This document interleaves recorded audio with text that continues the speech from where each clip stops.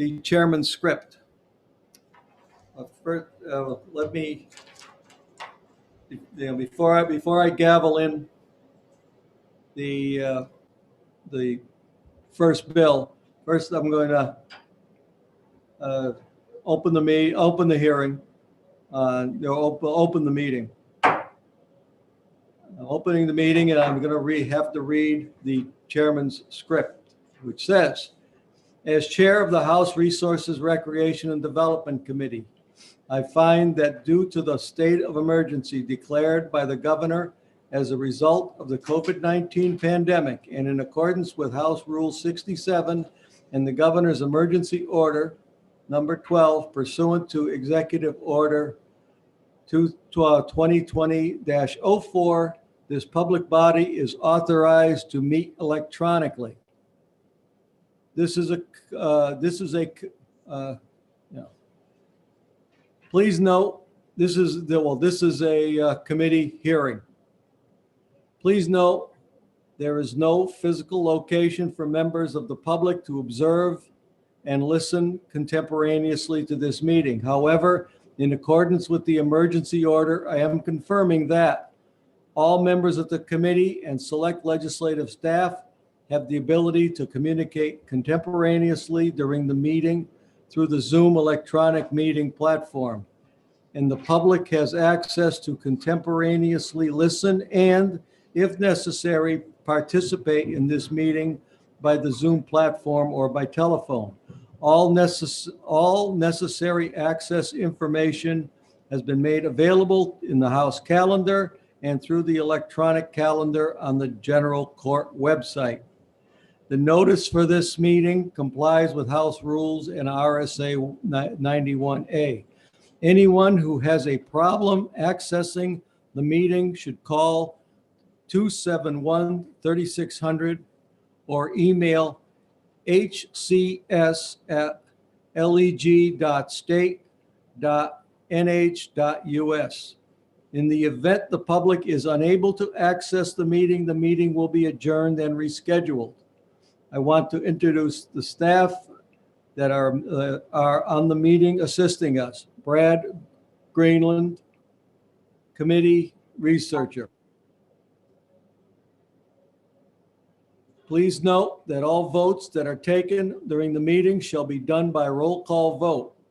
We'll start the meeting by taking a roll call attendance.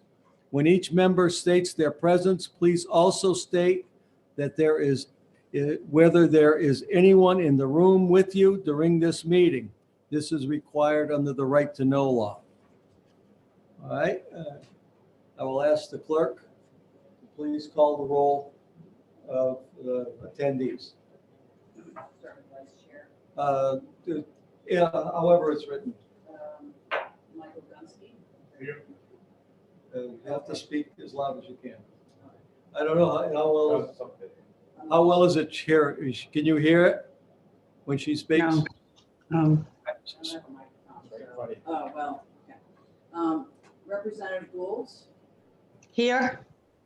I am alone in the room and in the house. Representative Horgan. Here. Representative Harb. I am here in my office. I am alone at the present time. Representative Crichton. Here. Representative Dodge. Here and alone at the time. Harvey Bolia, here. Representative Healy. Here. Representative Mayville. Here and alone in the room. Representative Post. Here, and no one is in the room. Representative Smith.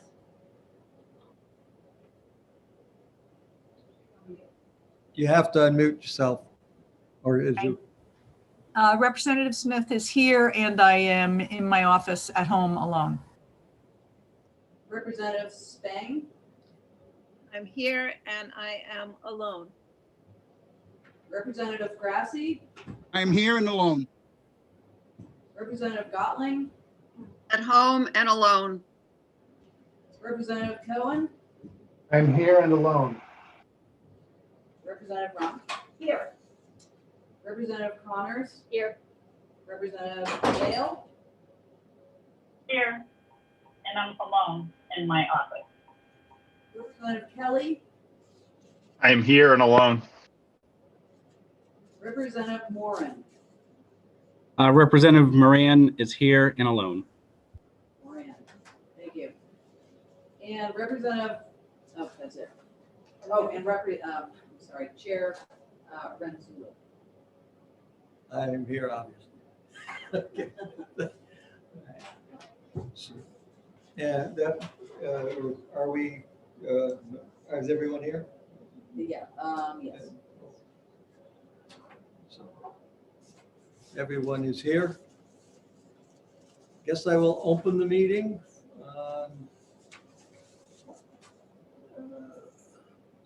House. All right, I will open the meeting on House Bill 256, and the chair recognizes the Representative Rung to introduce the bill. Thank you very much, Chairman Renzullo. For the record, my name is Rosemary Rung. I'm state representative for Hillsborough 21, which is in Merrimack. Can everyone hear me okay? All right.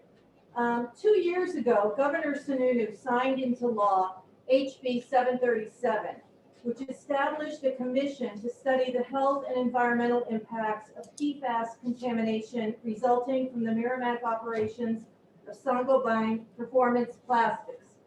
The commission is represented by 5 state representatives, 2 state senators, officials from NHDES, Department of Environmental Services, the New Hampshire Department of Health and Human Services, the United States Geological Survey, the New Hampshire Medical Society, UNH, an environmental scientist, and residents and local officials from the 3 communities impacted by Saint-Gobain's contamination: Bedford, Litchfield, and Merrimack. The commission has been very successful in gathering research and data, recommending actions, and communicating to stakeholders on this subject. I am currently serving as its chair. Unfortunately, Londonderry has also been shown to have groundwater contamination from Saint-Gobain's operations. In our interim report issued in November of 2020, the commission recommended unanimously to introduce legislation to add Londonderry to the commission membership. Thus, I am before you with this bill. It is vital as the commission moves forward that Londonderry have an equal voice along with the 3 other communities. If possible, I ask that you take action on this bill as soon as you are able, since public information initiatives are underway and Londonderry needs to be part of these. Thank you in advance for your consideration, and I'm happy to address any concerns.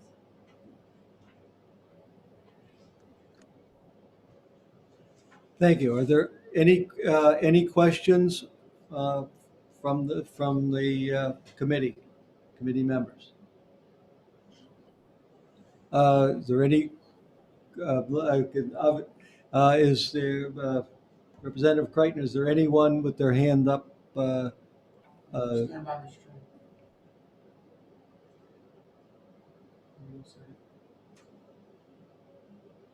Is there anyone? Well, is there anyone from the visual, the Zoom members? Yeah, I lost power. Okay. Give me 1 second. Like, plugged in, like the strip cord was not turned on. No problem.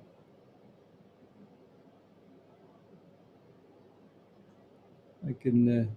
I could ask if somebody if there's any questions. Is there any questions from the Zoom members? Just wave your hand. Looks like there are no questions from the Zoom members.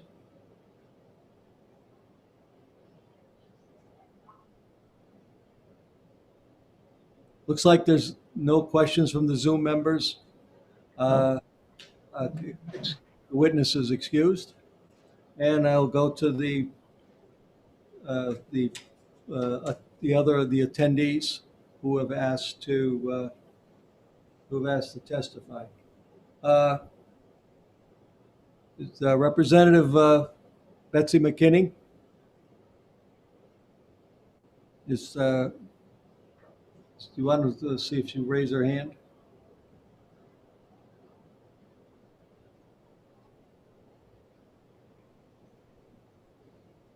I'm sorry, Mr. Chairman, give me 1 second. Okay, I'm 1 click away. all right, I'm sorry.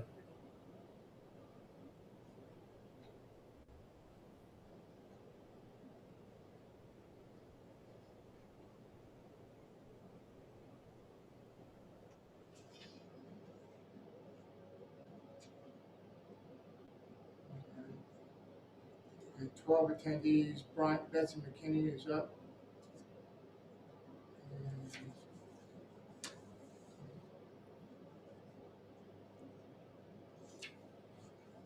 Betsy McKinney has her hand up, and I'm trying to get her on here. Get her on the screen.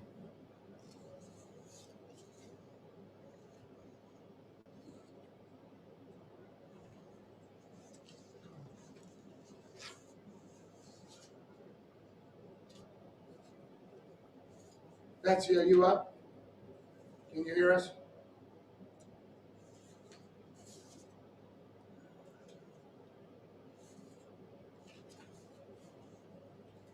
Hey, Brad, I have no ability to turn Betsy's mic on here.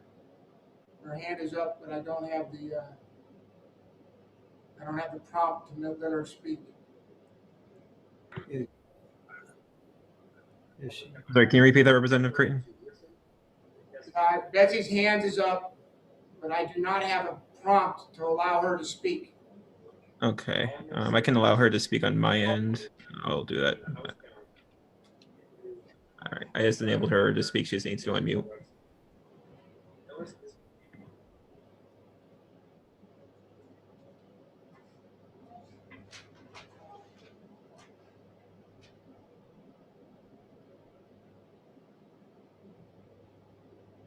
All right, Betsy, your mic is on. You're good.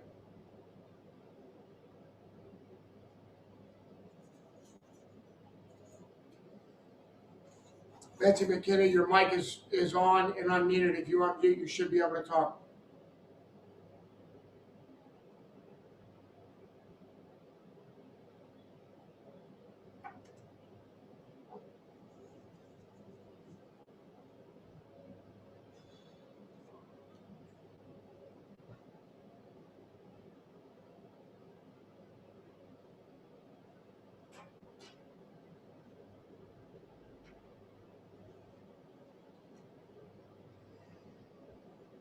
Okay, Betsy, you're muted now. Now you're free to talk, Betsy, if you can.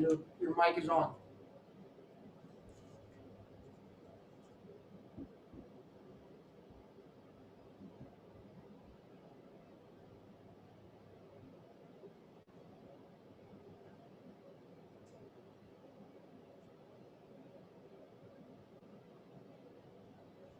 So Brad, her mic comes on, but she's not able to talk.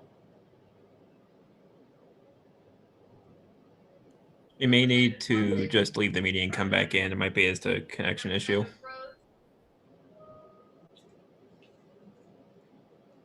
Okay, she just left. All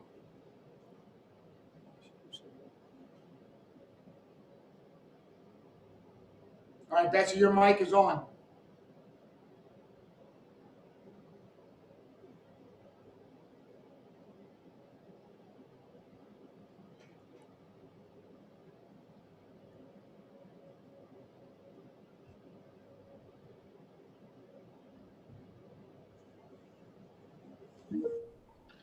Again, Betsy McKinney may need to leave the call and come back in, and then we can just allow her to talk again.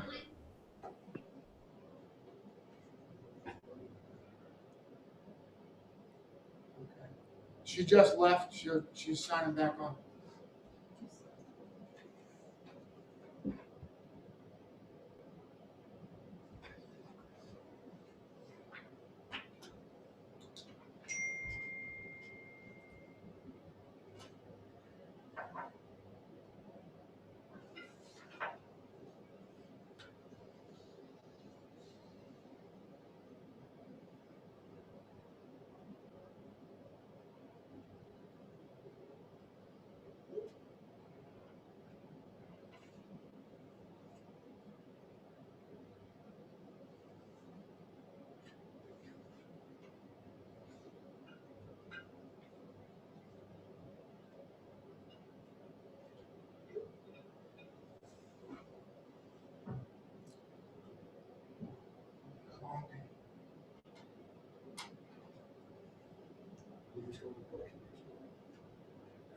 There's no other hands. She's the only one. I have, oh, She's still signing back on, Mr. Chairman. okay, there is one other person who's testifying there is one other person who is testifying who signed in support. We could go to that person while Representative McKinney signs back on. Okay. All right, I'll be looking for Nancy Murphy, who's asked to speak. So we'll try we'll try Nancy Murphy. Brad, can you make sure I'm the co-host, please?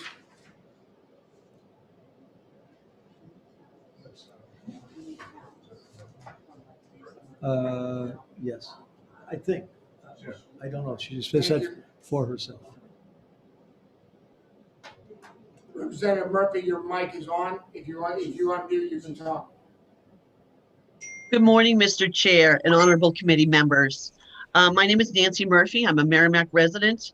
I drafted and prime sponsored HB 737, which was passed in August 2019. This bill was designed to help communities impacted by the environmental and public health crisis residents are dealing with as victims of PFAS contamination and exposure from a state-identified industrial polluter. The intent of this bill was to address how PFAS has impacted and continues to impact our communities based upon ongoing daily exposure, which to this day continues, and to take real action beyond well and water testing and to do something about it. Residents were waiting for help and to be heard, and HB 737 was the first step in that direction. The 3 towns included for citizen representation within the bill, Merrimack, Bedford, and Litchfield, were included due to their known impacts from the same polluter. Since 737's passage, we've learned from DES that Londonderry is also similarly impacted by the same polluter. Residents there are as concerned about their exposure to these toxic chemicals as those in the other included neighboring communities. It is important for Londonderry to have citizen representation on this commission. Had that information been available about Londonderry's contamination when I wrote the bill, I would have certainly included Londonderry in the original bill. I ask that you support this and vote OTP. Thank you for allowing me to speak. Thank you, Honorable Representative. Is there any questions from the committee? Any questions from the virtual committee? I think it's tough to see everybody. Hearing and seeing none. Thank you, Representative. Representative McCain never came back up. Did not come back. She's not back up on the net. Brad, is she there? From your side? Yes. I'm not seeing her in the attendee list. Is her come back in? She's not come back in?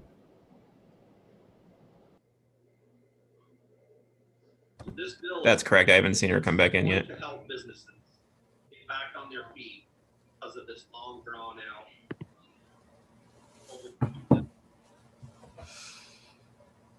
How many businesses out there do you think? I got a couple hundred emails last night on it. A lot of businesses. You must be hearing feedback. Explain some of the feedback you're hearing.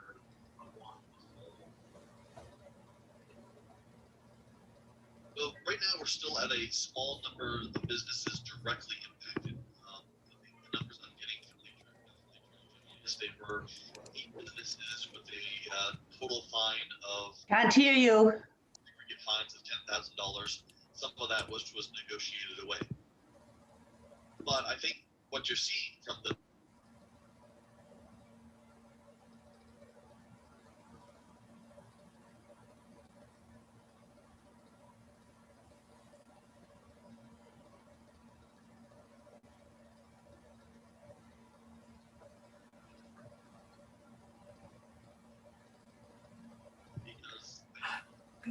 It looks like the members in the room, looks like the computer has been muted on your end. they may get caught up in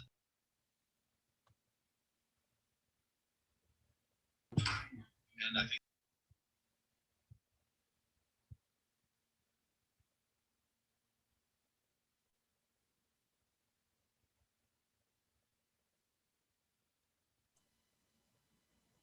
Jim, can you hear me?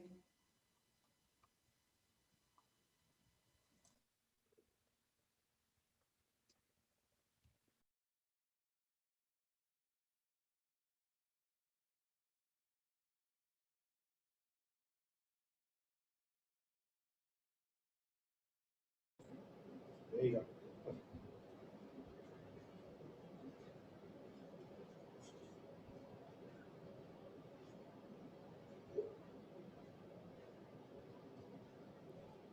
All right, who has a question now? All right, Representative Smith has her hand up. Can we hear Representative Smith?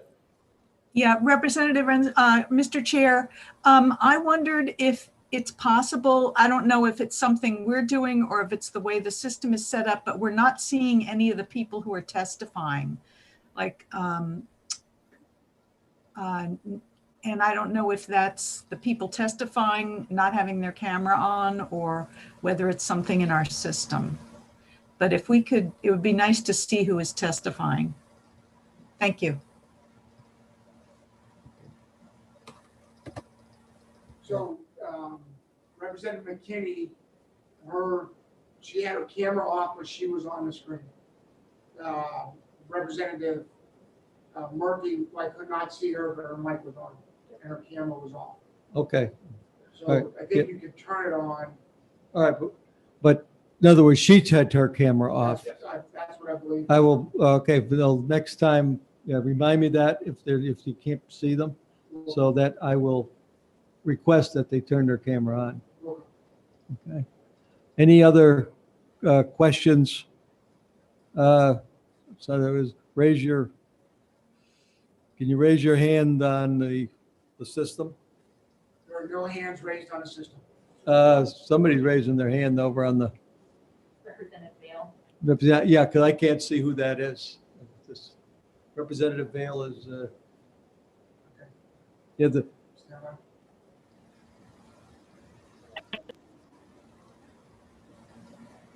I just wanted to, just on a technical basis, people have to come in as panelists in order to testify. Negative, they're attendees, officially attendees. yeah, they don't necessarily have to be on camera.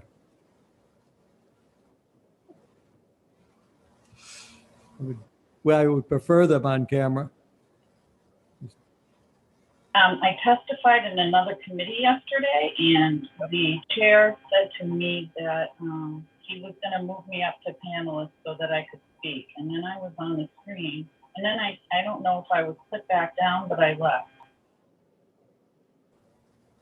Yeah, I think it's probably people are reading the rules. Different chairmen can read the rules differently. As I see it, all committee members should be visible. You know, this is a public meeting. We are those the public has to see. I think I will request that they turn testifiers turn their camera on. If they don't, well, we'll deal with that. If it becomes abused, I definitely will deal with that. And Representative Renzo, it looks like Betsy McKinney did sign back on via phone. I can allow her to speak if you would like. I could not understand what you said. Betsy McKinney signed back on via phone. I can allow her to speak if you would like. Yes, allow her to speak. That Representative McKinney? Representative McKinney, can you hear us? Allow her to speak. She would need to hit *6 to unmute. Yes, I can. I can hear you. All right, Representative McKinney, the floor is yours. Oh, I'm so sorry to bother you. I don't know what I did wrong. Anyway, you know who I am, and I just wanted to testify in support of the bill. I think everything probably has been covered, but Londonderry, about a third of our residents are in the zone, and they got about 500 letters out last week, so people have been calling. I think it would be nice if we had somebody on the commission so that we can keep them better informed of what's going on. And that's all I had to say, and thank you very much. I'm so sorry to be such a problem. This is our first tries, and it's good to be able to work out our difficulties in an easy environment. Any questions for the representative from anyone on the committee? I see no one at the table. Anyone on screen? I see none. If that, thank you very much for your testimony. Thank you. Appreciate it. Okay, thank you. Is there anyone in the audience? In other words, can we see the audience? How do we get No, the, sir, you can't. You can see the panelists. You can see it on the list of participants. okay, just the participants. All right, is there anyone in the audience who wishes to speak? There are no hands And, raised. and since there are no hands raised, I will call the session on House Bill 261 closed.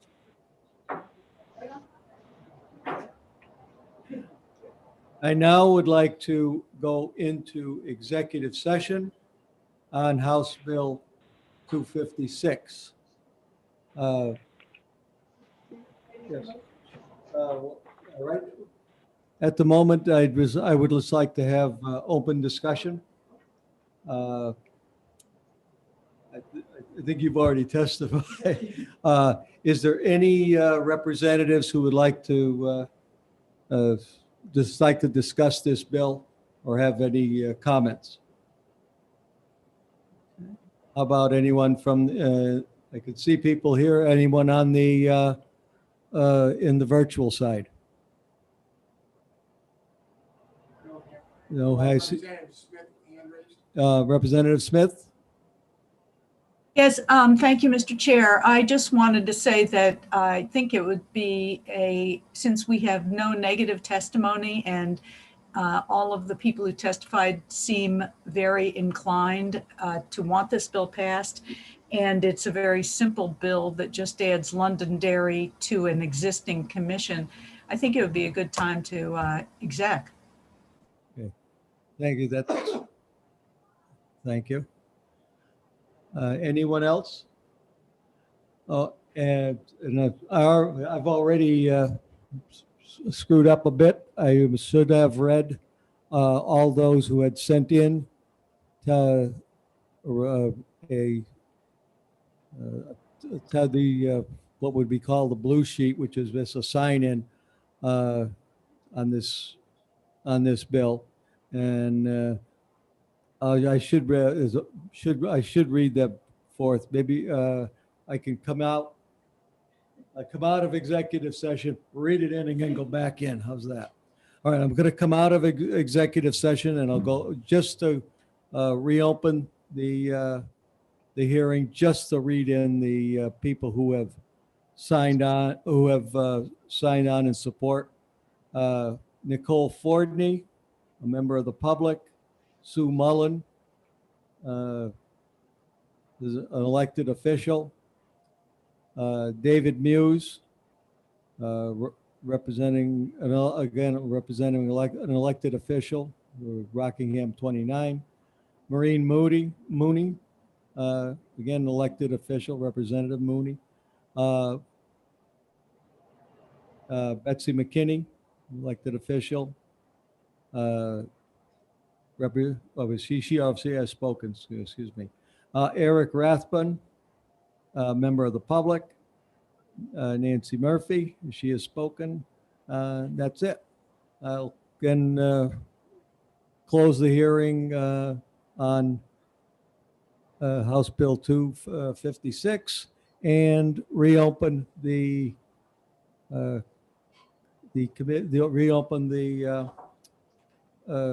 executive session on House Bill 256.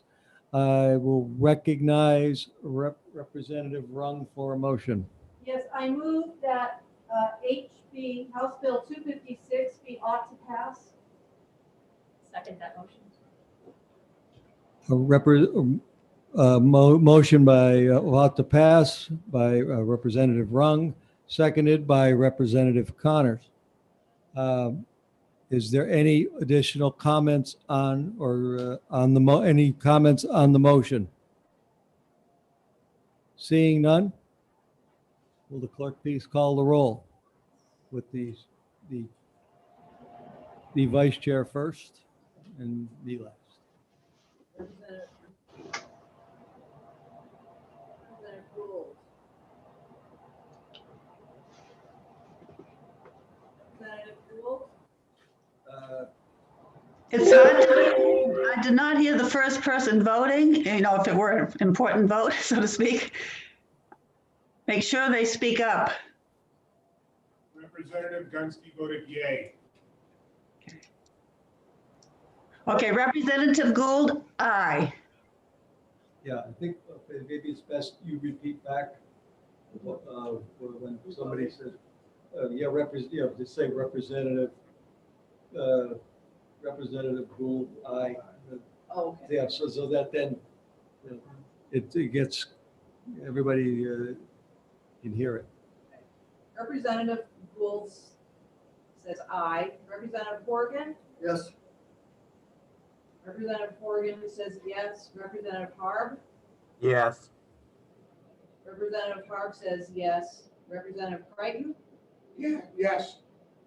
Representative Crichton says yes. Representative Dodge. Yes. Representative Dodge says yes. Representative Harbiculia says yes. Representative Healy. Yes. Representative Healy says yes. Representative Mayville.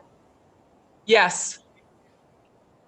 Representative Mayville says yes. Representative Yes. Representative Toast says yes. Representative Smith. Unmute. Unmute. Representative Smith says yes. Representative Smith says yes. Representative Spang. Yes. Representative Spang says yes. Representative Grassi. Yes. Representative Grassi says yes. Representative Gotline. Yes. Representative Gotline says yes. Representative Cohen. Yes. Representative Cohen says yes. Representative Rung. Yes. Representative Rung says yes. Representative Connors. Yes. Representative Connors says yes. Representative Vale. Yes. Representative Vale says yes. Representative Kelly. Yes. Representative Kelly says yes. Representative Moran. Yes. Representative Moran says yes, and Chair Renzullo. Yes. Yes. Yes. And how is this just first the state of the vote? Unanimously passed. How many? It should be 12 to 21 21 yeas and 0 nays. and 0 nays. Thank you. Thank you. Consent? Yes. Consent. All right, for those who's new to this, consent means it goes on a consent calendar. And it's all of the bills that go on the consent calendar. If the bill is not pulled off, they're voted in mass. You know, so any other? Okay. All right. Okay, I'm going to close the hearing on close the executive session on House Bill 256.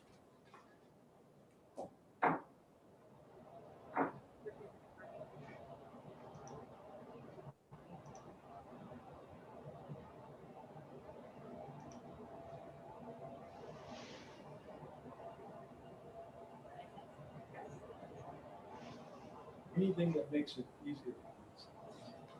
All right, we are actually, is that right? We have 20, a whole 20 minutes, so realize the mics are live and continue to be alive.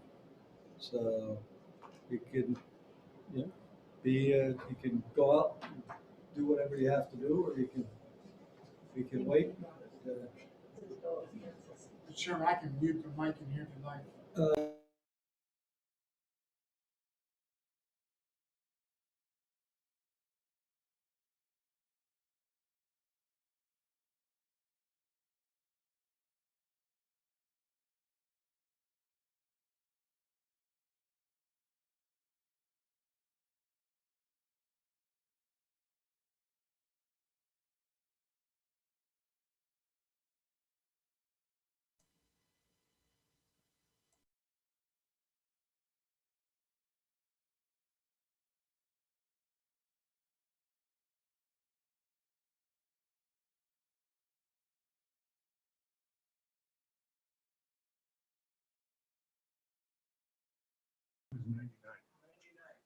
Hey, Brad Breland, Jim Craven. Yes.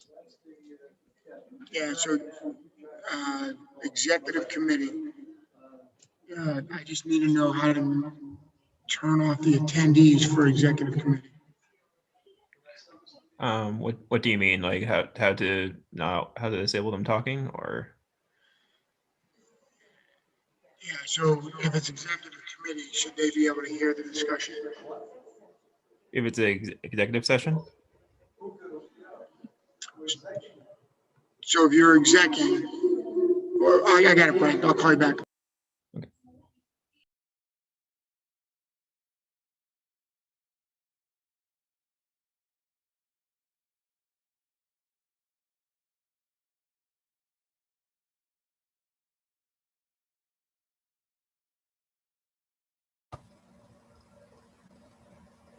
Exec sessions are public for whoever asked that question. Okay, I got it. Thank you.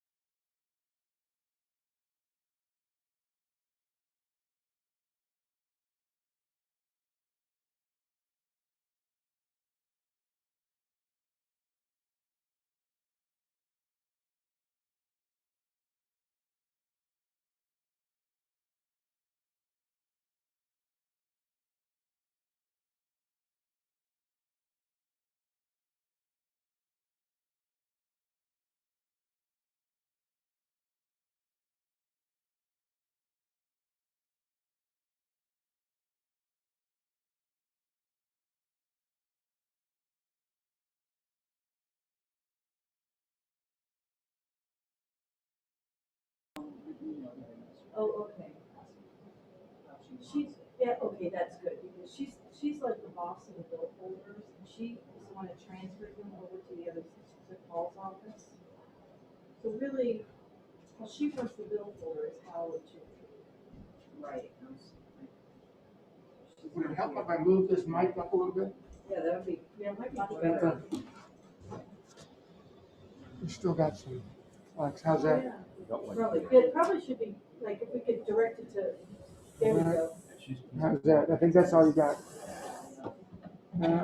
No? Yeah, you can drag it a little bit more.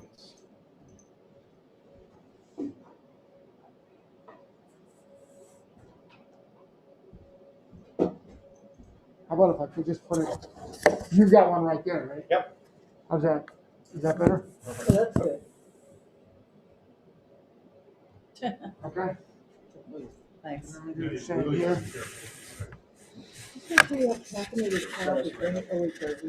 How's that? Have you talked yet about being able to hear people in the hearing room? Oh, no, yeah. Hello? Hello? Can you hear us here? I can hear that person. Okay. I can hear better. All right. We just moved the mics closer, so we should be able to hear each other better. Okay, let's try it. Representative Rung, you want to try that mic? Oh, you ready to try? Testing, 1, 2, 3. Is that better? There's no Not much better. Oh, geez. Oh, it's not? I think it's better. It's better for me. How's that? Is that a little better? Testing, can you hear me now? Yes, I can. Can you hear me? Everything sounds good. No, swap it for that What it is? How about this one? Should be able to hear this loud and clear. Yes. Sean,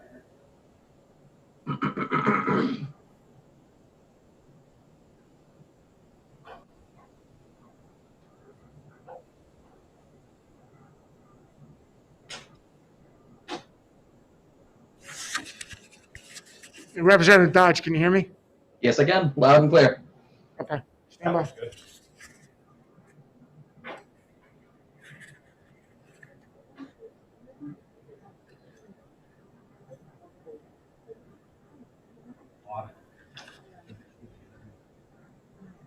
Okay, there you go.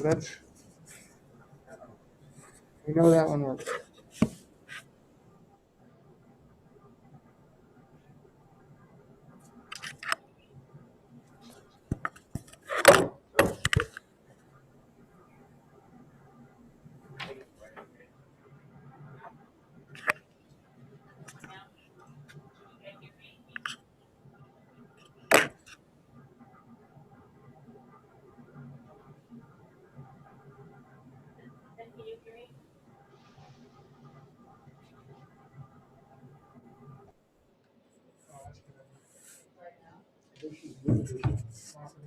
Can you folks hear us on this mic?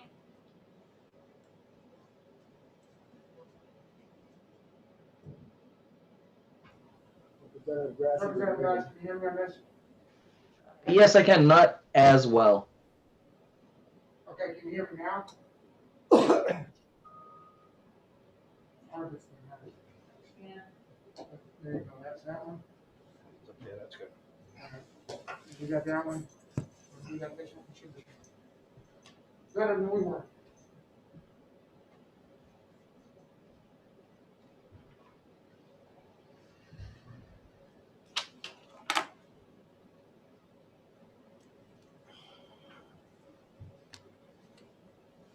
What do you do, Mike? My brother and I have a small businesses, so we're in He's got it we have blocked. a service business in manufacturing. So like metal cutting, Hello?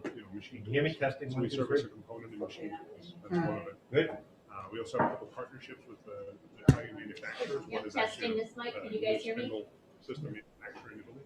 Oh. And stuff. And then we also have a partner that does abrasives, so we sell industrial abrasives, CDN, diamond, that kind of stuff, and then regular aluminum oxide type braces for I manufacturing. think that's a volume. All out of Goffstown? Yeah, we're looking at that. We have 16 people now, 16 employees. So Small. yeah, been doing it. We started in 03, so we're on year 18. You ever run into Pete Samuelson?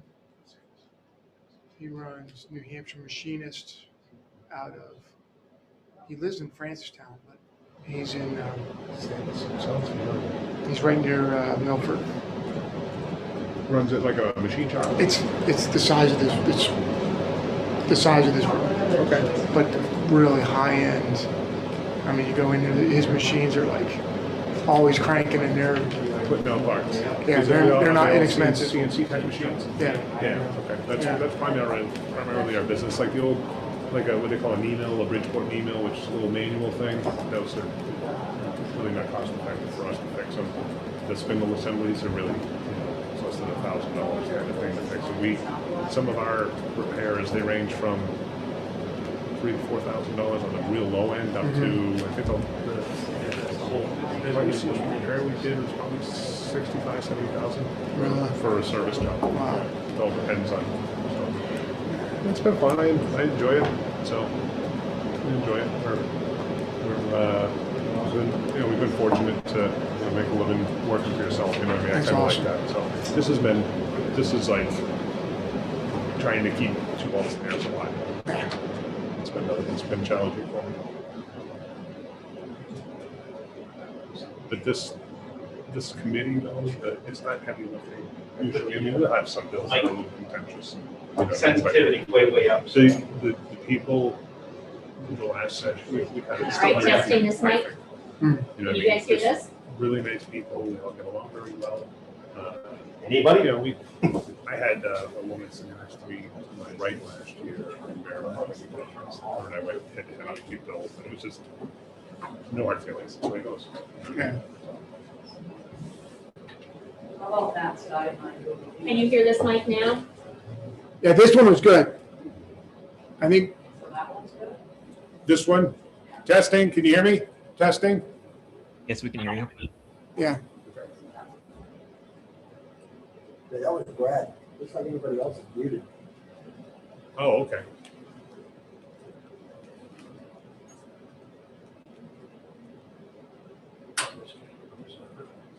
Representative Post raised you. Go ahead and unmute.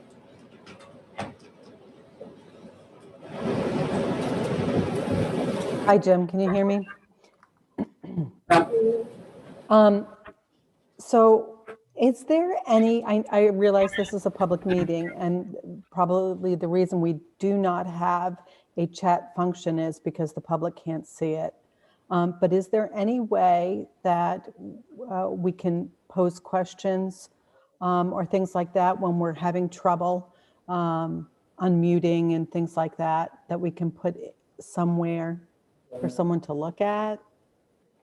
You will not be, well, you will not be considered. Liza, not within this system. Not within, okay, thank you. Have just be here for. Representative Post, I suggest just saying, Mr. Chair, we're having trouble hearing. Or if you can't mute, contact, I think Brad, right, Brad? If you're having an issue, I can step in if extra assistance is needed. What was happening before is that I was not hearing any sound. And my screen wasn't frozen or anything. Okay, So- that might have been an issue with the mic in the room then. Okay. That's I probably hearing up. It is hard to hear. It's like. That seems to work. You hear the remote. Oh, it does. Yeah. Yes, talking to us. Yeah. It's really, it's a lot, so. Yeah. Can you hear We me? got the same with us, though. Yeah. Mr. Chair, we've got 10 attendees, 17 panelists, Okay, good, very good. and no hands up. Can you hear me? Yes, we can hear you. Okay. Nice to get it all like more light. That's on. Maybe that's on. All right. You know, I noticed that neckties and masks don't go together. So health trumps sartorial splendor. Okay, let me start the hearing.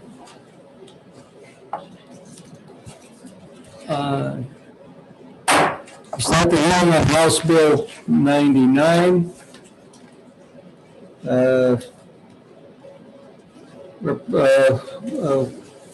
Call the Representative McDonald as the sponsor of the bill to introduce the bill and to testify. Could you put Representative McDonald, who has to raise his hand, I guess? No, I'm Trying to get him in? trying to get him in. Can you hear me okay? Yep. Yes, we can, sir. Thank you. Good morning, Mr. Chairman and members of the Resource Recreation Development Committee. It's once again a privilege and an honor to speak to you this morning. My name is Representative John McDonald, and I'm from Cal District 6, which consists of the fine community of Wolfboro. I'm here to introduce the Committee House Bill 99, which addresses the issues of seasonal platforms on New Hampshire's several hundred bodies of water. This bill comes at the request of many constituents and our own New Hampshire Marine Patrol. These seasonal platforms have been appearing and growing in both size and numbers on our public bodies of water. I believe that each of you should have been provided an example of what the platforms I'm talking to about. I emailed some pictures into you. The cost of each platform ranges from a couple $100s to several $1,000s. And at the present time, I'm unaware of any regulations or law concerning the placement or location of these platforms on our public bodies of water. During the 2020 House session, HB 1609 came before this committee and was passed on a vote of 20-0. It made its way through the House and it went to the Senate, and due to the COVID-19 pandemic, it pretty much stayed in the Senate and died. This committee made certain changes to 1609, which I would like to have you consider to HB 99. Mr. Chairman, would you like me to speak to those proposed changes for consideration? Yes, if you have any of those changes, we should make the committee aware of them. So you would like me to speak to them, so I can barely understand you, I'm sorry. See, we're back. If you look at HB 99, 270-72-C, number 3, I believe you should consider to be stricken as it was in the previous House bill that I mentioned. That's any person installing, it talks about blocking the view of individuals. And then the committee also added 270-72I with the title of exemptions. And this subdivision and any rules implemented in RSA 270:72-G shall not apply to any local, state, or federal government agency, such agency subcontractors, or to any conservation groups engaged in the non-recreational execution of their duties, including but not limited to work related to law enforcement, bridge and road work, pollution control, the protection of fish and wildlife, or environmental studies. As further testimony, I spoke to, if I can just bring up the email. I spoke to Kathleen Mulcahy Hampson this morning, who is the legislative liaison, a senior hearing examiner with the DOT. She showed some concerns as the present bill was written, and I told her that I was going to recommend and suggest to the committee that it be brought into more confirmation with 1609 with the changes that I've mentioned to you folks. In conclusion, this bill is a common sense and reasonable approach, which gives our New Hampshire Marine Patrol the necessary tools to ensure and maintain the safety of the boating public and the pristine conditions of our lakes and their shorelines. Thank you for your time and allowing me to testify today. Is there any questions by members of the committee for Representative McDonald? I have no hands raised. Correction. Representative Smith. Okay. So I just want, Representative McDonald, have you submitted that written testimony online or emailed it in? I have it, but I will, if you'd like me to do that, yes. Please do. It's difficult to hear you. Thank you. Thank you, Mr. Chair. Representative McDonald, are you saying this bill needs an amendment? It was a little hard to hear everything you said. Yes, I am a representative. I wanted to come into confirmation, more similar to 1609 that you folks dealt with last session. Yeah, there are quite a few people here who were not on the committee then. So what would that amendment do? And did you bring it with you? Did you have it drawn up? I wasn't able to get a hold of anyone yet this morning, ma'am. I'm sorry. Okay, thank you. But it would be, you want me to talk about the changes, Representative, or? That would be helpful. Okay, if you look at HB 99 on the first page, down on line 28, 29, and 30, you'll see there's a section, any person installing an anchored seasonal platform should demonstrate to the satisfaction of the director that the placement of such seasonal platform does not obstruct any shorefront property's view of the body of water in which the anchored seasonal platform is to be installed. That was removed from 1609 by your committee last year, and I agree that that should be removed. And I believe the Marine Patrol does also. And then, in addition, your committee added some exemptions to 1609 that I would like to have you consider for HB 99.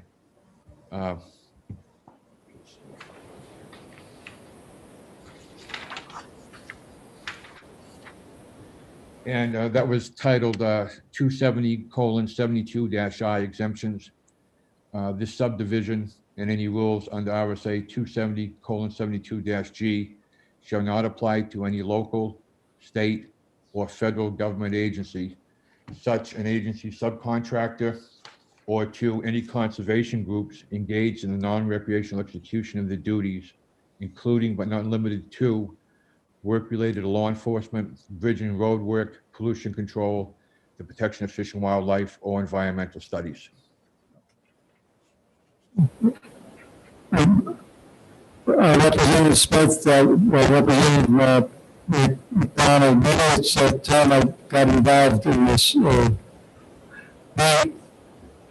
Last night I was going through a bill that House Bill 1609, which was passed by this body, by this committee in March, in 2020. And I compared it to House Bill 99, which is what is before us now, to see if there is any differences. And I did find some minor, what I consider minor differences. The differences that I found, was able to find, comparing 99 to 1609, was that now there is a small addition. There was two additions. One was basically page 2 of HB 99, which is this item Roman numeral 3, which is any person installing an anchored seasonal platform shall demonstrate to the satisfaction of the director that the placement of such anchored seasonal platforms does not obstruct any shorefront property's view of the body of water in which the anchored seasonal platform is to be installed. That is what is in now in 99, which was not in 1609. I also found that, again, this is just my hunting. There is item E, which is about 2 inches lower than that, which is a connection from item D, with small d and small e. And it reads, in such a manner that obstructs any property owner's view of the body of water in which it is located. And then the other issue is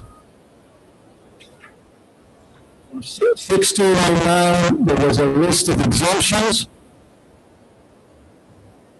And that is not, it seems to be gone from House Bill 99. House Bill, I personally do not see much difference between the bills, but I wanted Representative McDonald to address the differences.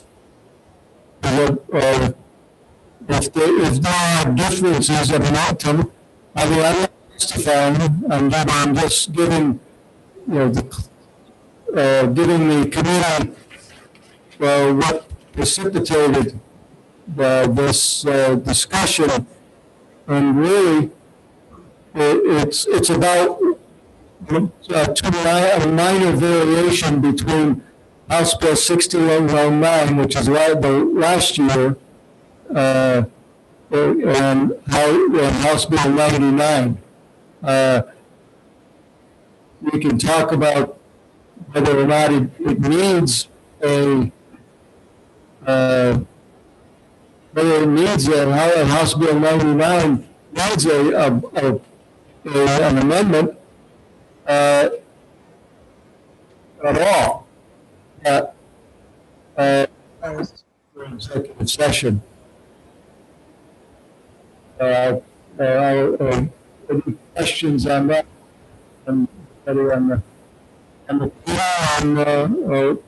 Representative McDonough. Okay, who's first? Representative Post,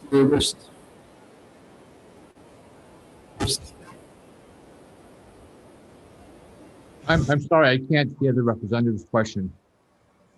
Yes, there is a chairman, Mr. Chair. There seems to be a problem. I had a lot of difficulty hearing you. You were very scratchy. I don't know if anybody else had a problem or not, but I barely got any of your message, and evidently other people are raising their hand also. You need to back away from the mic. Back away from the mic a little bit. It's totally distorted. Oh, okay. So now tell me.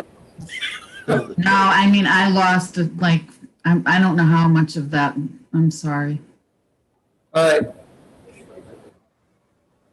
All right, you want me to go over it again? It's still. I think Yes, that would be nice. Basically, there is a difference between House Bill 1609, which is the bill that was passed last year, and House Bill 99. There are minor differences. And I brought that to the attention of Representative McDonough. There are two things. There are a couple of things. There is a small addition to House Bill 99. Can people hear me now, Billy? Is it okay? Better. Okay. House Bill 99, there is a Roman on the second page, Roman numeral 3. And it says, any person installing an anchored seasonal platform shall demonstrate to the satisfaction of the director that the placement of such anchored seasonal platform does not obstruct any shorefront property view of the body of water in which the anchored seasonal platform is installed. That is added, that is in 99. It was not in the original bill, 1609.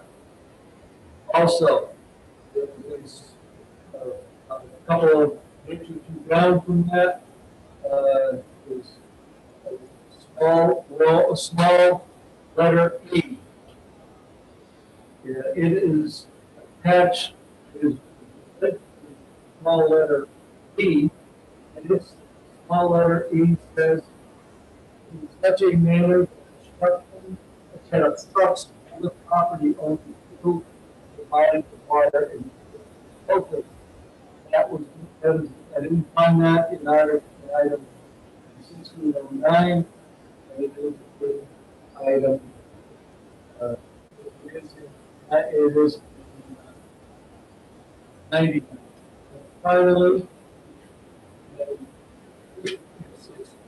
09. Yeah. Oh, sorry. Are other people having problems or just my computer? No, he's breaking in and out. Now he's disappeared on us. I don't know what's going on. Yeah. Okay.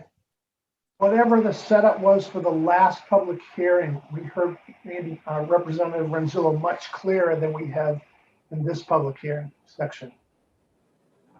I didn't quite, but anybody know? He said he was They much said you clearer. were clear last hearing and they can't hear you again, you're broken. Is it? Oh, you're on. He's on.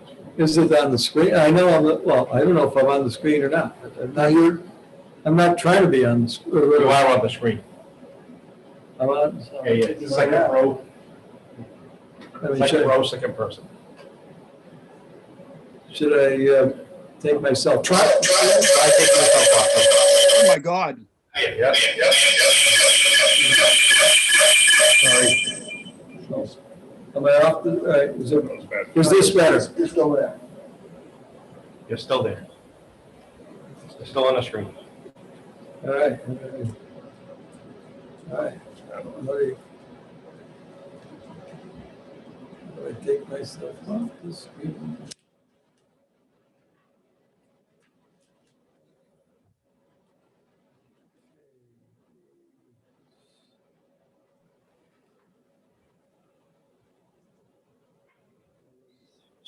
Stop video. Okay, am I off the screen now? Yes. Okay. Now, I'll go a third time. All right. Is it better? I don't see, did anybody hear me?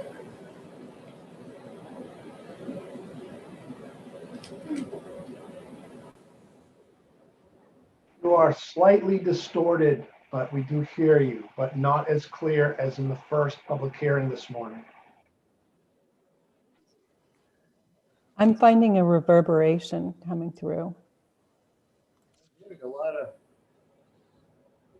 feedback.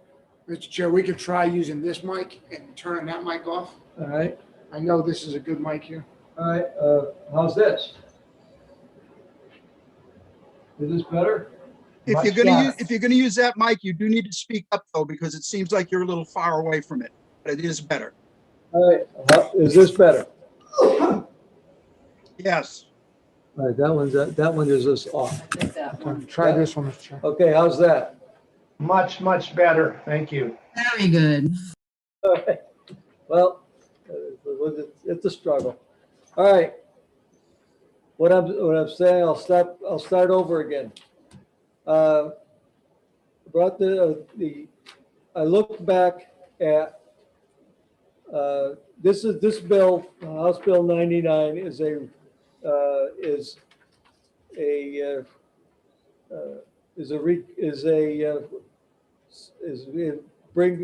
supposed to be or was a replacement or a retread of House Bill 1609, which the committee had passed last year, 20-0.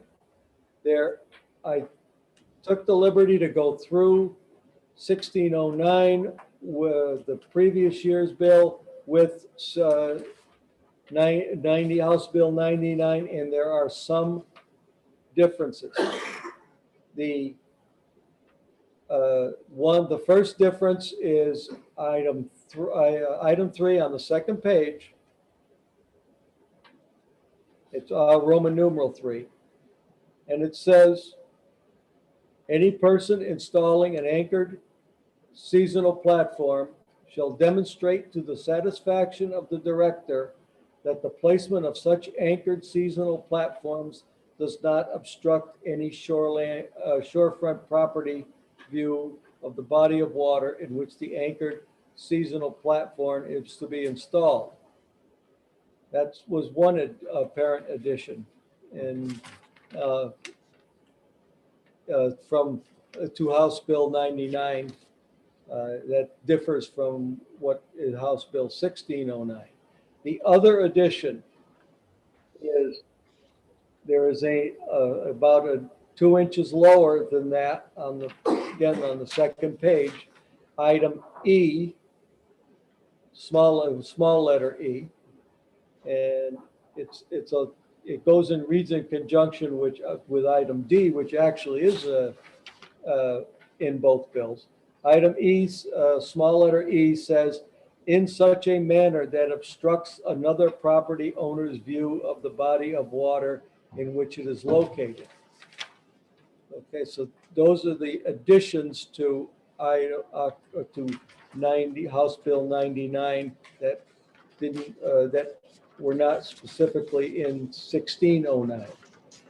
And the third difference was how there was a small section at the end of House Bill 1609 as amended, which was concerned exemptions in the very end of the bill, the enforcement of the subdivision. That is that part of that is missing. It just says the enforcement just speaks in 16. That is missing in House Bill 99, and it's it just ends in penalties, but not exemptions. Those are the items. I asked Representative McDonald to address that. It is not something that I'm not certain this needs an amendment if we are agreeing with what is in item House Bill 9. So, but just be aware that those are the differences that between the bill, and we can talk about this when we go to exec. Or there might be some testimony that says why that discrepancy or difference exists, and will convince us to go ahead with it. Representative Gunsky.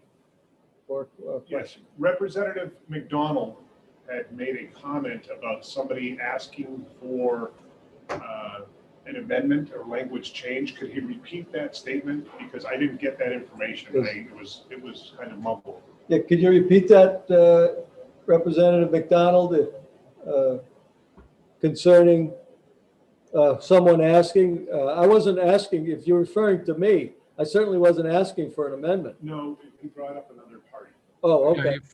If I could, Mr. Chairman, I received a call and I returned a call to Kathleen Mulcahy Hampson, who's the legislative liaison for New Hampshire DOT. And she was concerned, as the DOT was, concerning the testimony on 1609, that there would be some issues concerning them putting rafts and things like that at bridge work and other organizations. And that was one of the amendments that you did, your committee did last year on 1609, is you added the exemptions. And I pretty much told her that I was going to support those exemptions if they were brought forward. Okay. Representative Clayton is there anybody else? Mr. Chairman, I got one question. Essentially, if you say obstructs another property owner's view, what's the definition of obstructs? Is that like eliminates the view, or is that a small, narrow piece? I don't understand how you define obstructs and who makes that determination. Okay, could you address that, Representative, or would you like, if you think, I guess Captain Dunleavy is gonna. Captain, Yeah, Captain Dunleavy would be more qualified as the head of Marine Patrol to probably address that issue. Thank you. okay, so that will be addressed by further speaker. Anyone else? Anybody got their hand up in the, okay. Is that being the case, thank you, Representative. And we'll go on to who's the next. Representative Deshay. Representative Deshay, are you there? Is it, bring him up?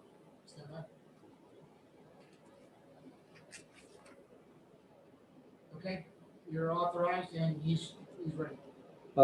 Representative?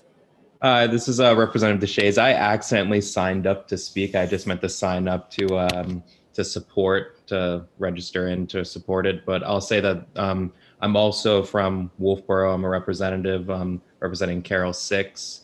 I strongly support this piece of legislation. It makes it so that it's safer navigation on our waters for boaters in our community, which is invaluable to Wolfboro. Our strongest resource, economic resource, is the lake. If it wasn't for the lake and for people to be able to safely travel on that resource and to utilize it, it would be devastating to our entire economy. We have a strong tourism industry up here. So that's why I'm a co-sponsor on this piece of legislation and why I support the bill and why I hope the committee supports this legislation too, so we can have safer and more navigable waterways up in our community here. Thank you. And thank you. Any questions by anyone from the committee? Representative Post, sir. Representative Post, you're ready. Yes, thank you. I wanted to ask if there's a financial component to this.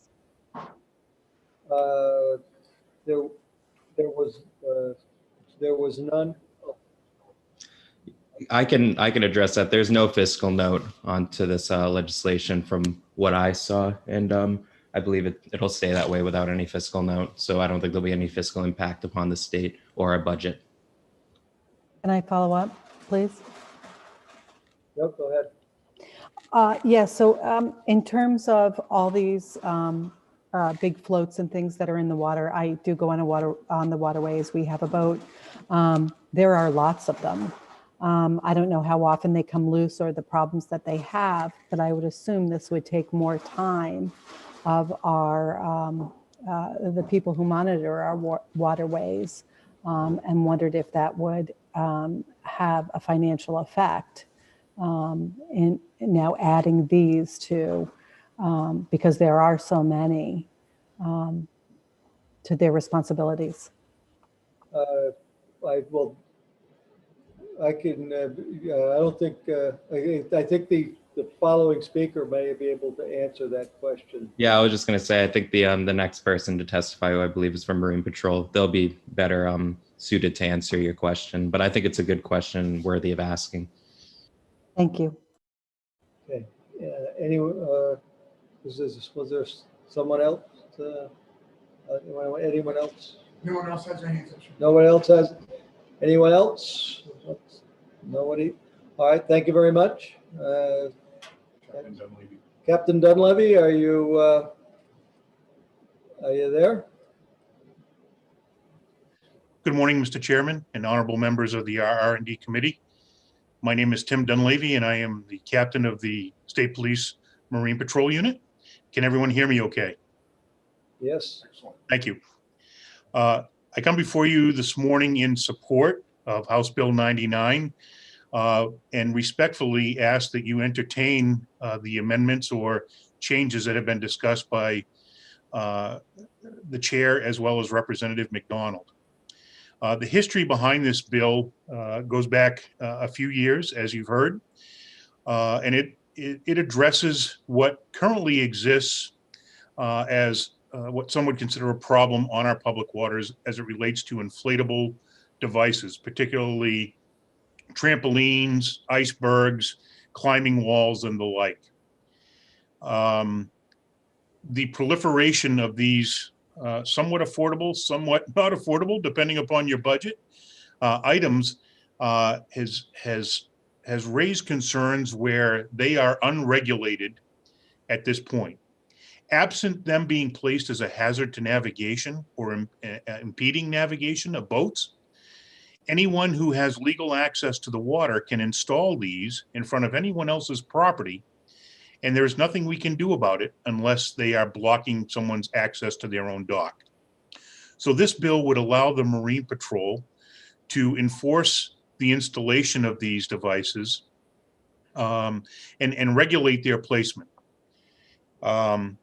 Certainly the language in House Bill 99 that has been discussed earlier about striking the language that refers to impeding one's view, Marine Patrol would enforce the striking of that language, as it would be very difficult without further clarification to enforce.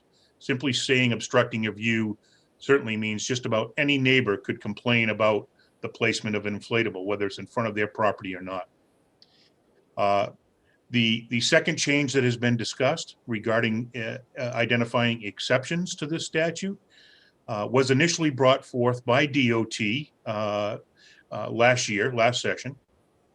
And Marine Patrol agreed with their point where there are times when bridge contractors, subcontractors are installing floats that would meet this definition to do bridge work. So it would be an unintended consequence and burden on political subdivisions to seek permission for installment.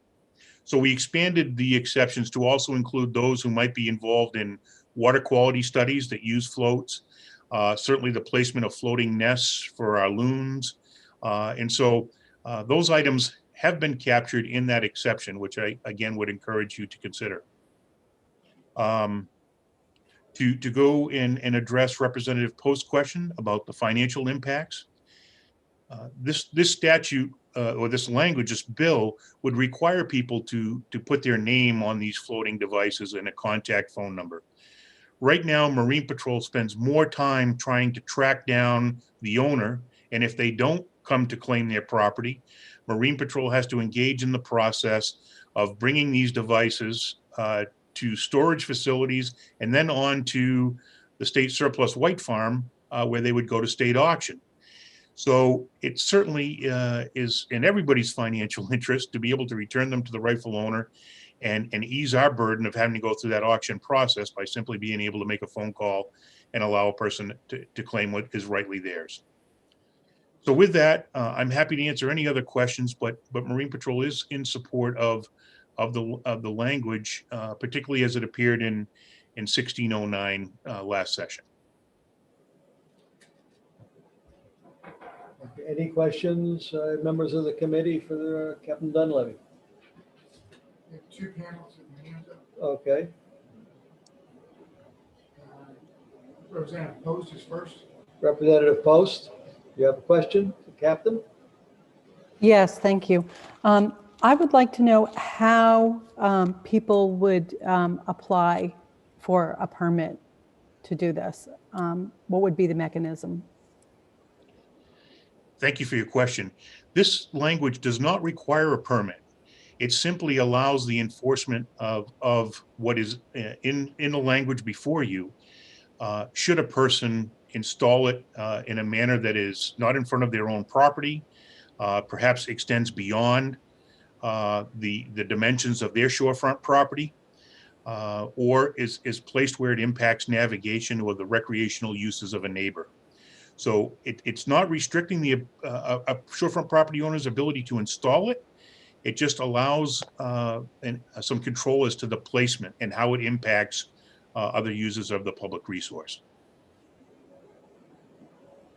Representative Harb. Representative Harb. Yes, thank you, Captain Dunleavy, for taking my question. I noticed that this proposed bill talks about anchored seasonal platforms, and maybe you can refresh my memory from last year. I remember the size and the pictures of all these floats. Do we have any regulation? What if it's not anchored and it's as big as a house? Can they just put it on the waterways? Or is there another provision somewhere? Because I read this bill only to call for anchored platforms. Thank you. Thank you for the question. Certainly, there are a few, and I would say it would be a very few people who may launch a boat for a day trip and bring one of these devices along with them. It takes some significant planning and work because they have to inflate them either at the ramp and tow them out or inflate them out on the water. We have not seen any devices that are used that aren't anchored in any way.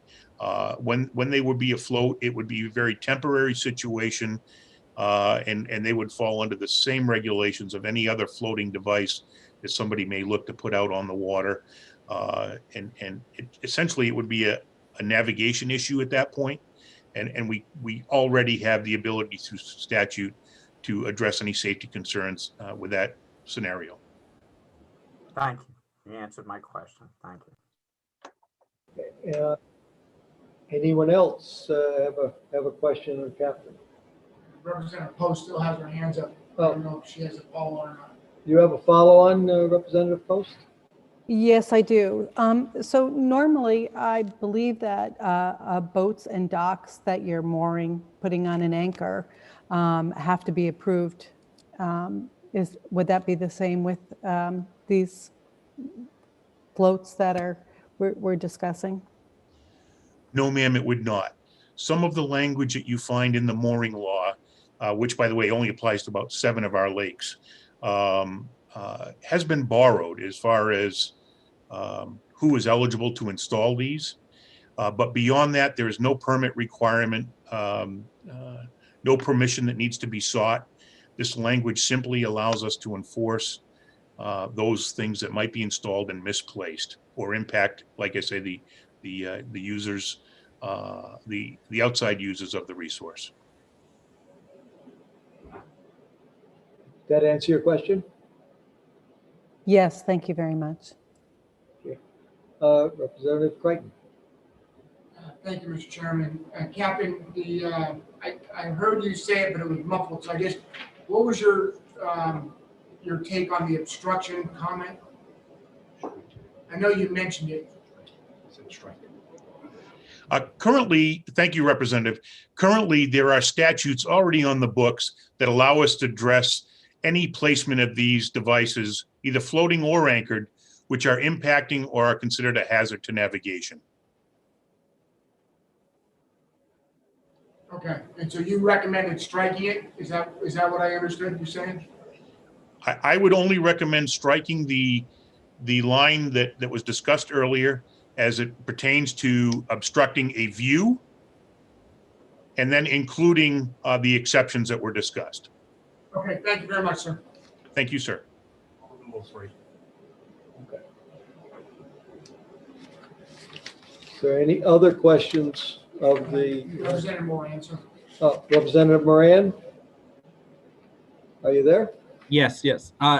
If this passes, what would be the fines or fees that a violator would incur?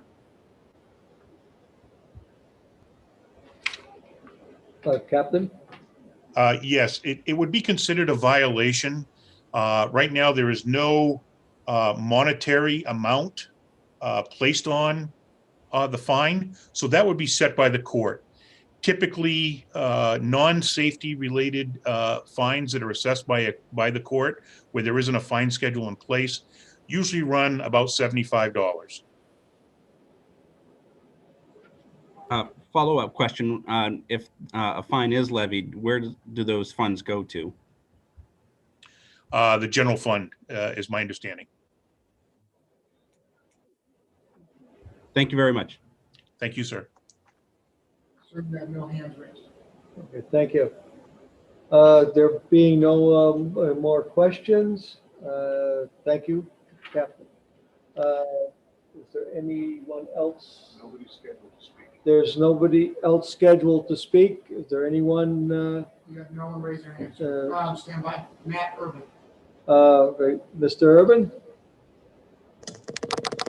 Thank you, Chairman and honorable members of the committee. Can you hear me? By yourself and who you represent? Yes. So my name is Matt Urban. I represent the New Hampshire Department of Transportation. I'm the chief of our operations management section. I want to send an extra thanks to Representative McDonald and also Captain Dunleavy. I think they've done a great job expressing the concerns that DOT initially had, and we support the proposed amendment to carry over the language from 1609 specific to the exemptions section. That said, that was our concern, and I think it's been addressed if that proposed amendment carries through. Thank you. Is there any questions of Mr. Urban? Anybody, nobody here in-house, anybody visually? No one else has their hand raised. Okay, thank you very much, Mr. Urban. Is there anyone else who wishing to speak? Seeing none, I will call the weather. Could you read the list? You read the list of people who want to be recognized or who have put, that would be considered the blue sheet. So who was coming in and. I have 7 on the sheet, all in support. All 3 speakers, Representative McDonald, Representative Deshay, and Captain Dunleavy. I also have Representative Marsh. I have David Packard, representing the Lakes Management Advisory Committee. Carol Crawford, and Eric Rothbun, representing himself, member of the public. Okay. Thank you. With that, I will close the hearing on House Bill 99. Mr. Chairman, may I speak? Yes. I realize that I have to leave now. I'm being stripped of my committee assignment, although I still remain on the roll and the roster. I feel very sad about this. I feel that there's been a double standard. I feel my freedom of speech is being violated. And I'm just very disappointed. I feel like I've contributed well to this committee, and I'm ready to continue to do so. I urge all my colleagues from across the aisle as well to speak up, because today it's me, tomorrow it could be somebody else. But I really feel like I've been mistreated. Thank you. Thank you. All right. I had planned to exec this bill today. Obviously, that's not going to happen. It doesn't require an amendment. So just put it on a future a future calendar, which will we'll handle the amendment and the executing then. And with that, well, first of all, I want to before I just give you the next 10 minutes, we are going to have a lunch break. So let everyone know that, and keep your Wednesdays open for. I haven't heard back yet specifically on, but I have intentionally tried to get the next Wednesdays until we use up everything. And that would probably be an additional 3 meetings. So at least you can plan that far, I hope. So let you all go till 10. We'll reconvene. Did somebody say they were going to take charge of putting together that amendment? They will. The person who suggested is going to do it? Yep. Oh, well, the person who's going to do it, well, we will, well, Representative McDonald is the person who's going to be responsible for the amendment. We may wish to get involved. We may have would be could be a work session, but we'll have to make the choices on that. I hadn't expected this, but it's kind of good that I did. I just was wanted to I was just checking the difference, because we're trying to say that these were bills that were supposed to have been the same going, that were passed last year. Well, being, kind of retentive, I just decided to read both of them together. And there were what I call minor differences. I realized there were other issues. Mr. Chair, if we do this amendment, then the bill will be exactly the same as passed the House on the consent calendar last year. Is that what it looks like? Yeah. Okay, I mean, yeah, that is true on the exemption one. Yeah, the exemption was in the bill we passed. Yeah. He pretty much, it looks like HB 99 is the bill that was introduced last year that we amended. And then we amended it, and then it passed. That's the one thing I didn't do, is look at House Bill 99, or House Bill 16.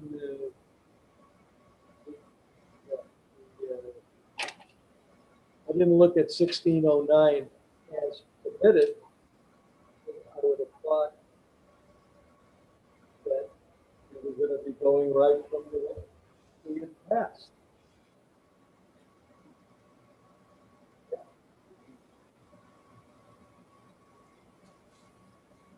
Yeah, it's committee's bill now. No, but he's got it. Done it. By amendment. So I will be contacting representative. Yes or no? It's good that Representative Smith has just said that it is 99. I will check that and convey that information to Representative Brown.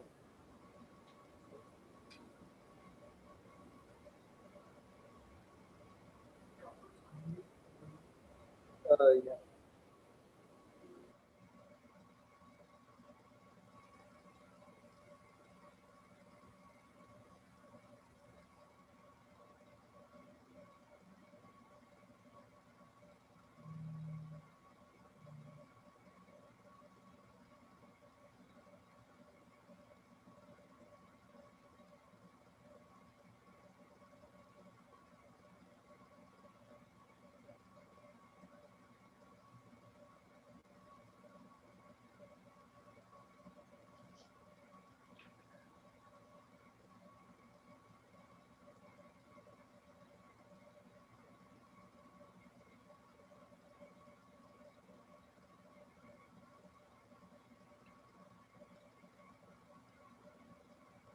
Speaker sent an official notice to the clerk and others that she was being removed from resources.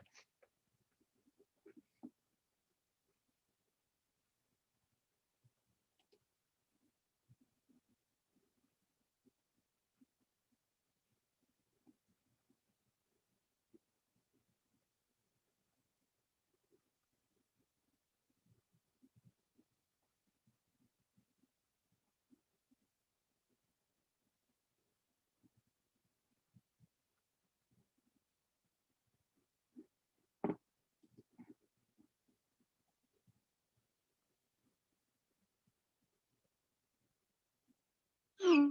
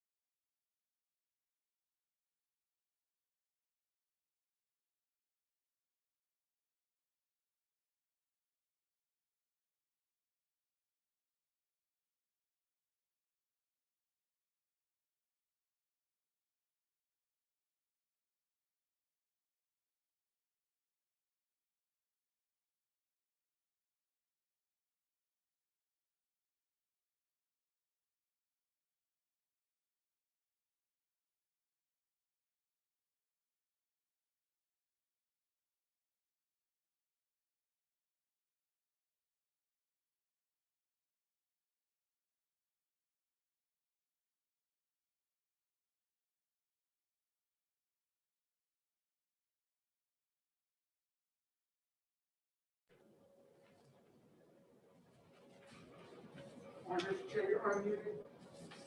Unmuted, okay. This is So we got, okay, so there is. interesting, okay, all right. That- Representative Murray is. Okay, these are the people who testified, there's a proposal of the bill. House Bill 180. And Mr. Chair, you've got Representative Cohen with his hand up. Representative Cohen, before we start, what can I do for you? Yes, Representative Chairperson Renzulli, I respectfully ask that you please add to the official notes of this meeting that I disagree with the removal of Representative Wrong, that I believe is not in the best interest of the citizens of New Hampshire. Thank you. I guess the meeting, those, that should be recorded in the, I mean, I'm not, well, I don't believe that you can add it's not part of our hearing. So, I mean, the meeting is being recorded and that's it, but it will not be an official minutes. And Mr. Chair, you have Kathleen Murray from the audience with her hands up. She will be the, She's this first one. she's Sorry, the prime sponsor. bill sponsor. Okay. Okay, I'm just,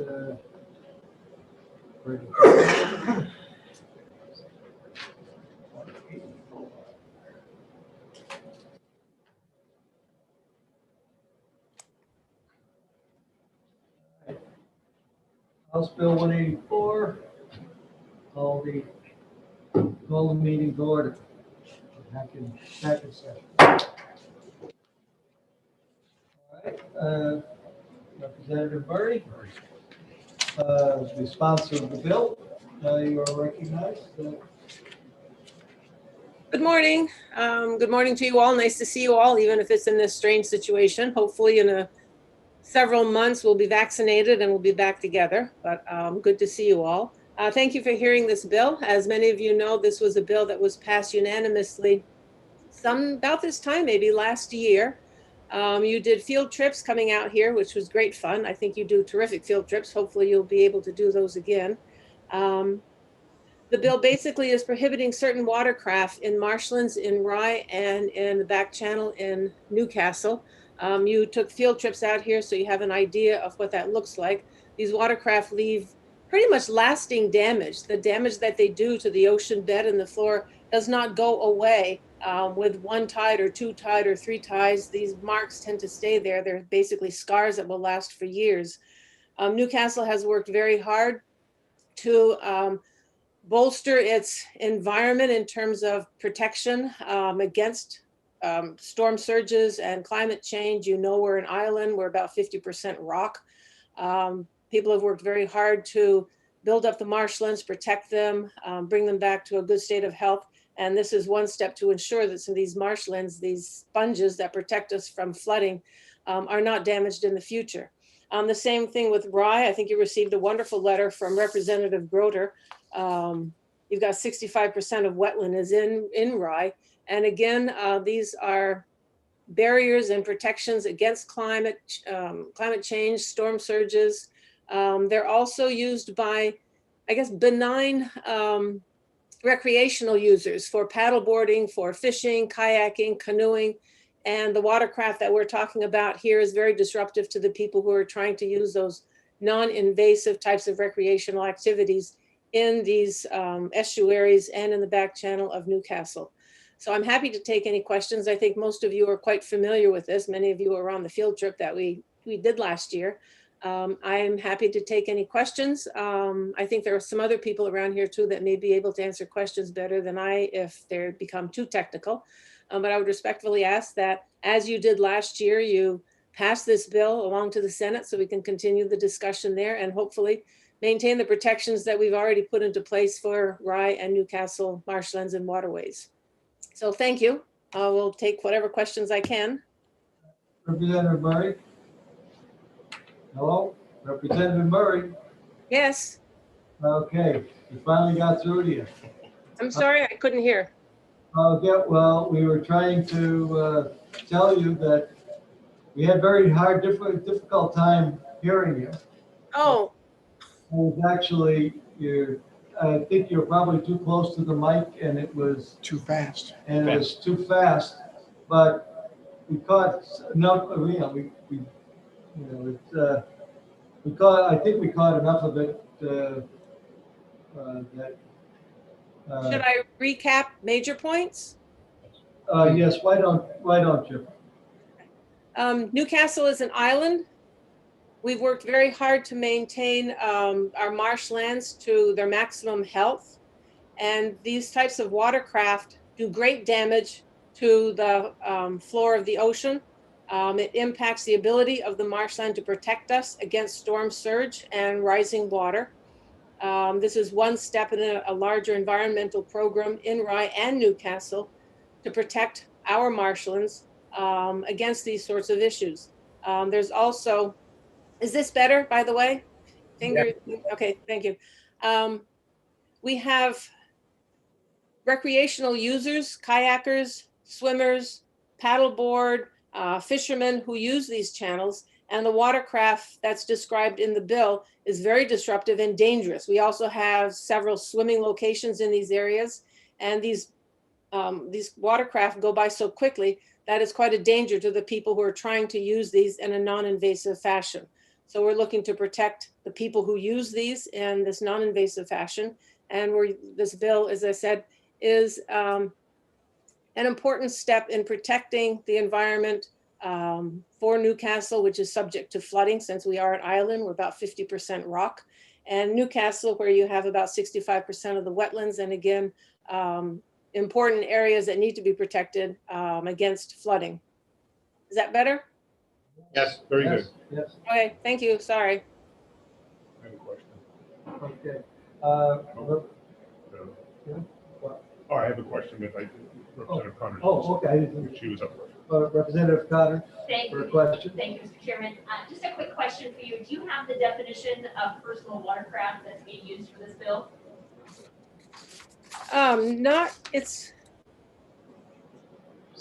It's basically a jet ski. It's defined in the RSAs before. This bill is based on a bill that was passed 2 years ago, I believe, in Hampton and Seabrook. And the definition isn't included right here. It's included, I think, in the section before this. I don't have it with me. I can probably look it up quickly, but it's essentially, it does not pertain to your typical motor boats with a motor that's attached on the back. It's the jet ski that has that type of motor where the water is pushed out from underneath and leaves deep channels in the bottom of the ocean floor, the floor bed. Great, thank you so much. Yeah, the personal watercraft, I think there's a definition in the overall, in the statute. But this is just the way the bill was written. It's small. You see only a small section of the statute. Yes, thank you. Anyone else? Any question by anyone else? There is Representative Kelly. Representative Kelly, you have a question? Yes, Mr. Chair. I have the RSA with the personal watercraft definition in front of me. If you'd like, I can read it for the committee. It would be helpful as long as it isn't a big, as long as it isn't a big thing. Yeah. It's quite short.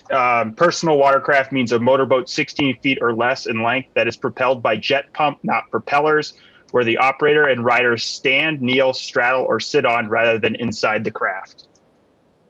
Okay. Thank you very much. That's helpful. Any other questions by members of the committee? None online, sir. Seeing none. Thank you very much, Representative. Who is Representative J.C. Grote. Representative Grote, J.C. Grote? Grote. Is it Grote? G-R-O-T-E. G-R-O-T-E. I don't see J.C. Grote on here, sir. I said Miles Cook. I think he wrote something. Huh? I think he Oh, wrote It something. says testifying yes. Okay, yes. Okay. He not- also wrote a note. Okay, he's not here. I have Miles Cook on with his hand up. Okay, well, first want to see if any other, No representatives. The next one, we have Captain Tim Dunleavy okay. with Marine Patrol. And all we right. also have Miles Cook and Eric Rathman. Okay, all right, Captain Dunleavy? Good morning, Mr. Chair. Again, Tim Dunleavy, Captain with the State Police Marine Patrol Unit. Honorable members of the committee, Marine Patrol is aware of this legislation. We support it. We are prepared in conjunction with the Port Authority to post this area. This is a shallow area, very susceptible to tide fluctuation. And at times at low tide, this is an area that is, one could consider high and dry. And at high tide, it is very shallow. And in places, it would only be these jet propelled type craft that even could operate in waters of this depth. For those of you who may be generally familiar with Portsmouth and Newcastle, it's the back channel that runs from roughly Wentworth by the Sea Marina up through the back channels to Pierce's Island. In that area, Job's Creek is another popular spot in this area. So it's not a huge impact to navigable waters for personal watercraft operators, and it is sensitive area that is being protected. And I'm happy to answer any questions you may have. Is there any questions of the captain or members of this committee? None on the visual, Miles Cook is the next one, sir. Miles No Cook, other no, questions. No, but nobody on the committee, okay? No one on the committee. And, Miles Cook is actually scheduled to speak next on the bill. okay. All right, thank you, Captain. Next person up is Miles Cook, speaking in favor or? Opposes, Okay. in opposition. Miles Cook. Representing himself, a member of the public. Miles Cook, representing himself, member of the public, in opposition. Good morning, Representatives. This is Miles Cook. Can you hear me? Okay, No, actually, please, can you back off from the microphone? Is that a little better? Oh, yes, much better. Okay. Good morning, Representatives. Thank you for having me, Captain Dunleavy. It's good to hear your voice again. Would like to ask a couple of questions of Representative Murray and of Captain Dunleavy. I own a watercraft and I live in the Dover area. I own a couple of businesses that are involved in the sales and repair of watercraft in the Seacoast area. I understand thoroughly how these machines operate. Having worked on them, having been involved in this industry for, 21 years now on the Seacoast. And there's not a lot of members. I just found out about this bill yesterday. And, we have, as you can imagine, we have dozens, probably actually at this point, hundreds of customers in this area that own and operate personal watercraft. And, as much as a concern I have about this bill, I'd like to look at this as an educational experience for me, because I'm unaware of anything that a watercraft can do to negatively affect the environment that isn't already illegal. My understanding is that Representative Murray made a statement about these machines passing very quickly. As you may be aware, RSA 270 already covers whether boats that include watercraft, have to operate at headway speed within 150 feet of any shoreland areas. So if there is an area that is exposed as due to low tide, as the representative was talking about, that area, they would have to be operating at headway speed. They could not go through there quickly. And that would be, Captain Dunley, please correct me if I'm wrong, but that would be something that they could be cited for. And banning, an entire user group of people, citizens in this area, due to issues that may or not be substantiated, I have great concerns with, and I'm wondering what evidence that we might have that has determined that the wave runners and watercraft are creating this damage. They do operate with a jet pump. They do not have propellers. Boats have propellers on them, and the propellers are what creates the majority of any damage to the substrate in these areas. And I don't understand if there is real evidence out there that's showing that the wave runners and the watercraft are doing this. I'm happy to look at it, and I'm happy to educate our customers. But until this bill and Representative Murray's explanation, I'm unaware of any of this. So if she could help me out and explain some of this, I would really appreciate it.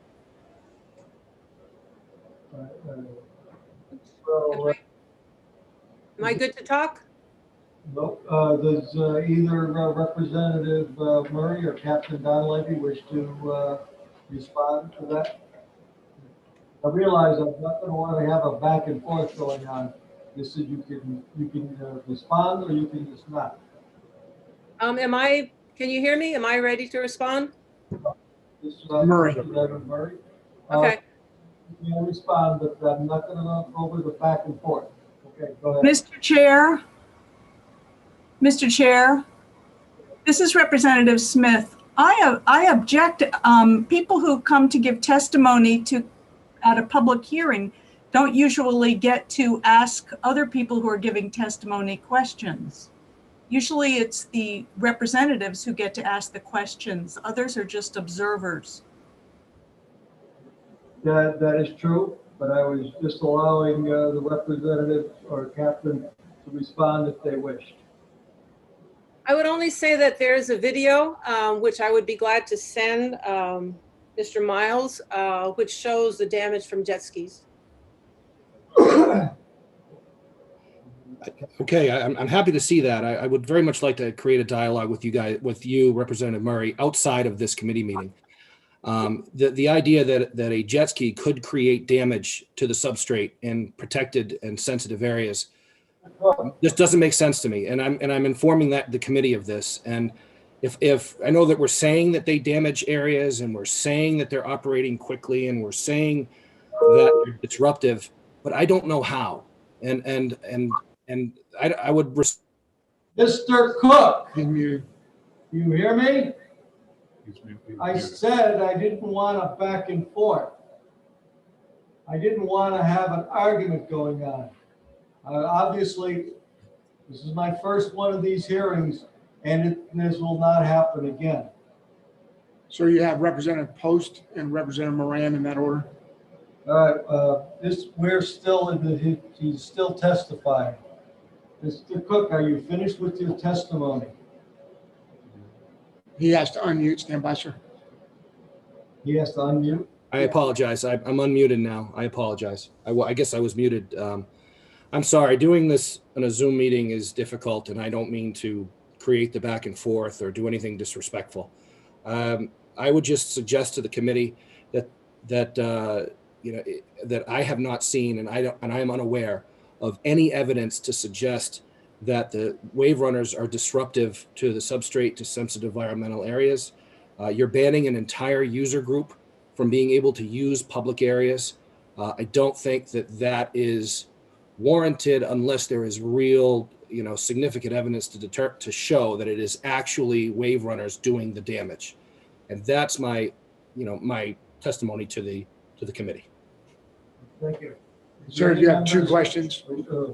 Post and Moran in that order. All right, Representative Post, you have a question for the person testifying. Yes, thank you very much for taking my question. I do appreciate where Mr. Cook is coming from, and I would like to see evidence of what these wave runners and jet skis do. I know there are a lot of smaller lakes that people have these exclusively for themselves, and they I haven't noticed any damage from. I have a family that does have some of those. I'm just interested to see if there is really damage created by them, and if we have laws in place that. Representative? I'm going to turn it back on. Yep.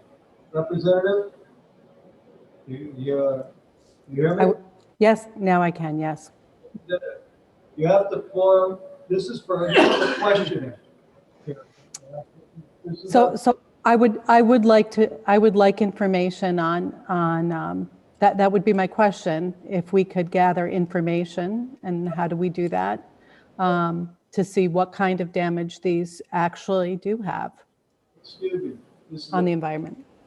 No, this is the question of the person testifying. This is for everyone. When you're asking a question of the witness, you're not telling them stuff. It's not you're not telling the witness anything. It should be phrased in the form of a question. So, in other words, this witness so-and-so, what is the, or what are you, what is, where, is there anything that you can, can you show us any information, data, things of that nature? So if you want to, so please go ahead and, but ask it in the form of a question. It is very difficult to be able to get a person's attention through this Zoom system. Yes, thank you. I apologize for that. So my question is, Mr. Cook, would you be able to provide the committee with any information on those jet skis and watercraft that you're speaking of and how it harms the environment? Thank you. Is there any, Mr. Cook, He's still on. Can the committee hear me? Yes. Oh, yeah. Okay. All right. Thank you. Well, that's just the point, Representative Post. I'm saying that I'm unaware of any evidence to show that this product, given that its makeup, given how it's constructed, could harm the environment. And I would moreover suggest that it is boats operating with propellers and lower units, that is creating any damage to the substrate that may occur. If I could see somehow a jet pump or the way that, and I'm happy to provide any information that any committee members want with regard to how these machines operate, how they are constructed, why it is difficult for them to create the damage that is being discussed as the point of topic here. I'm happy to show that, and it's just logically with the way that these machines are constructed, it's very hard for them to do damage to the substrate unless they were, they would have to be really doing something that would already be considered illegal, illegal under RSA 270. So I'm not aware of how they're doing it. So if there's evidence out there, I'm happy to look at it, but I don't have any to show that they would be. And Representative Moran, sir. Representative Moran for a question. Thank you, Mr. Chairman. Mr. Cook, do you think this bill would negatively impact your small business? Oh, absolutely. Absolutely. But have you had an opportunity to run any type of numbers that would indicate a loss of income or revenue as a result of this bill? No, I haven't. I just learned about the bill yesterday.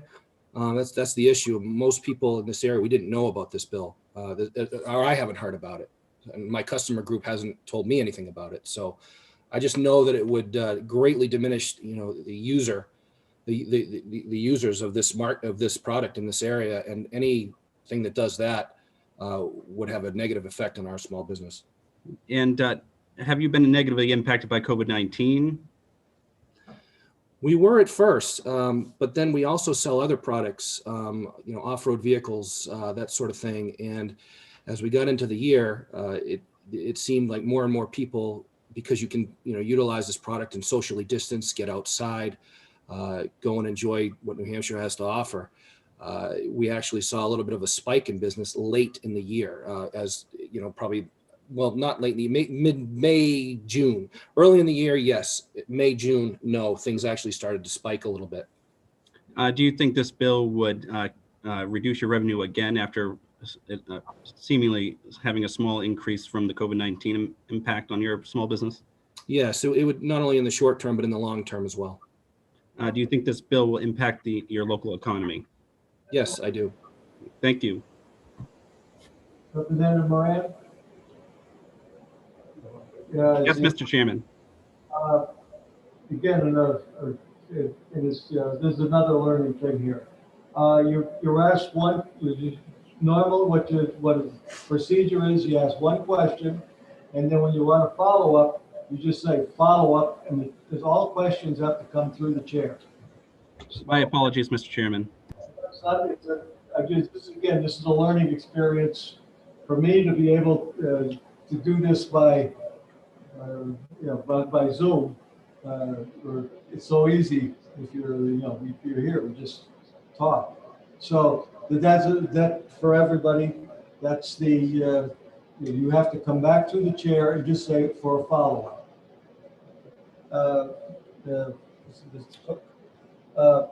Yes, Cookie, any more response to Representative? We have one more Moran's question, stand by. Mr. Cook? Yes, I'm here. Representative Mayville has a question. All right. Mr. Chair, may I please ask a question of Representative Murray?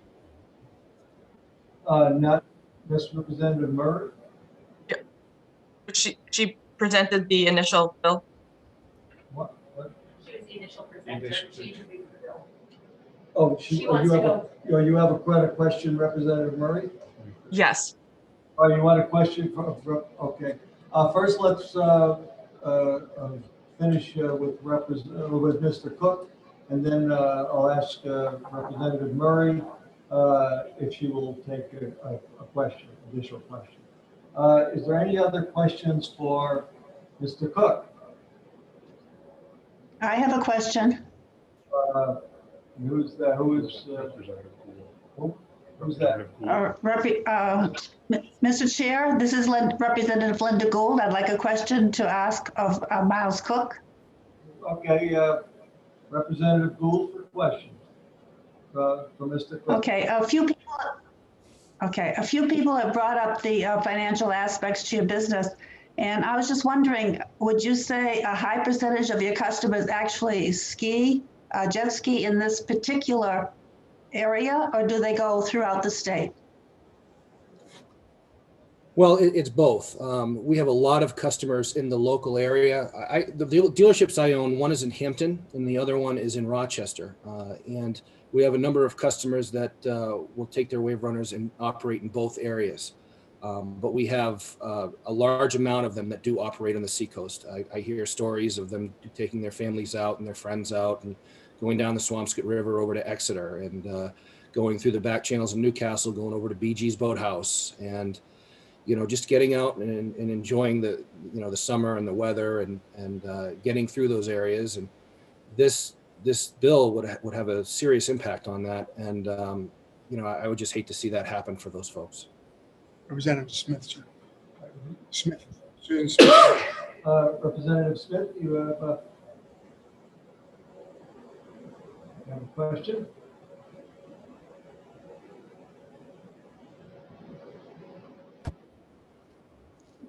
Thank you, Mr. Chair, and thank you, Mr. Cook, for taking my question.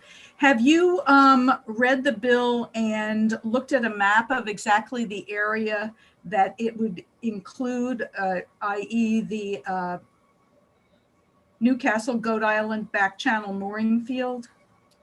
Yes, I have. Okay, thank you. Any other questions for Mr. Cook?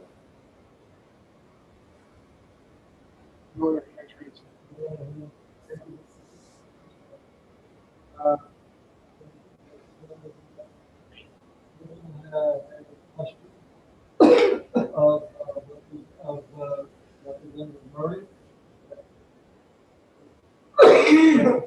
Representative Murray.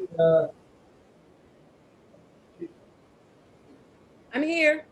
Okay. You have Representative Mayville, you had a question for the representative. I did. Thank you for taking my question. I apologize for being a little bit slow on the uptake as I'm trying to research through this as a new member of the committee. Would you be willing to offer or provide some type of research or articles that demonstrate that the characteristics of the wave produced by these personal watercraft affect the turbidity of the water and therefore affect the erosion of that substrate? I'm just unaware of any, and I was unable to quickly research and find something that demonstrated that, because it appears that this is expanding the area of limitation on these personal watercraft. So I would like to see something that's demonstrating that the propellant of these watercraft, exhibited at speed is damaging that substrate. Thank you. Can you hear me? Yeah. There was a lot of work that was done on this last year, and as I said, the bill was passed unanimously with the field trips that the committee took. There was also a video that was done to show the kind of the area, the shallowness of the area, the sensitivity of the substrata, and the damage that these type of watercraft can do. I'd like to iterate that this is a really small area, and in particular, BG's is not affected. That's well beyond this area. This is a very small area where it's very shallow and very environmentally sensitive. It does not affect very many people at all coming in here. And the idea is that they inadvertently might come in there, and the damage is, pretty lasting.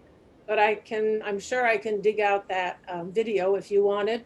And there's a great deal of information and testimony from last year around this issue, from DES, I think from Marine Patrol, and I think a lot of people here already saw it with the field trips that you all took. Representative Mayville, did you have, does that answer your question? It does, thank you. I'm sorry, I was not on the committee last year. I did not attend those field trips, and so I'm simply seeking information, but I appreciate the response. Okay. Yes, Representative Gunsky. I'd like to make a question of Representative Murray, if I could. Question of Representative Murray, do you? Representative Murray? I'm here. Question by Representative Gunsky. Good morning, Representative. Thank you for taking my question. Representative Smith had just brought up a few moments ago with another speaker about a map. And I recall you providing us a map last year when we heard this similar bill. Is it possible for the committee to get a copy of the areas that you have designated in this bill? I'm sure that there is. I don't know if you still have a copy from the previous year, materials that were attached to the bill, but I'm sure I can find the map again this year. Thank you. Is there any So there are no other hands raised? Are there any other, is any other? There are no other speakers signed up. There being no, is there anyone else in the audience who wishes to speak on this bill? No, sir. Nobody's raising their hand, right? No, sir. Okay, that being the case, we'll close the hearing. Sir, stand by. You have Representative Smith has your hands up. All right. Open this. Is this while I'll look at a hold for Representative Smith? You have. Yes, I had a question for Captain Dunleavy. Captain Dunleavy, will you yield? Yes, sir.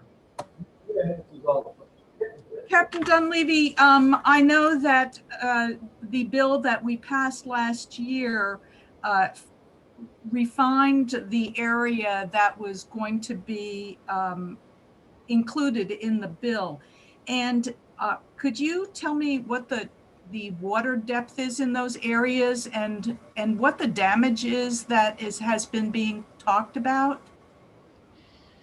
Ma'am, I can speak to the water depth in that it varies with the tides. Again, there are times when this is high and dry.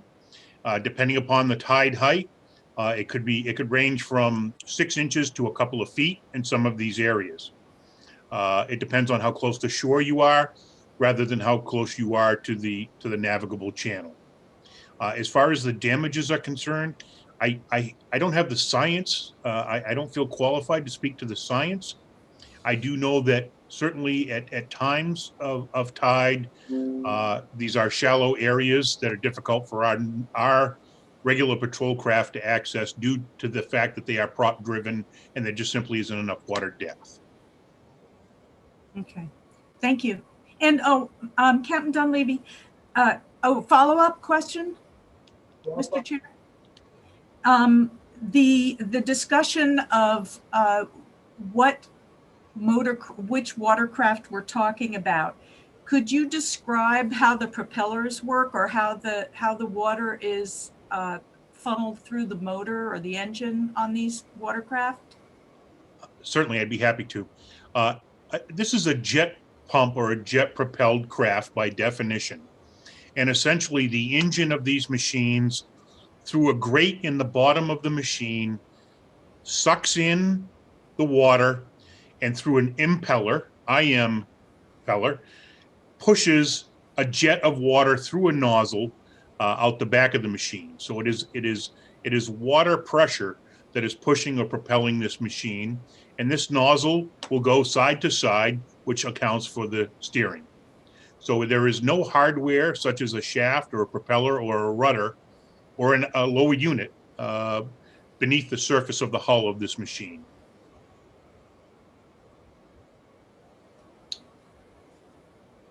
One more follow-up? One follow-up. Yeah, so that because there is no propeller sticking out, then they can go in much shallower water than other watercraft, correct? That is accurate. This is a very shallow, what we refer to as a shallow draft craft. Okay, but the water is still powerful. It depending upon how much throttle is applied, certainly it does push that machine right along. Yes, ma'am. Great, thank you.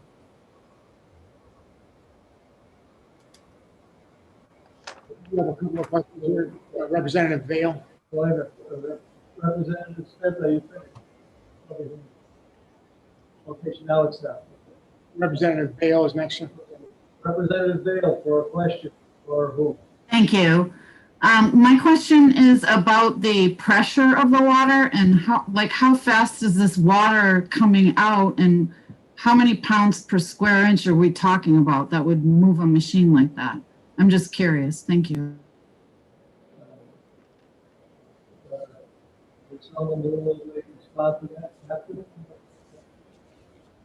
Mr. Chair, would you like me to take it? This is Tim Dunleavy. Yes, please. So the amount of pressure or speed of that jet pump is all relative to a variety of things. I will tell you that if a person is applying full throttle to this machine, we're talking machines that run probably 80 to 85 horsepower, up to probably 100, 110 for the more common models. And some of these machines will range in speed from 35, 40 miles an hour maximum, probably upwards to 70 or 80 for the higher end, and maybe even more for a larger machine. Specifically pressure or speed of the water at the pump, I don't have that knowledge. That answer your question? Yes, thank you. Representative Moran, sir, next. Representative Vale, are your questions answered? Yes, I did. Can you hear me?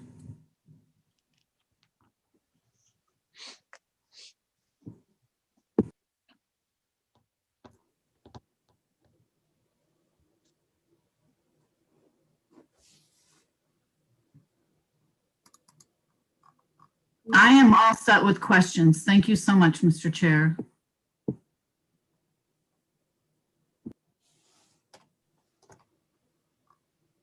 think we lost the committee room.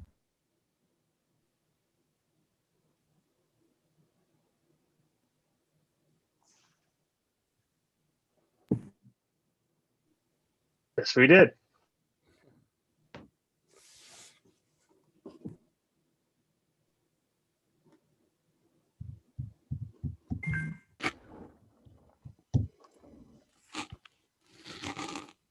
I was wondering if anyone, can you hear me? This is Lisa Post. Hear you. I can hear you. I was wondering if anyone knows if this has been put forth because of, I know they went on a trip last year from damage they saw and what kind of damage that was in this area. Was anyone on the trip last year that could speak to that?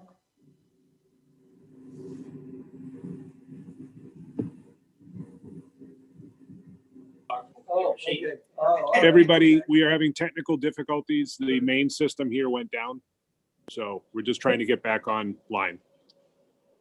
Yep, Representative anybody Coates. hearing us? Oh, yeah, that's true. Gotta turn my volume back on. We can hear Anybody hearing us? Representative Renzullo, but we have no visual.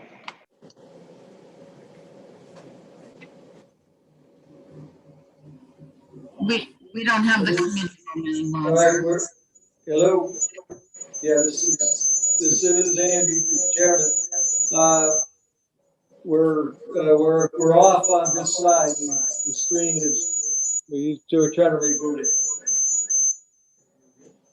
So hang with us. Because we're getting all the feedback now. You gotta turn your volume down a little more. All right, I'm gonna turn my volume back down.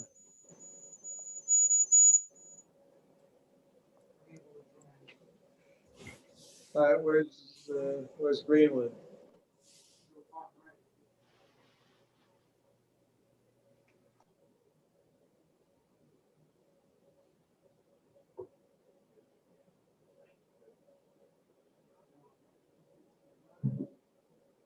Where's Greenwood?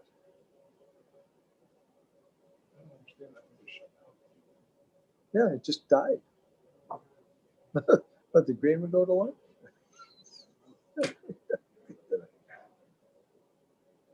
It's Greenland.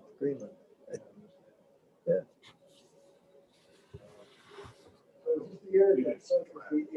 Huh? Yeah. Yeah. Oh, but I'm sorry, guys.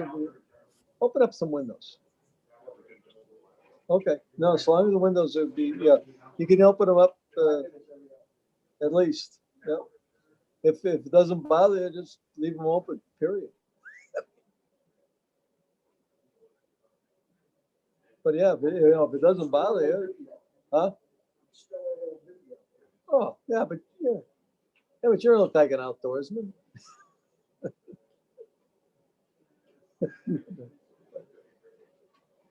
All right.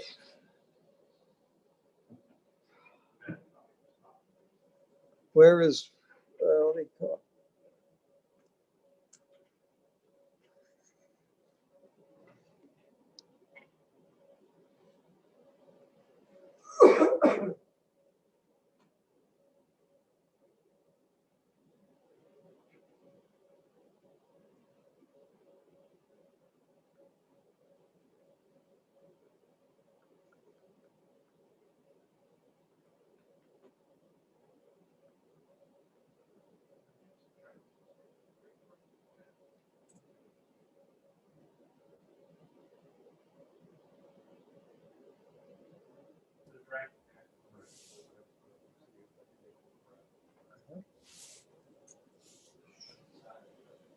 Brad, are you still on?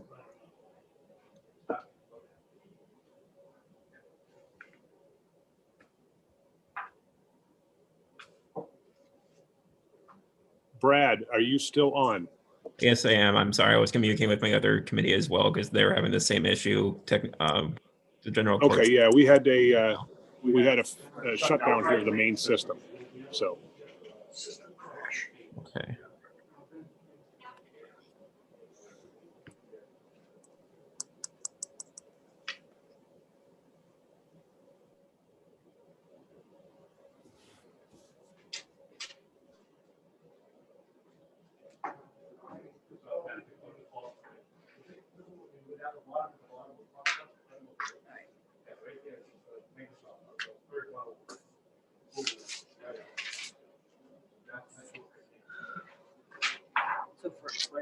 So for attendance, Representative Ron, sorry, I've already got it. Yeah. She left. So do I state that on here somewhere? No, just if she that's not. We are basically down one committee member. Okay, but I don't have to write it anywhere. Well, you should, this, you wrote, at this, as of that time, she's not on the committee. On the minutes. No, No, no, or just put it on the attendance. just put it on the attendance sheet. Okay.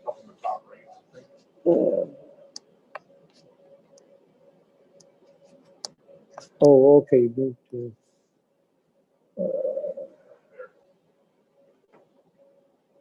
Mute my.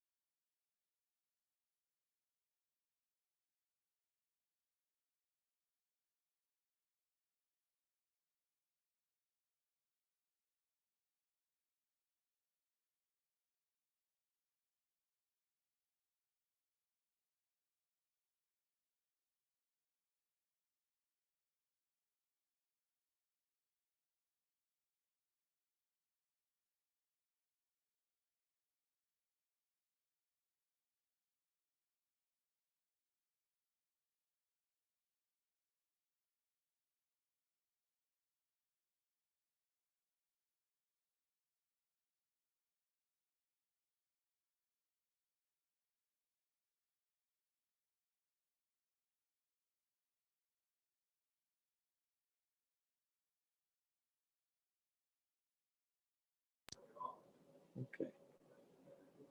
Right now, since this is Chairman Renzullo, right now, our system is down, so I'm gonna recess for the meeting for 5 minutes and probably recess it in another 5 after that. So, so bear with us, please. We are now on. Okay, yep, I will turn my speaker. All right, turning my speakers off. We are.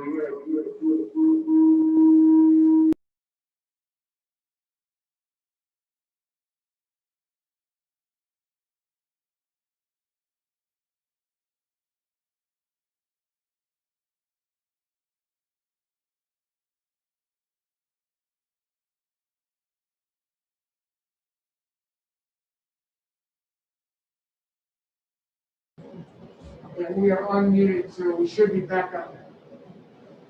Okay. 23 people on. All right.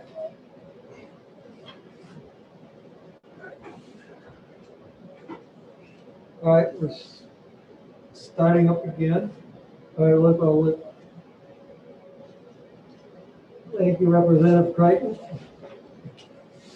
Thank you, guys. Representative Healy assist.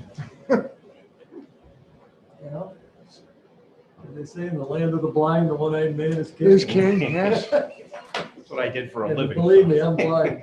So you got Representative Moran with his hand up? Okay.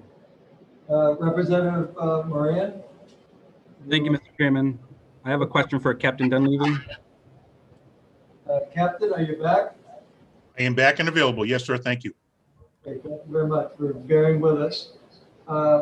Representative Moran for a question.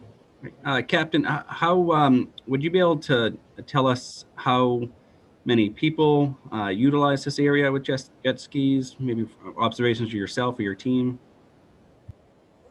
Sure. It's a common, the back channel is common channel, if you will, for a lot of commercial fishing boats. Those that use the mooring fields along the causeway out to Newcastle. It does service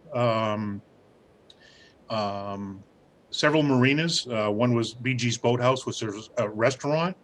While those channels aren't necessarily falling under this restriction, it would be what I would refer to as the shoulder waters for this back channel, and some of the small islands that you would also observe from the causeway would be included in that area. There are several paddlecraft operations, rental operations in there, sea kayaking.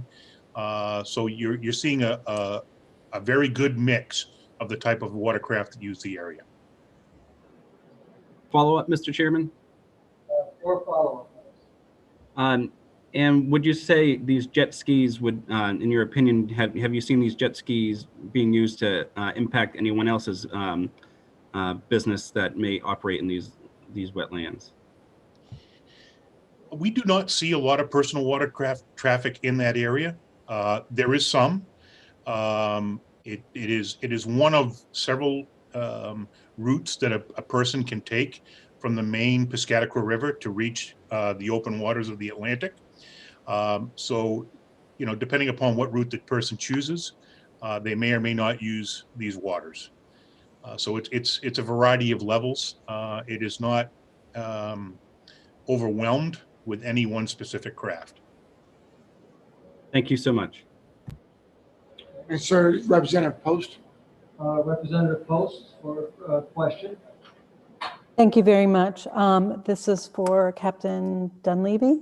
Have you seen damage to that area from any kind of craft? And if so, what has that damage been? I must confess, Representative, that I don't spend a lot of time on patrol down there myself. I have in the past. And I don't think that I could speak or have the qualifications to speak to environmental damages or the impact of what these machines would have on the environment. I just don't have that expertise, ma'am. Thank you. Anyone else? No more, sir. Is there anyone else? Any more questions? Or is there anyone from the audience who has not spoken, wishes to speak? Sure, you have no hands up. Hands, no. I will close the hearing. Actually, we will we'll close the hearing. First, I need my remaining. We have four in support. Just the remote testifying. We show the in the testifying sheet. Besides the people who spoke, Jackie Grote, elected official from Rye, also legislator, and Eric Rathbun, a member of the public, is let's see the position. Rathbun supported and Grote supported. That's it. So I will close the hearing.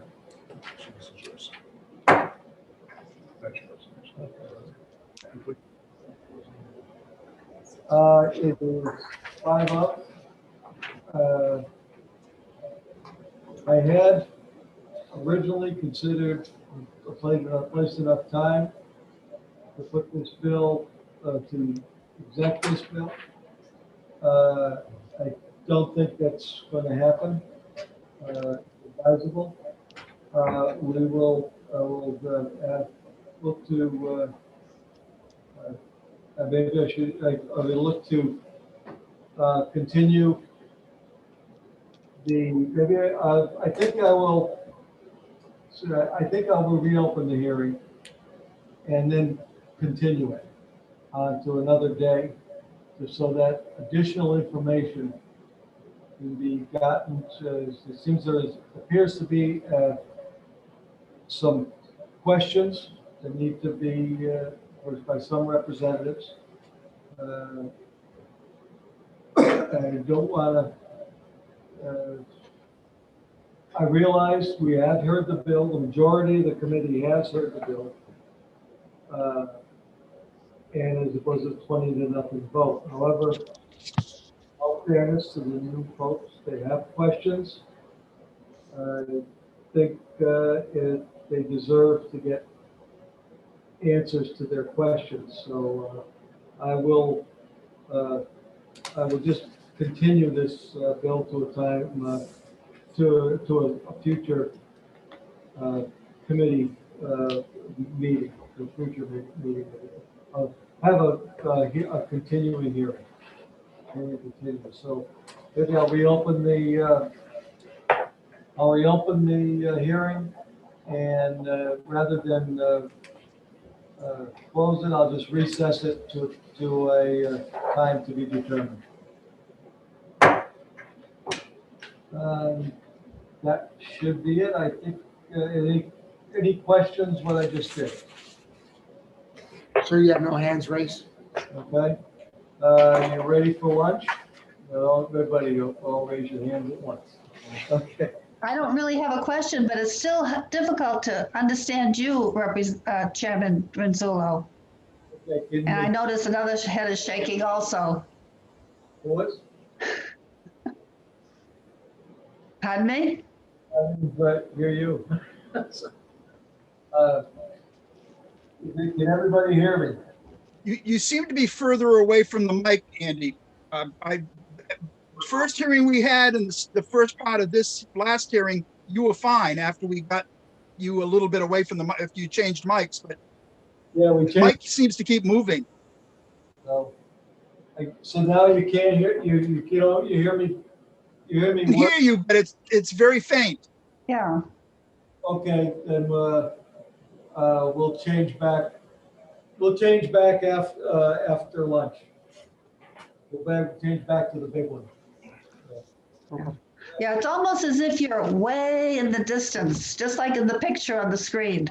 Oh. The settings, all the stacking, the volume and stuff. Yeah, Yes, and I think that one. We Oh, should probably okay. try to get that one. Okay, maybe the settings. You could probably put that at the end of this, maybe. I don't even know that. No, that one works. That one works the best. That was the. Try that. So how's that now? Better? Keep talking. How is it? 407 years ago, our forefathers brought forth in this continent a new nation. It's dedicated to the proposition that all men are created equal. They're done. All right. That's Better. That's it. How's that? Good enough? Well, tell me, somebody. I don't know. Yeah, it's not 100%. Not 100%. It hasn't changed a lot, Andy. I think you just raise your voice and speak louder. We can hear you better, but it's still you were much closer to the mic at one point there. We were hearing you fine, and now it's sort of fallen off a little bit. Try to get Andy. Okay, how's this? You're starting to get distorted now. So you're back to that second hearing we had where we couldn't understand a word you said. All right. Okay. 1, 2, 3, 4. Better, much better again. It's acceptable. I think it's good considering the circumstances. We can always put on headphones on our side. Okay. We'll do as best we can as we struggle through it. Now you know what will happen when you go to a Zoom meeting. So this was with half people. It's crazy. Mr. Chair, I think part of it is when you lean back. Yep. Don't lean back. If you just stay in the same spot. Stay in the motion. Yep. Make it very. You have to get something to measure your. Yeah, no, I gotta put a chain between here and there. How about if I put my mask over it? Anyway, we're adjourned till 1 o'clock. Mr. Chair, is there a problem with me going back to my office and logging in via Zoom for the afternoon part? No. At least I don't have a problem with it. I think that works. You might not be able to hear him, but. Yeah, that's right. I've got kids finishing up school, so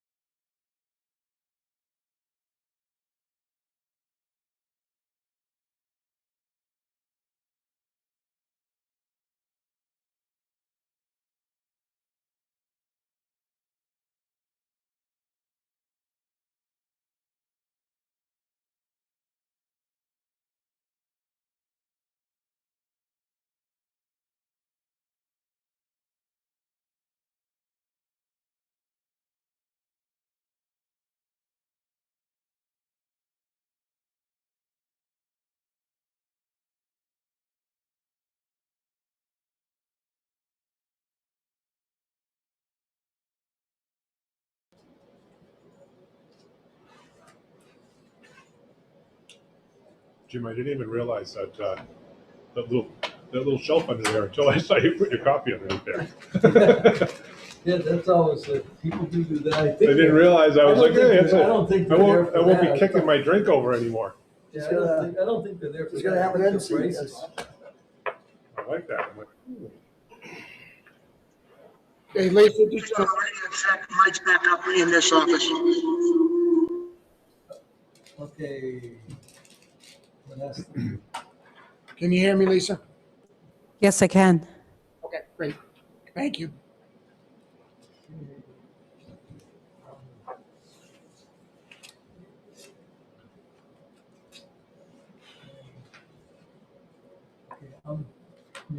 Eagle's nest. That's pretty cool. Do you have an eagle's nest in your house? No, a couple other clubs. No, I used to live in one. My company's called Eagle Point. Oh, yeah? Yeah. What do you do, Jim? We're both, I'm sorry, both two Jims. Well, you said you have meetings this evening. What do you? I work at a rental store. Okay. Like it used to be a Taylor rental, now we just changed it. Oh, okay. Yourself, what do you do? So I'm a retired colonel from the Army, and I own two businesses. One, Eagle Point Global Solutions, which is a leadership security consultancy. And then I own Ursa Major Northeast Guides, which is a wilderness guide company. Work with Wounded Warriors, and we do a lot of work with Tuck up at Dartmouth. Interesting. It's What did you retire at? What rank? a colonel. Colonel. And I'm on a ski patrol at Crotchet too. That's what. So we ski 2 or 3 days a week. So. Mike, you want to handle this one? If you want me to, I'll be my first rodeo. Yeah, give it a try. You can. If I can do it, you can do it twice. You can do it better. You're right.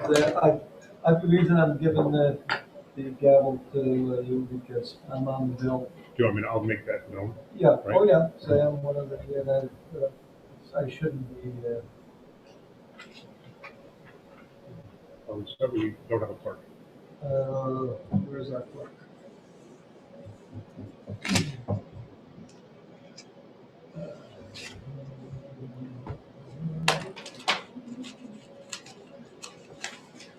So, normal Jim for a bill come like this without. You'll see like we can see as long as discussed. You might want to announce that the schedule is out for the next 3 days. You can do that. Yeah. But mention the schedule for the next 3 Wednesdays. Yeah. Good afternoon, everyone. Same time, 9 to 5 or so. Yeah. they're Chairman all, Renzullo wanted me to just let everybody know the schedule for the next 3 weeks is now out.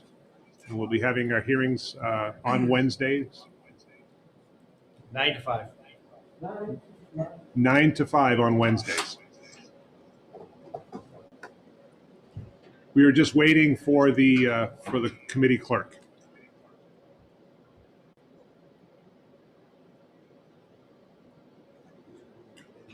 And you have 6 attendees 6 attendees, and 20 panels. 20 panels.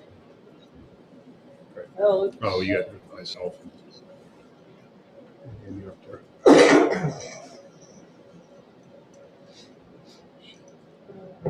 What are we doing?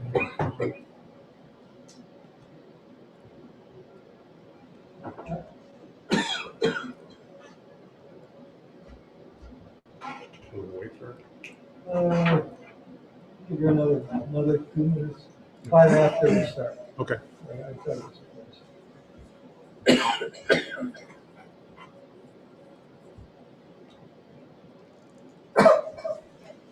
That peanut. Peanut. I find the air in here is dry right now. Well, yeah, probably. Well, it's probably heated up the outside air. Hmm.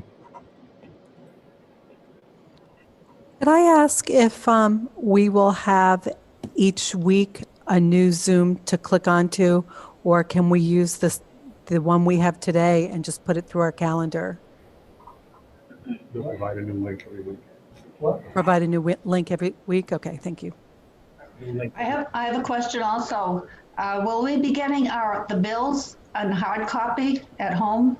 I have not received mine yet. I copied out a couple, but do you think we'll be getting hard copies or not? They said they were, I was told that they were they were mailing them out.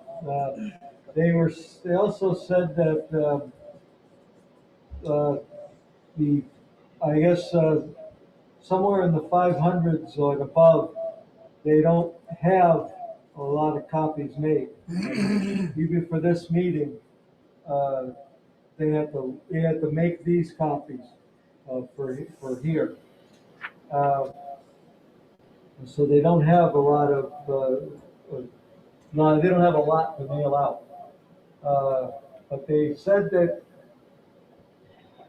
all I know is they said they mailed some out. They mailed them out Monday. Monday. I haven't checked my mail today to see if they came yet, but we didn't get them here. I didn't get them either here. Yeah, I didn't get them yesterday. I don't know. So has anybody looked in their mail already? We get a break between this meeting and the next. I'll go check my mail. But... Okay. Did check and I don't have them. I don't have them either. Okay, well. Mr. Chairman. Oh. And your mask. Oh, yeah, Mike and mask, yeah. Okay, yeah, I mean, I'll know when I get home. See, hopefully we'll have another week before we have to worry about it. Worry about what's left. I'm going to turn we aren't started yet.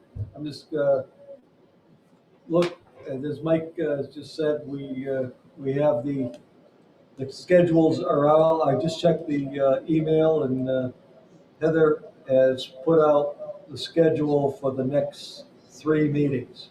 One, it's a Wednesday, the 3rd, the 10th, the 17th. Then by then, that's all our meetings. That's it. We'll have done all the bills. And but that's barring anything happening like I had expected to do 3 bills today completed, but I've only got 1 so far. So there's going to have to be a little catch up. So we can work with that. That's easy. On 344, I will be turning the gavel over to Mike Gudsky, Vice Chair, because I am the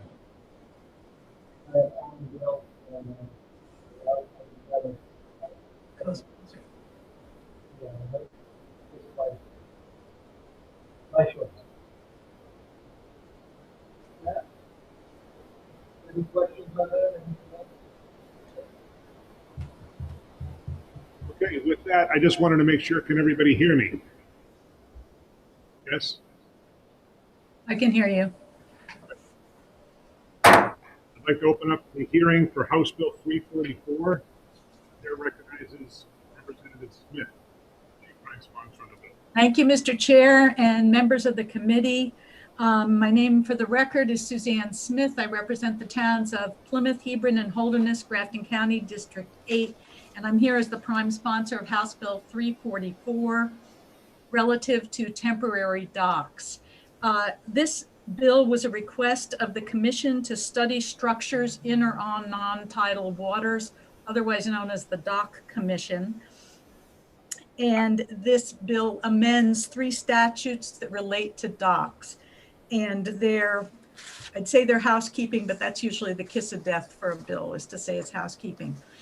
In the part 1 of the bill, if you have a copy of it, it's on line 3, just clarifies that it is not just seasonal docks we're talking about, it's temporary seasonal docks, just in case there's any confusion on the part of the public.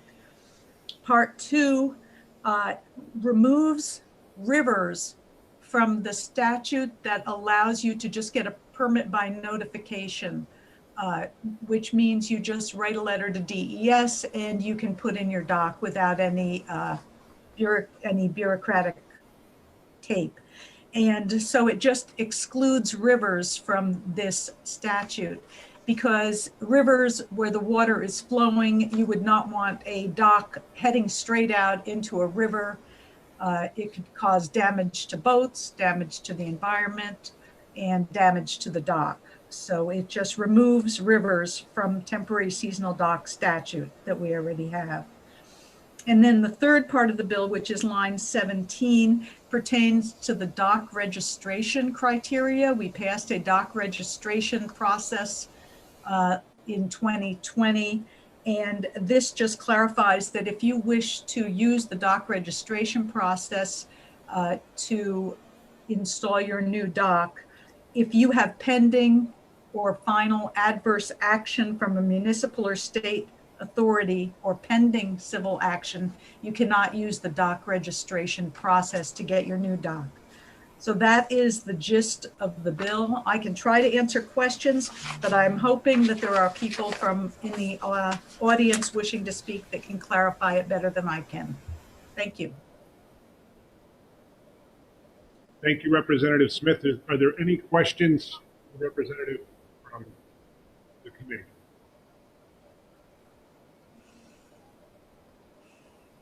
I just wondered if Representative Smith has emailed her testimony.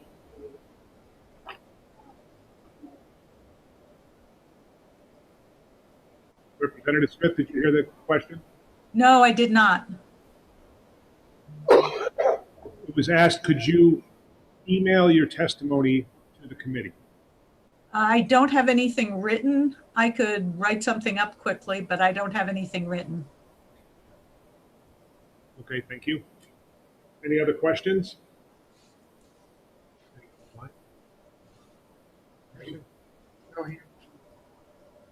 Okay, seeing none. Thank you, Representative. Thank you.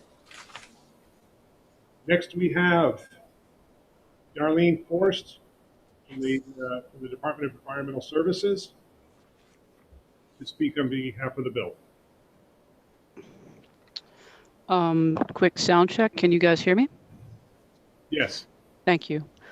My name is Darlene Forst. I'm the existing Shoreland Section Supervisor within the Wetlands Bureau and Shoreland Program at the New Hampshire Department of Environmental Services, and I am testifying on behalf of the department this afternoon.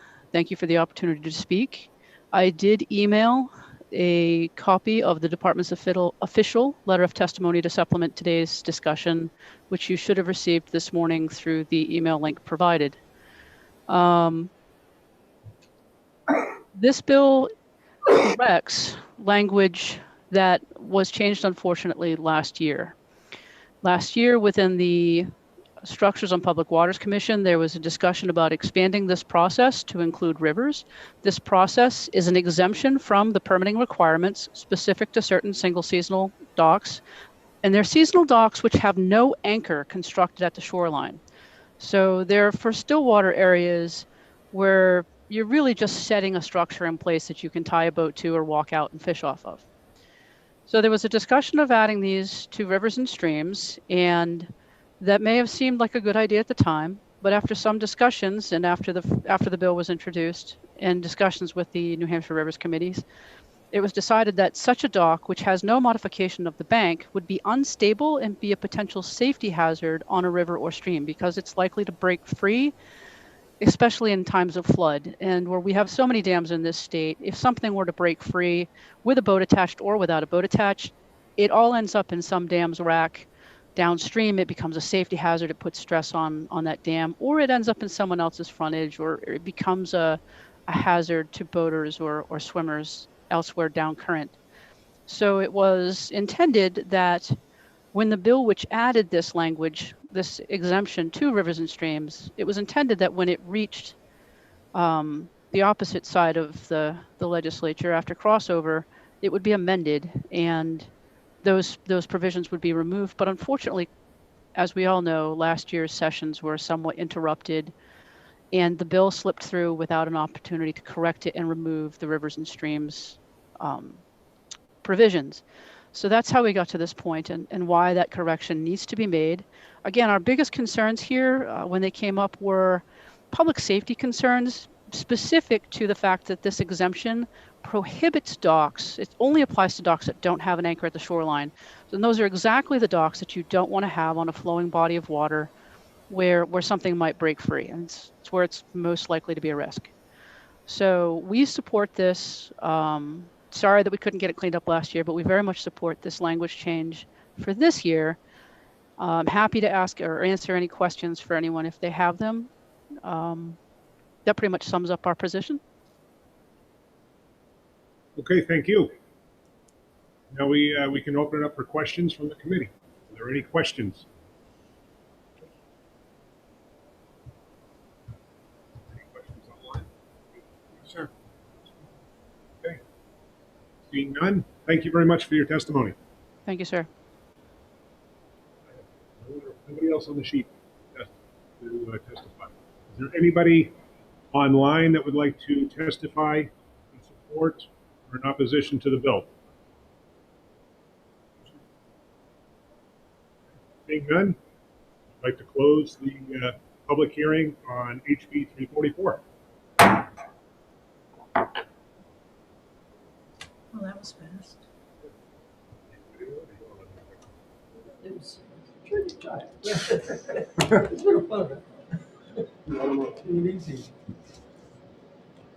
Okay, we're going to open up the executive session on HB 344.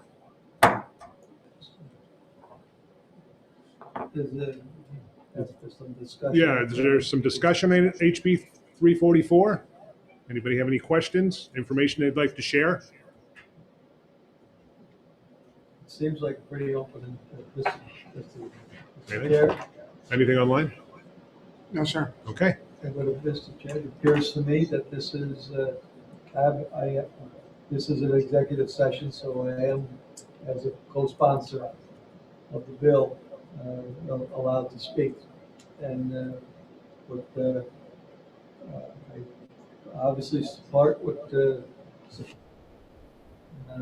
it's also the other member of the who was on the bill is Representative McConkey. At the time, well, he is the chair of the commission that this bill emanated from, and the bill before it, which was really the basic law that this bill polishes up. So I support this wholeheartedly. Other than that, don't really have anything else. Okay. We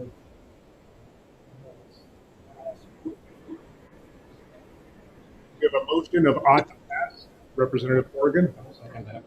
Representative Healy seconds it. Okay. Would the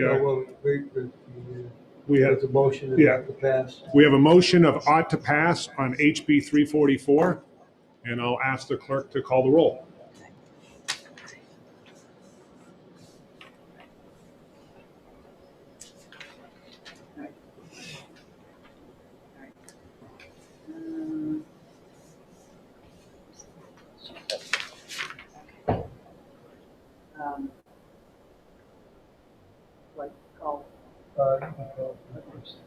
Okay, Representative Gunsky? Yes.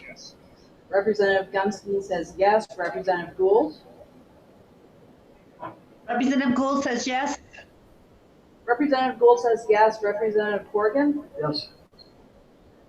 Representative Corrigan says yes. Representative Harb? Yes. Representative Harb says yes. Representative Crichton? Yes. Representative Creighton says yes. Representative Dodge? Yes. Representative Dodge says yes. Representative Harvey Bolia, yes. Representative Healy? Yes. Representative Healy says yes. Representative Mayville? Yes. Representative Mayville says yes. Representative Post? Representative Post says yes.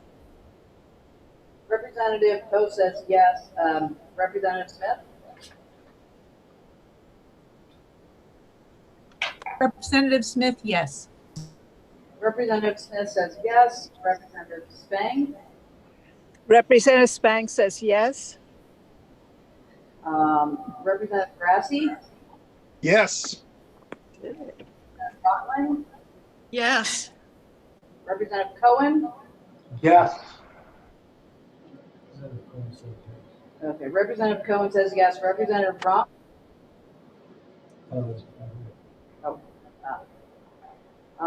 Representative Connors?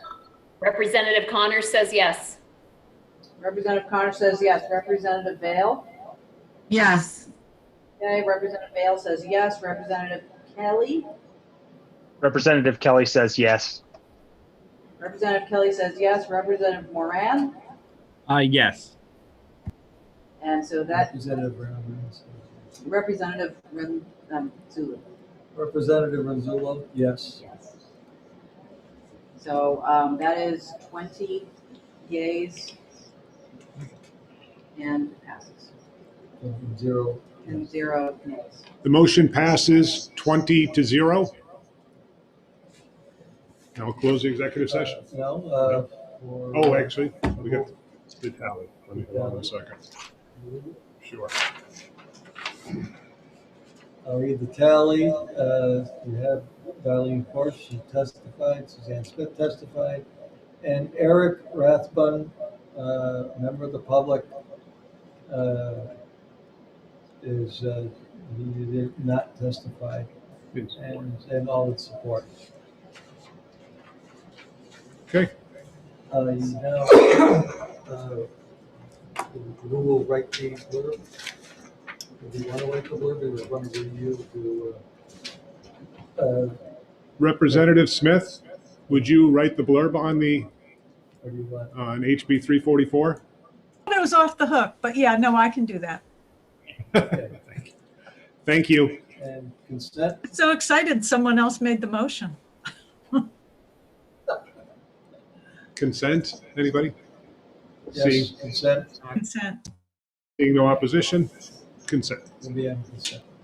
Okay. And that's it. Close the exec on HB 344. Mr. Chair, when do we need the committee report? Since it's gonna, I would say, you can have a weekend to work on it. Send it to me on the week, by the weekend, but after the weekend is over. Give you a lot of time. Okay, I'll turn the gavel back over to Chairman Ronzullo. All right, we now have 35 minutes. 35 minutes. Did something happen between this morning and this afternoon? Because all of a sudden, it was this long going to the first 3 minutes, 3 committee hearings, and now this one, bang, like that. Amazing. Must be Mike. You're going to have to take the chair. No, I'm good. It's got to be me. So. Don't hold your breath, Andy. Don't hold your breath. Mr. Chairman, I'm going to put us on mute. We'll just we're adjourned, so we'll come back and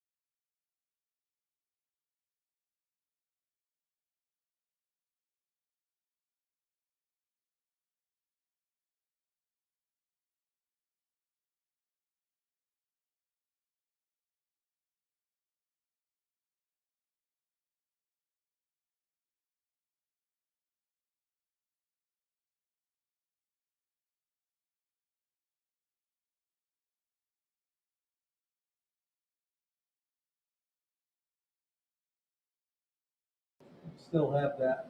Mr. Chairman, you're off mute. Okay.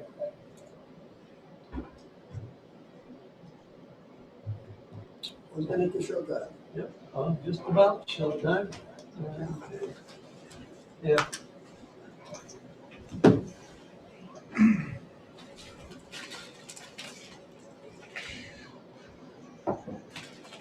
All right, we find the food again. You're supposed to say, you gotta get that and get that mask. You don't need a mask. Only if you stand up. Say, get that food off the plate. Mr. Chairman, you have 6 attendees. What? 6 attendees and 2 zero participants. Okay.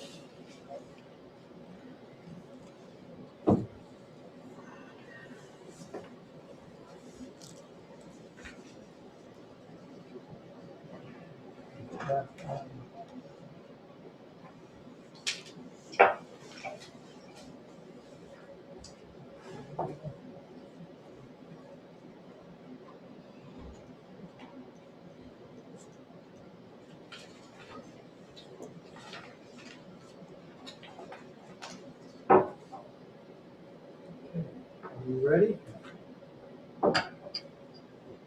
Are you ready, folks? Turn that on. Take your mask now. All right. Okay, can you hear me now? Yes, no? Yes, we can hear you. I see a lot of photographs up there. Okay, this is House Bill 193, relative to penalties for improper timber harvesting. And the sponsor is Representative Smith. Representative Smith, you have the floor. Thank you, Mr. Chair. And hello again, members of the Resources, Recreation and Development Committee. For the record, I'm Suzanne Smith. I represent the towns of Plymouth, Hebron, and Holderness, Grafton 8, and I'm here as the prime sponsor of House Bill 193. House Bill 193 relative to timber trespass laws was introduced last year as a different bill. It was amended and cleaned up and passed this committee unanimously, passed the floor on the consent calendar, went to the Senate where COVID hit and it was tabled. So I took the liberty of reintroducing it because it is an important bill. It does not change the penalties for taking timber trespass, which is usually if there's a logging job being done, if someone cuts trees on someone else's property, they are liable, and that is in the statute now.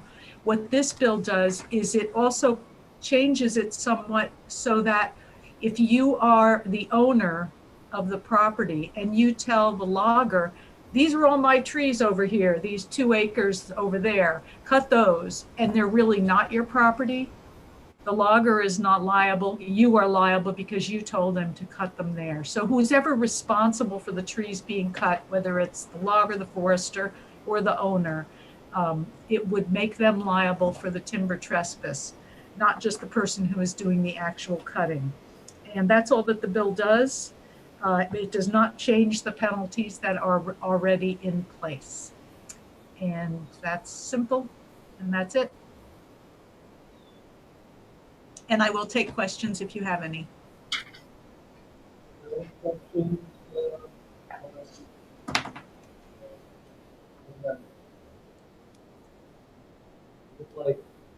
Mr. Chairman, I just, Representative Smith, I'm a little bit confused.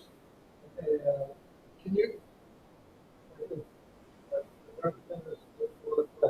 Representative Smith for a question. Sure. I will take a question. Yeah, so currently, if a landowner tells a logger to cut land on someone else's property, supposed to verify the property line? Correct? Who is? Is it the logger's responsibility or the non-landowner? If, for example, I have 20 acres and I want to log 10 of them, and I misrepresent the property, and half of that property is not mine, it's on my neighbor's property, then I would be liable if this law passed for telling the logger that is my property when it wasn't my property. And I believe that I'm hoping someone from Department of Forest and Lands is here, or Jason Stock from Timberland Owners, to help me out if that needs to happen. I don't see them on the list of attendees though.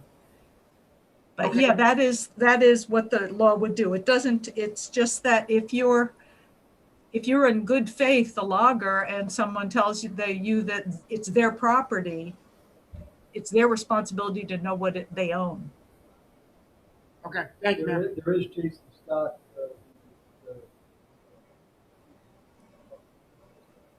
Not on the list. Oh, Patrick Ackley.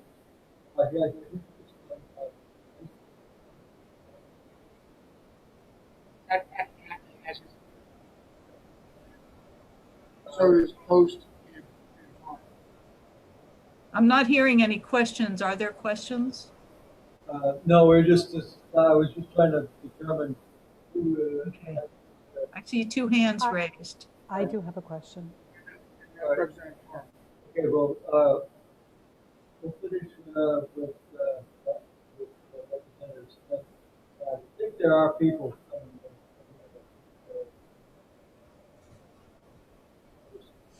We'll save that question. Yes. We do have two committee members. Representative Post. Okay. Representative Post, you have a question for Representative Smith? Yes, I do, and thank you for recognizing me. I would like to know if that creates a situation of, he told me, the other one refuses it. How would we balance that? How would, you make that determination about who said what on something like that? That's my concern. Thank you. You had a question, Representative Smith? Yeah, when you file an intent to cut order, it goes through the municipality and you state on it how many acres you have and how much you're going to have cut. So I'm only looking at the statute I have in front of me, which is what the penalties are and who is responsible. I don't know for sure I don't know the fine points there. So I can't answer that question without saying that if you own property, you should know what you own. Maybe I might help out a little bit on that. These are basically, these are evidentiary things. We have, and this is, I can't really hear anyone in the room. All I can hear are the Zoom people. No, we cannot hear the room. Can you hear any? How's it? Is it now? Can't hear you, Mr. Chair. Can you hear me? It's coming through as muffled and not legible.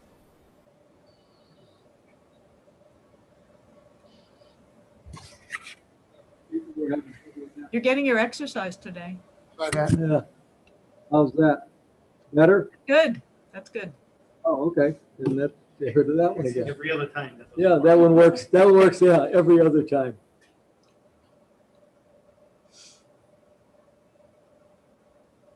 Okay, I think just all this is doing is laying out. Alexa, drop into living room. Pardon? Hello? Okay.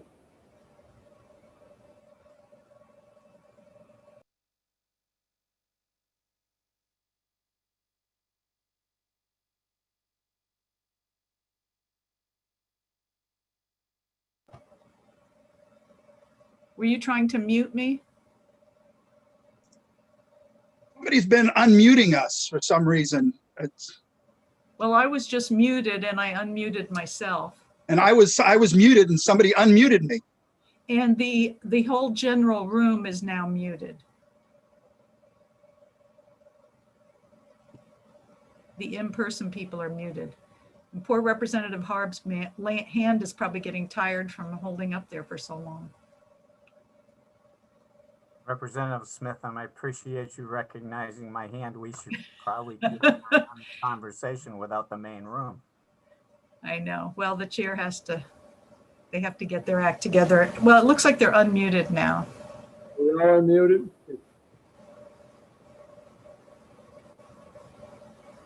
Healy had to go, Representative Healy had to go over and do something at the other end.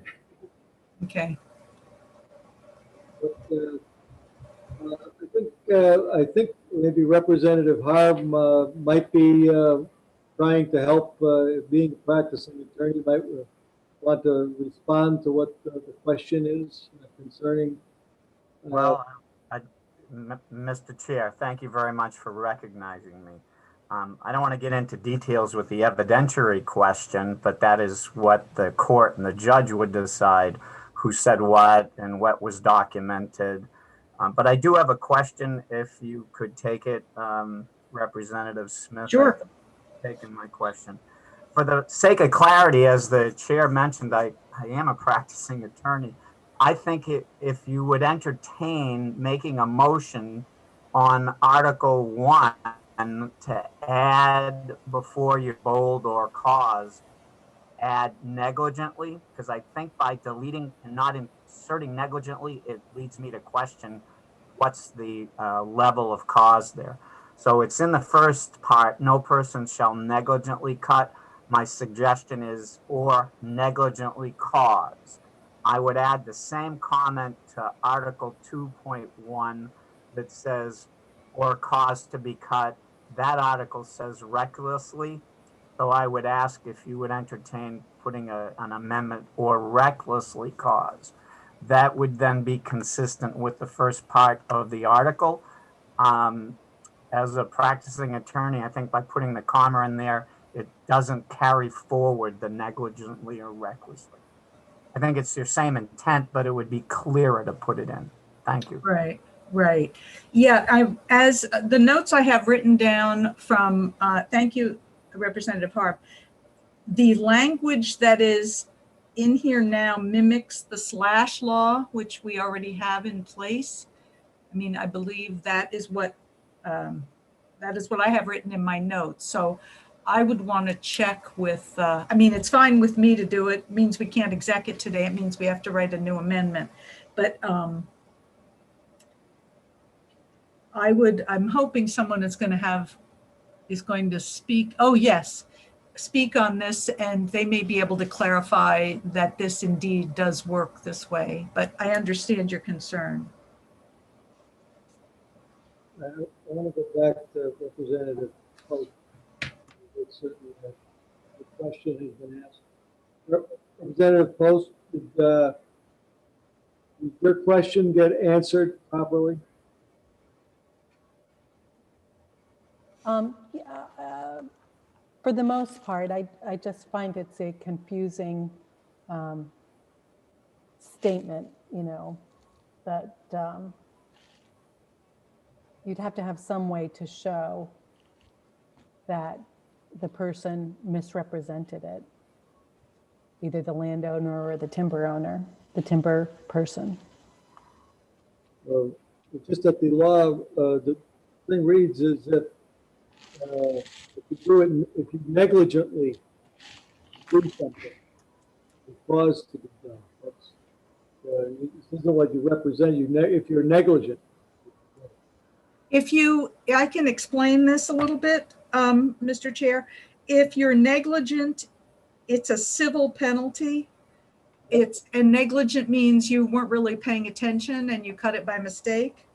And then reckless is worse than negligent. It's a criminal offense because it states that you did know it. And then there's knowingly, which is worst, and that is purposeful. And those are all terms that are defined in statute. And the reckless one is a criminal offense, and it's a Class B felony if the loss is greater than $1,000. The civil penalty, the fine is between 3 and 10 times the cost of the value of the timber that was taken. Does that help at all? Yes, thank you. Are there any other questions? For Representative Smith? You're in line and one here. Thank you. All right. Who is the next person? Thank you. Yep. Okay. Yes. Okay. Jason Stock, you're on. The chair recognizes Jason Stock. Thank you. For the record, my name's Jason Stock. I'm the executive director of the New Hampshire Timberland Owners Association, and we come today to testify in support of House Bill 193. We supported it last year, and as was stated earlier, this was a victim of the disruption of last year's legislative session. We think that the bill adds continuity to the law, to the deceptive forestry law. When I say continuity and consistency, I'm using those interchangeably, but it adds that consistency, continuity between this law and the slash laws. We also believe that it does provide some flexibility for enforcement to actually go in, and if there is in fact a timber trespass, and really the party at fault is not the actual logger themselves, they were misinformed. It gives enforcement the authority to go and actually pursue the party that was responsible for the actual trespass. I've spoken, as a landowner association. We represent the landowners, but we also represent loggers, consulting foresters, as well as mills. And when I discuss this bill with loggers and foresters, everyone seemed to have a story of a situation where the landowner said, all right, yep, I own to the back stone wall, and that's the extent of my ownership. And they conduct a timber sale, and turns out they didn't own to the back stone wall. And right now, the way the law reads is the only individual that Division of Forest and Lands can pursue is the individual that cuts or carries away that timber. In this case, the logger. This will enable the Division of Forest and Land and those forest rangers to say, all right, let's dig a little bit deeper. Let's see who really was responsible, and was this parcel misrepresented. And so again, due to the fact that we think that adds some clarity, it gives that flexibility, and it really enables the forest rangers to pursue who is truly at fault. We come today in front of you and testify in support of House Bill 193. With respect to the idea of changing and inserting the word recklessly, I would really want to defer to the folks in the Division of Forest and Lands. I am not an attorney, but I do know that negligently, recklessly, and on purpose, as Representative Smith had said, those do have different weights and represent culpable states of mind. And I would, before the committee execs and approves this bill, I would really want to hear from the folks in enforcement how big a change or shift that would be by inserting recklessly in there.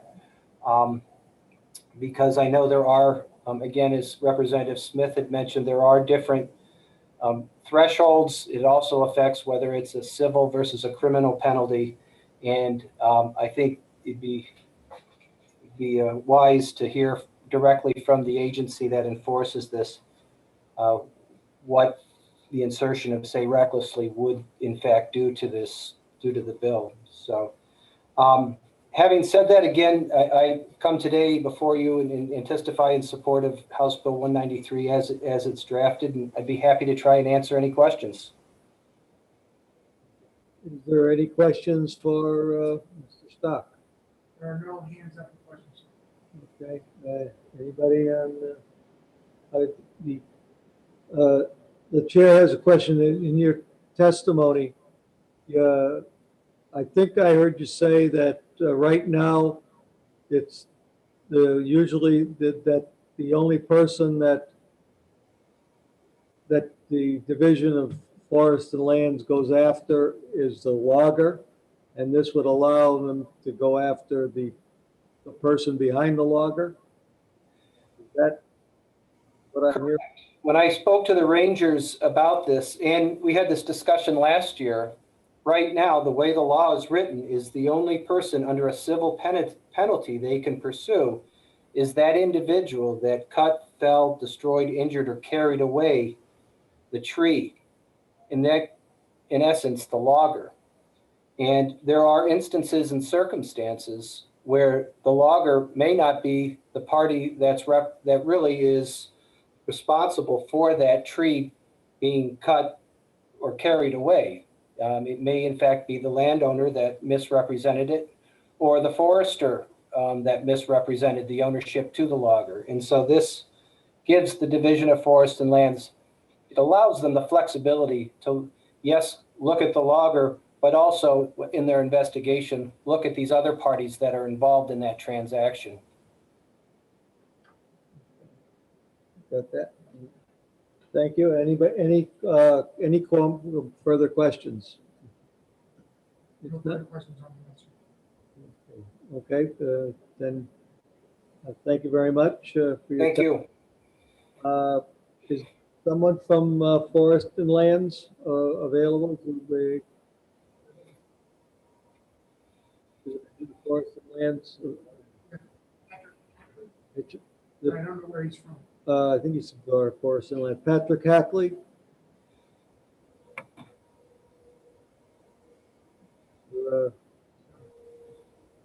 You on?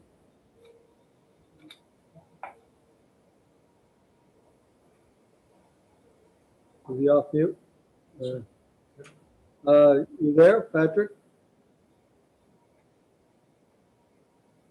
Mr. Hackley, you there? Thought I saw some names. Okay, yeah, I can. Yeah, of course you can. He's off mute. He's off mute. He might have muted himself. Are you there, Patrick? Mr. Hackley, are you there? He's listed as being here, but I thought I saw some on the list of emails that he was that sent something in, but I gotta have to switch screens for that. He just took his name. Oh, Mr. Hackley, get out and go back to emails. Chair, I do have that up on my email. He did submit it.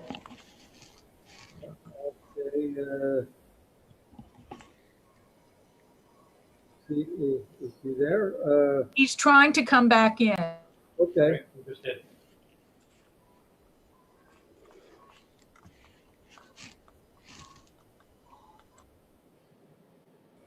It shows he's unmuted, but Oh, hello. There you go. Do that. Is he on? Mr. It's Hackley? on the old version.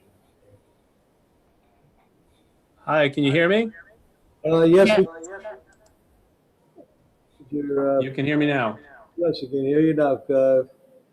Could you help us out and testify, or give us you've heard the testimony so far. Could you comment, please?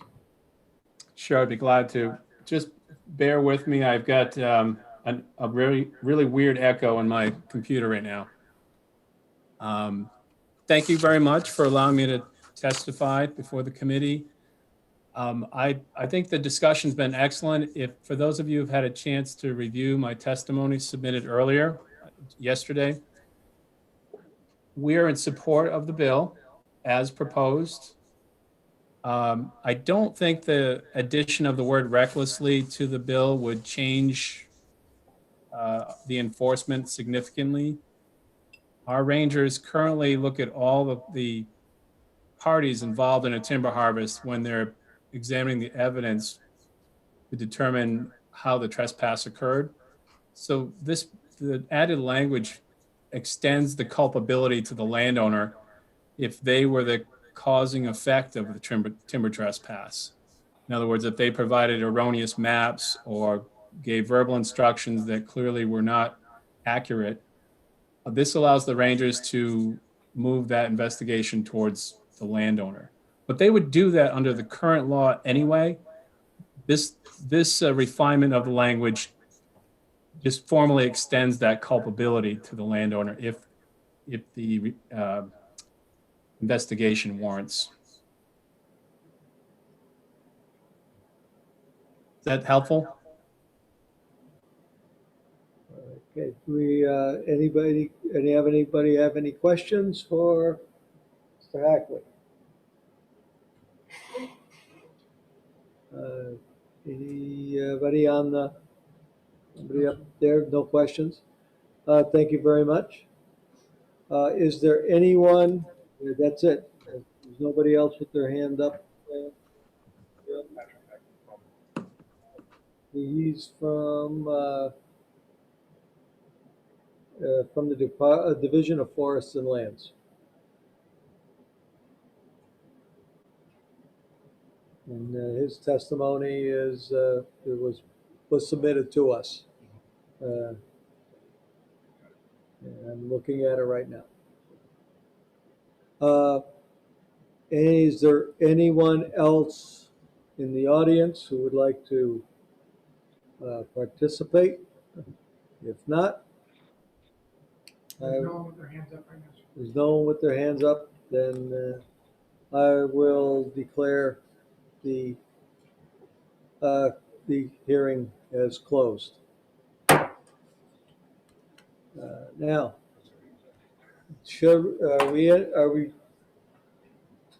we got a question on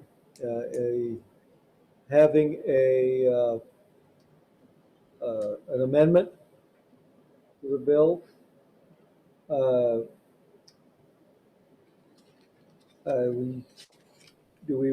you wish to discuss that? We can go into executive session to discuss that. Or we can simply move this bill off to the future as for an additional or for the drafting of an amendment to be brought to the executive session and dispose of it there, whether we take the amendment or not. I'll err on the side of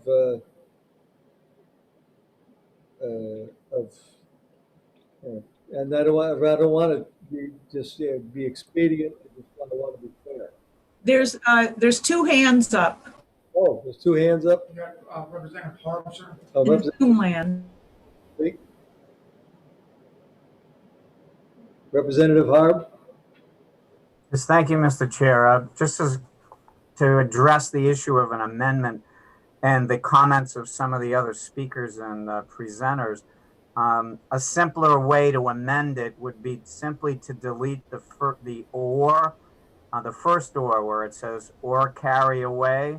If you just put comma, carry away, or cause to be cut, you're not repeating either the negligent or the reckless.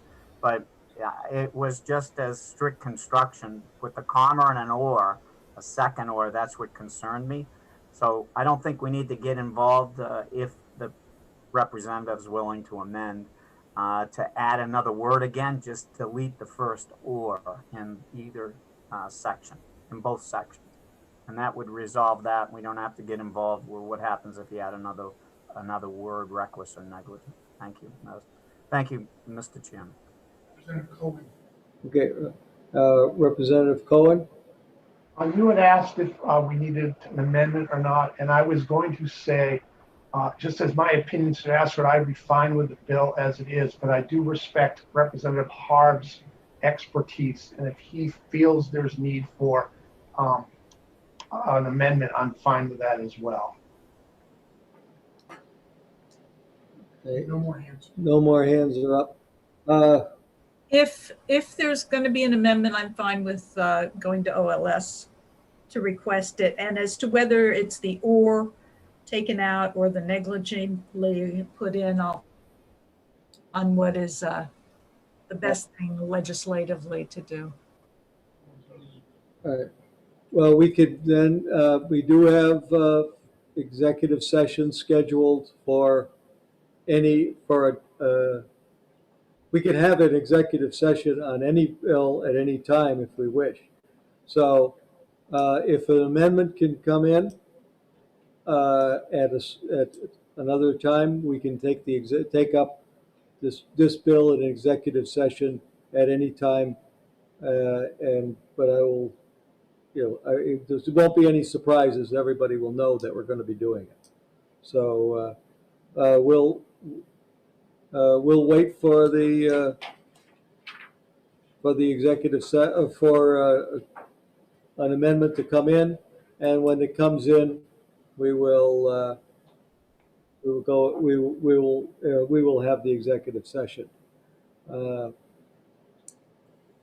Okay. No comments. All right.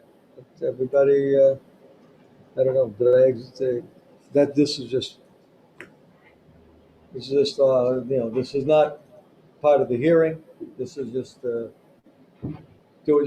doing housekeeping.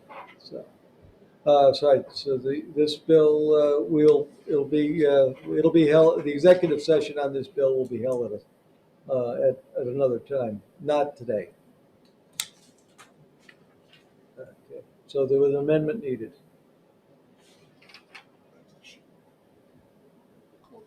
Okay. Oh, did I forget the? Yep, I did. I'm gonna have to reopen the hearing anyway, just to get this into the record. The sheet.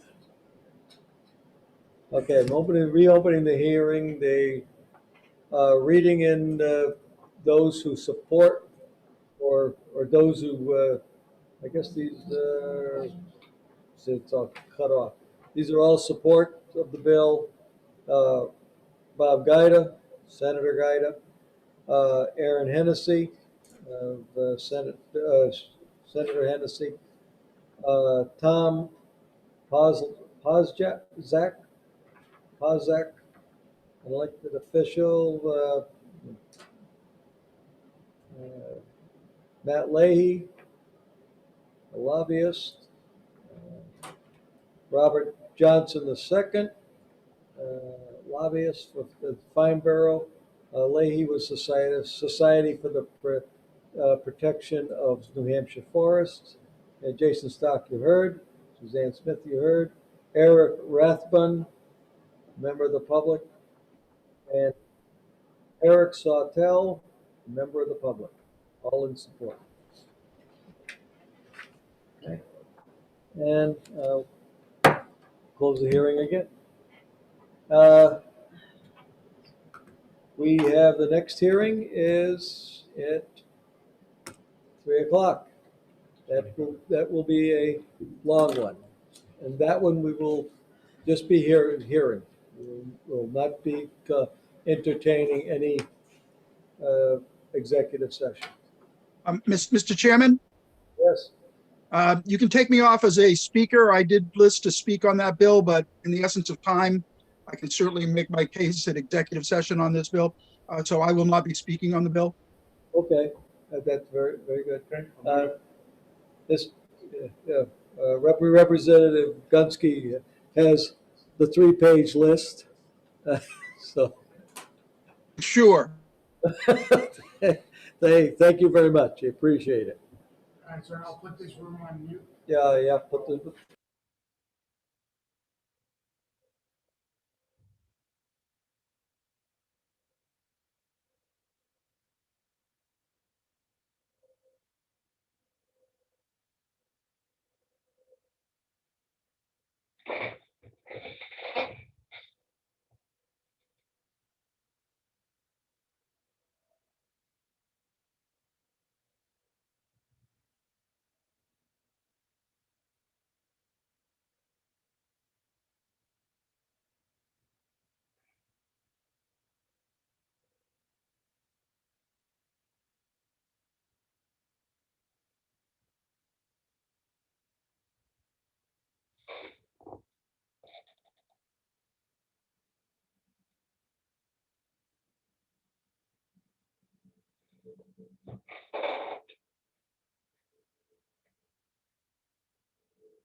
Patrick.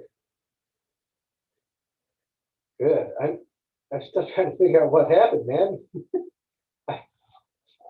I don't know how they're going to amend it. I'm not sure what they're going to do, whether it's going to be adding, he said recklessly, and then he said negligently at the end, and then he said just remove or. My preference. Mr. Stock, your microphone's still on, just to let you know.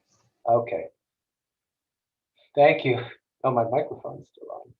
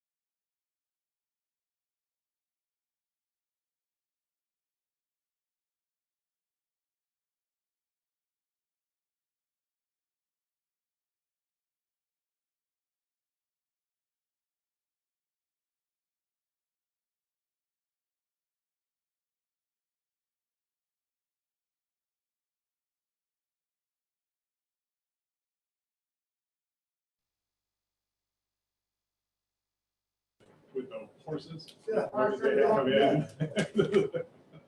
We are That was a off, good hearing. we are off mute.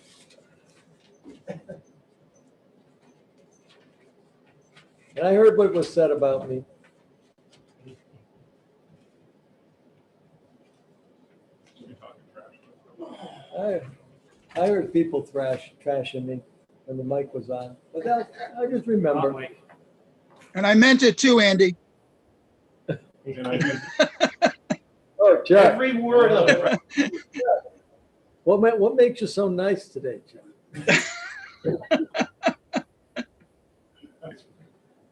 You know, Considering all the technology that we have going on here, Andy, you're not doing that bad a job, so. So you have 26 attendees. okay, And 20 participant panelists too.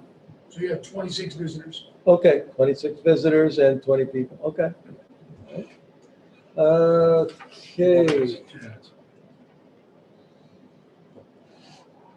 Are we, okay, we got 1 or 2 minutes left, it's 2:58, so, You do have a phone number. Do you want to identify those, Andy, what, for the record? We have a phone number on there. Usually, a phone number? yeah. Yeah. Well, if they We've speak, had a couple of throughout the day. I don't Oh, know who they are. they could be listening, that's fine. well, they just, If they speak, obviously. if they wish to speak, yes, they give.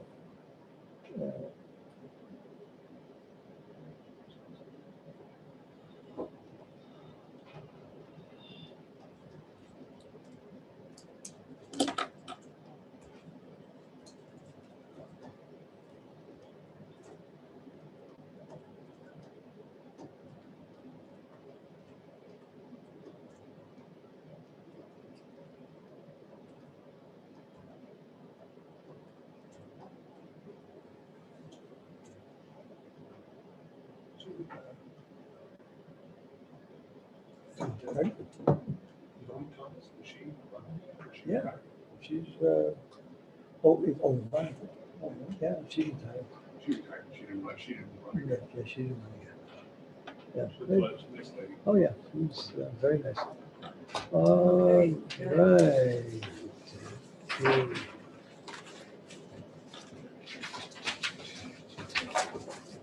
All right. All right, folks. This.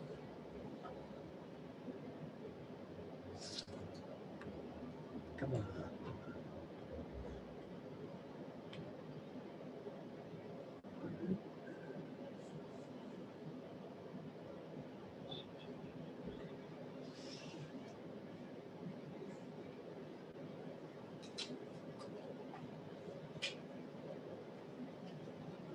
Okay. All right, we're gonna open up the hearing on House Bill 611 FN, abolishing fluoridation in water. The prime sponsor is Representative Cushman. Representative Cushman, are you available? Does she raise her hand? Yes. You want? Yep, bring her up. Okay, she's good. Representative Cushman, do you hear us? Hi, I'm here. Can you hear me? Yes, we can hear you. Very good. All right, the floor is yours. Thank you. Thank you, Mr. Chairman, and thank you, members of the committee. My name is Leah Cushman. I'm a representative for the towns of Ware and Deering. This is my first term as state representative, and I serve on the Health, Human Services, and Elderly Affairs Committee. A little background, I'm a registered nurse of 6 years. I work in med-surg, rehab, long-term care, and also home care, and I also have experience in case management and wound care.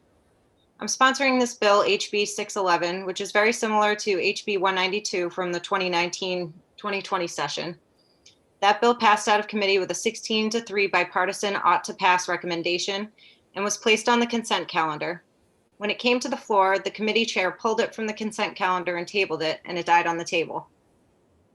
I'm sponsoring this bill because as a nurse, informed consent is extremely important to me. and I believe that public water fluoridation circumvents true informed consent for individuals. Municipalities must bring the issue to a vote in the town before a policy of water fluoridation is adopted, but many people don't have time to partake in that process or are unaware that the question is on the table. Many people are unaware their tap water is already fluoridated, despite their town website or newspaper publishing that information. The reality is that most people don't look. The last time that the question of adding fluoride to drinking water was brought to communities for a vote was in the year 2000 in all of the towns supplied by Manchester Waterworks. Fluoridation won by 1% in an election that had very low turnout. Essentially 15,000 people decided for 150,000 people. The dental lobby had spent tens of thousands of dollars on ads and mailers, according to their own internal documents, and had a former US Surgeon General as their key spokesperson. That's what pushed them over the edge for the close win there. While there is a demonstrated benefit from the use of topical fluoride in preventing dental decay, and limited demonstrated benefit from ingesting fluoride in water, there is a substantial amount of evidence that ingesting fluoride can be extremely harmful, especially to fetuses, infants, and children. In New Hampshire in 2008, fluoride systems were installed in some schools, and after 4 years of water fluoridation in these schools, the union leader reported that tooth decay continued to rise. Only after the state introduced dental clinics in schools that provided screenings, cleanings, and sealants did decay rates decrease.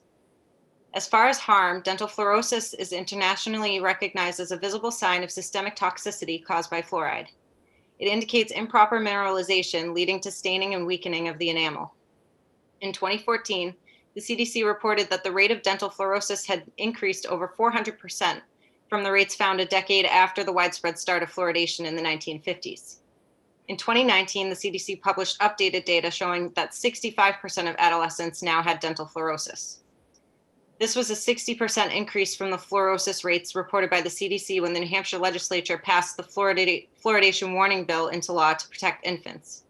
That bill required warnings to be sent to residents of towns with fluoridated water to not use it to reconstitute infant formula.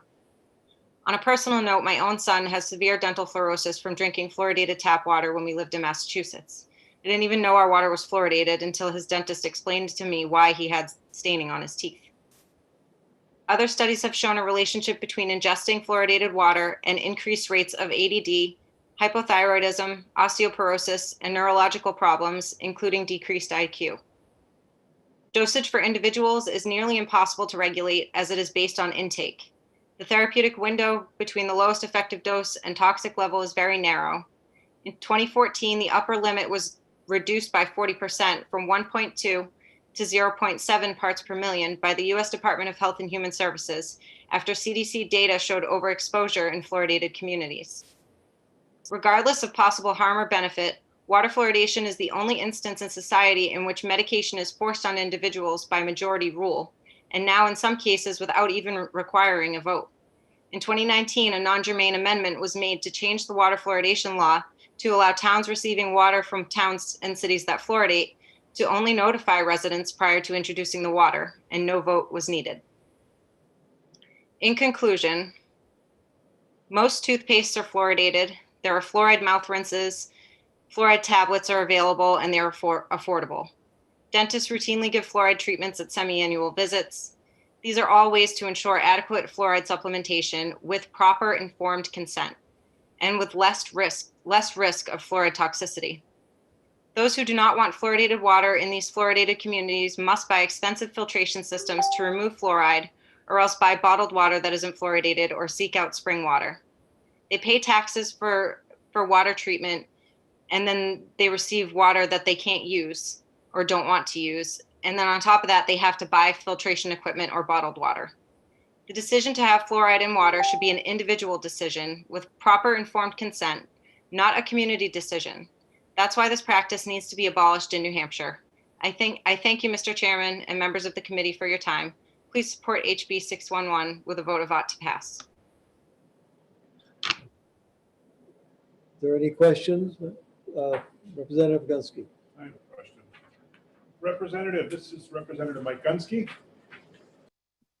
Go ahead. Can you hear me?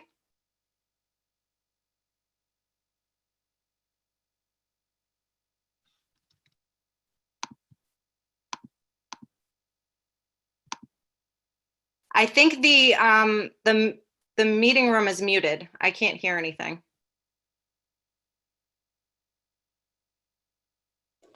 That has been happening during the day today. Could someone repeat the question?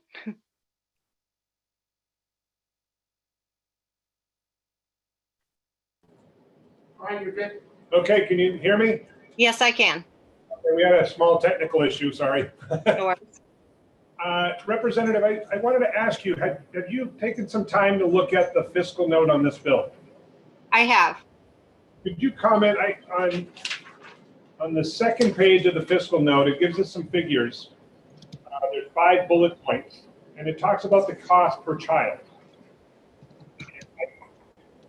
With your medical background, you could probably answer better than I could. Is the fluoride supplementation, is that something that's fairly common? And because this is a pretty significant fiscal note that they're showing here, although it's mostly assumption. So I was wondering if you could give me some clarification and your views on that. Yeah, I see this as all assumption. As far as I know, fluoride supplements are relatively inexpensive. And because water fluoridation is only minimally impactful in controlling and decreasing tooth decay, I don't really see that, more ingestion is warranted in most cases. Topical treatments have the most impact, and I don't really see that there's going to be such a need for supplements to be provided. Thank you. Any other questions from the committee? Yeah, no, I'm not sure. Okay. Seeing no questions more questions from the committee. Thank you very much for your testimony. Thank you. Okay, what was my next person? Mike? Sorry about that. Karen Craver from New Hampshire DHHS. Okay. Karen, what's it, Craver? Craver, C-R-A-V-E-R. C-R-A-V-E-R. Karen Craver, New Hampshire let's say, DEF. Yep. From Department of Health and Human Services. Am I unmuted? Okay, we hear you. Great. Good afternoon, Chairman Renzullo and members of the committee. My name is Karen Craver. I'm a chronic disease and environmental epidemiologist with the Department of Health and Human Services within the Division of Public Health Services. I support our state's oral health program, and I'm here today to speak in opposition of this bill. The role of the division is to support policies that promote evidence-based public health practices, such as community water fluoridation. The practice has been recognized by the Centers for Disease Control and Prevention as one of the top 10 public health achievements of the 20th century. After more than 7 decades of evidence, major health and scientific organizations continue to support the practice as one that is safe and effective.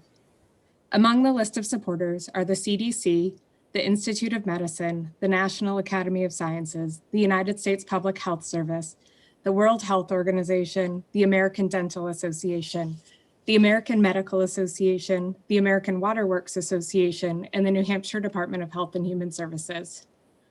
Although fluoride-containing products and supplements contribute to the prevention of tooth decay, community water fluoridation is believed to be the most cost-effective and beneficial approach through every stage of life and for all people, regardless of age, race, ethnicity, or socioeconomic status. It's a strategy that reaches the most vulnerable among us, individuals who may not have access to other preventive services. It's a strategy that addresses and reduces health disparities. The practice of water fluoridation prevents tooth decay for children and adults by an estimated 25%. Data collected from fluoridated systems in New Hampshire show that the annual cost of community water fluoridation ranges from 27 cents to $3.05 per person per year, depending on the size of the community. Multiple studies have been conducted to estimate the economic impact of community water fluoridation. While methodology has varied, results have consistently pointed to fluoridation as a health-based strategy that results in cost savings for both individuals and for communities. One such analysis showed a return on investment of $20 for every dollar invested by communities, and an average savings of $32 per person by avoiding the need for treatment for dental decay. Cost savings come not only from the avoidance of direct cost of dental care, but also the indirect cost of missed work or missed schooling due to dental pain or for the receipt of dental care. At a time when state and local governments are facing tremendous fiscal pressure, the public can feel confident that community water fluoridation is one example of a program that truly saves money. To date, there has been no sound scientific evidence showing optimized fluoridation as a cause of adverse health effects or systemic disorders. This was true even in the past when the recommendation included levels exceeding today's standard. In accordance with the guidelines established by the Community Preventive Services Task Force, in 2013, the CDC updated the fluoridation recommendation to establish 0.7 milligrams of fluoride per liter of drinking water as the optimum concentration needed to achieve dental benefit. To ensure compliance with this recommendation, public water systems that practice fluoridation are required to test fluoride content on a daily basis and to report the data to the Department of Environmental Services on a monthly basis. This data is monitored by both the Department of Environmental Services and the Division of Public Health Services and is reported to the CDC. According to the United States Environmental Protection Agency, health-related risks associated with fluoride become a concern when fluoride in drinking water reaches a level greater than 5.7 times of that recommended level. Given the close monitoring that occurs with fluoridation, we can be assured that this has not happened and will not happen in our communities. The policy proposed in this House Bill 611, is in opposition to 7 decades of scientific evidence demonstrating both safety and health benefits of community water fluoridation at recommended or optimized levels. For this reason, the Department of Health and Human Services opposes the bill. Thank you.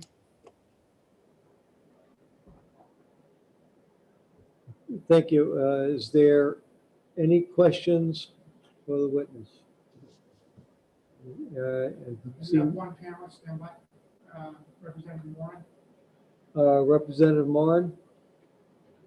Thank you, Mr. Chairman. My question would be, who provides the fluoride to the state that's put into our drinking water?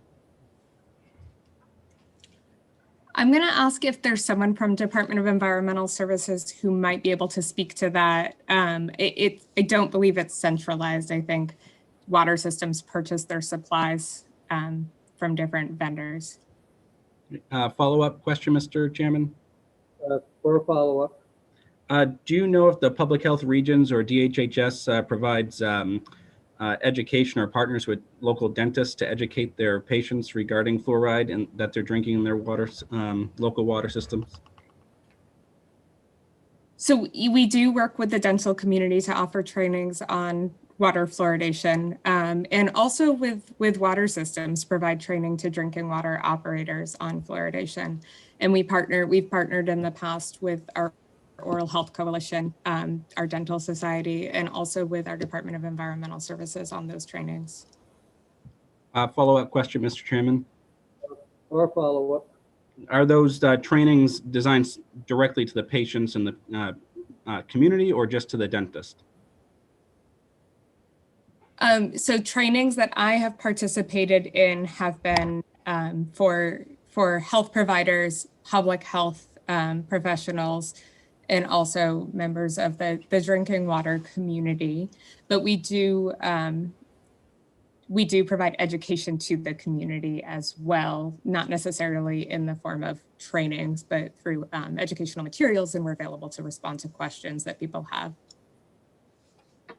One last follow-up question, Mr. Chairman. For a follow-up. Where would members of the community access materials other than, online at the DHH website if they want to learn more about what's in their drinking water? If people wanted to learn specifically about what's in their drinking water, drinking water systems put out consumer confidence reports, which includes details about the water in this specific system. If people want to learn more about community water fluoridation, there are some great sites, including one put out by the American Academy of Pediatrics called ilikemyteeth.org. And we could certainly direct people to a number of different resources. Thank you. You're welcome. Okay, Representative, your question? Sorry, was that for me? Yes, Representative Kelly, for a question. Yes, Ms. Craver, we heard previous testimony that there was little evidence of ingestible fluoride having an effect. Would you agree with that statement? Having a health benefit. So there are benefits both topically and systemically. And so that's why we support community water fluoridation, which actually acts in both ways. You know, there's the ingestion of fluoride, but also the contact with people's teeth throughout the day as they drink water. And both are beneficial and important.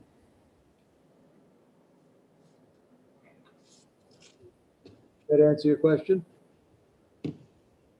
Okay. Any other question? It's Representative Gunsky for a question. Thank you, Mr. Chair. Ms. Craver, what does your department, or how does your department identify the additive in the water, that fluoride additive? Do you consider that a medicine? What do you consider that in your agency?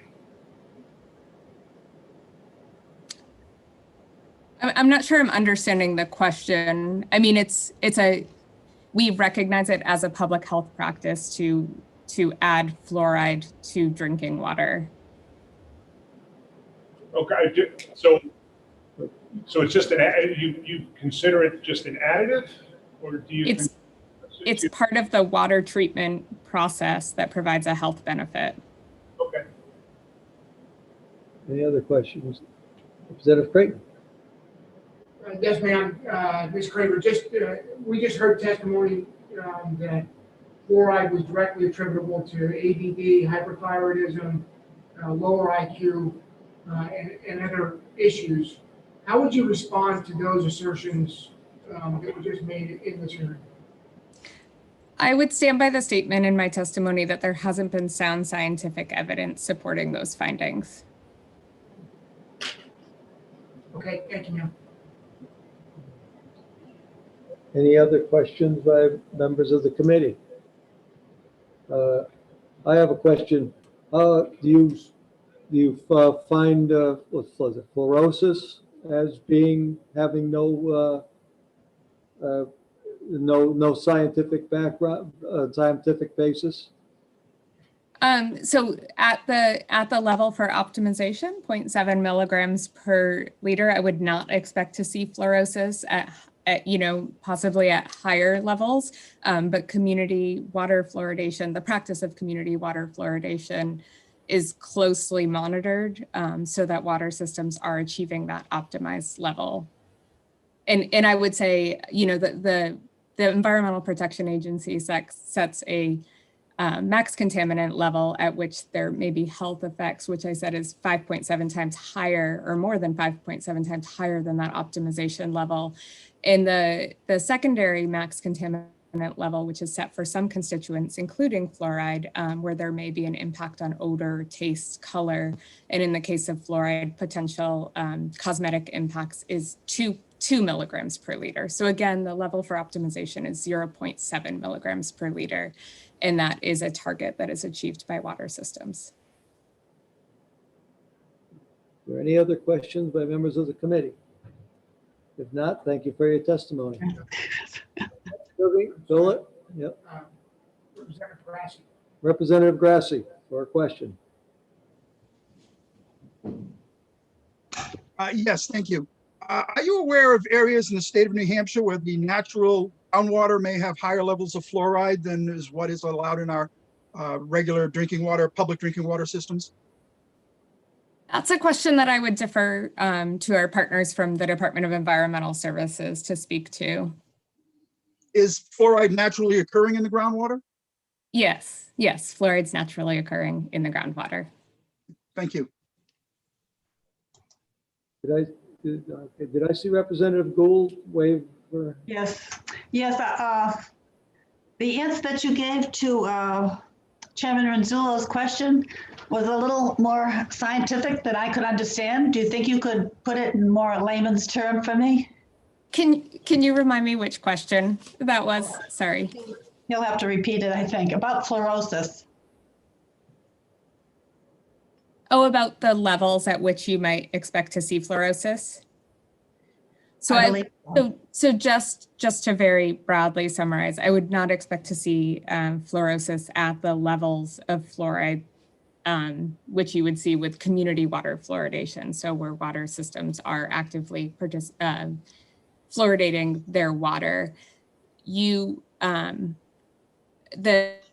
Environmental Protection Agency has said that you may see fluorosis at 2 milligrams per liter, which is more than twice the level that water systems fluoridate at. And as someone pointed out before, fluoride is naturally occurring in the groundwater, and you could see that naturally occurring fluoride in your own home well or in a small system served by a well, but you would not see levels like that with community water fluoridation. Is that helpful? Okay, follow up? Sure. Let me see. Okay. Well, does fluorosis occur in the rest of the state and all the little towns in New Hampshire, or not? It's not something that has been reported to me in my 6 years with the oral health program at the state.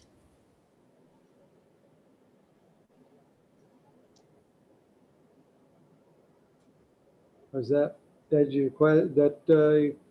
your answer to your question, Representative Gould? That's up. Thank you. That's fine. Thank you. Thanks. Representative Spain for the first time. Thank you. I have a question about why it is that Canada seems to be banning fluoridation of public waters when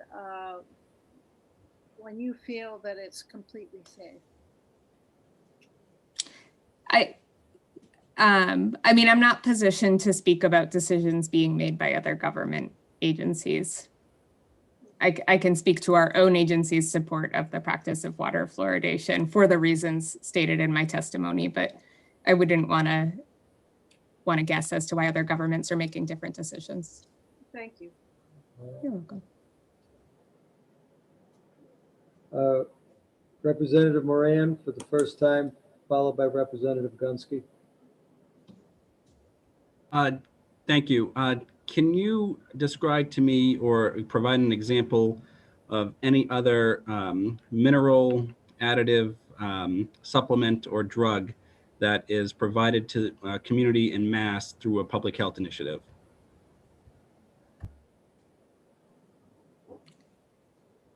I'm trying to think, my scope at the health department is narrowly to support the oral health program. And so I'm not expert in all things. I appreciate that. I can understand that. Mr. Chairman, can I ask a follow-up question? Or a follow-up? Yes. In regards to the dental oral health, is there a benefit for adults in New Hampshire for dental services for Medicaid? Sorry, I'm not sure I'm understanding your question. And it may be that our Medicaid dental director will be speaking later. She may be more poised to answer this question. Water fluoridation does benefit both children and adults. Yeah, I guess my question would be if... For clarification? Yeah, can I ask a clarifying question? Sure. So, Mr. Chairman, is that all right? Yes. So I understand that in New Hampshire, children have a dental benefit when they are low income and qualified for Medicaid. And I understand that fluoride can be beneficial for healthy teeth. My question is, for low income individuals throughout the state of New Hampshire who are adults, do they have access to a Medicaid benefit so they can access fluoride treatments with a dentist? I'll let our Medicaid dental director speak to this when she speaks later, if we can bookmark this question. But it's my understanding that the dental program for adults in New Hampshire through Medicaid is limited to emergency services. Thank you. Okay, pardon? Yep, I'll go Representative Gunsky, then Representative Gunsky, then Representative, followed by Representative Post. Thank you, Mr. Chair. Just wanted to ask another question on how do we determine the amount of fluoride an individual takes in to their body when consumption is very different between individuals? And has the state taken that into consideration? Well, the CDC set the standards based on that data, and I stated in my testimony there, and I think someone else stated previously, there used to be a range for optimization, and they based on the research, based on the practice of fluoridation, they've determined that 0.7 milligrams per liter is a safe amount. Based on the amount of water that people drink in various places throughout the country, which, can vary based on climate and activity level and that sort of thing. Follow-up? Or follow-up? Do you know what amount of water that was used to determine that? I do not know. I would have to follow up on that. I believe the average that I've seen for a male is 3.7 liters and a female is 2.7. Those are the figures that I have found. If you maybe clarify that, or if you could provide additional information on that, would be wonderful. Okay, I can take that back to my agency and follow up on that. Thank you. Representative Post, is there anyone else who's online? Representative Post? Yes, thank you for taking my question. I just wanted to ask Ms. Craver if she's done any research on the adverse effects of fluoride in children and adults, and if so, what that was. So I've read through the various studies and the various findings, and again, stand by my testimony about the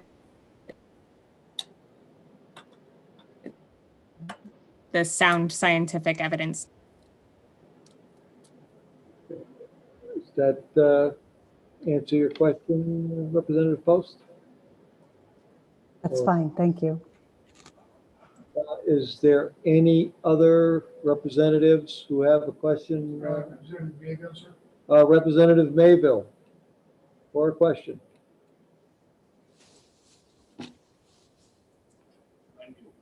She will have to unmute, please.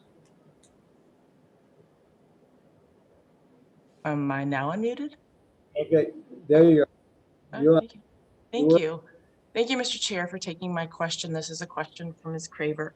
I noted that the American Health rankings throughout the United States showed New Hampshire is number 44 out of 50 for many, many years related to the fluoridation of our water supply, right down there with Louisiana, DC, and New Jersey.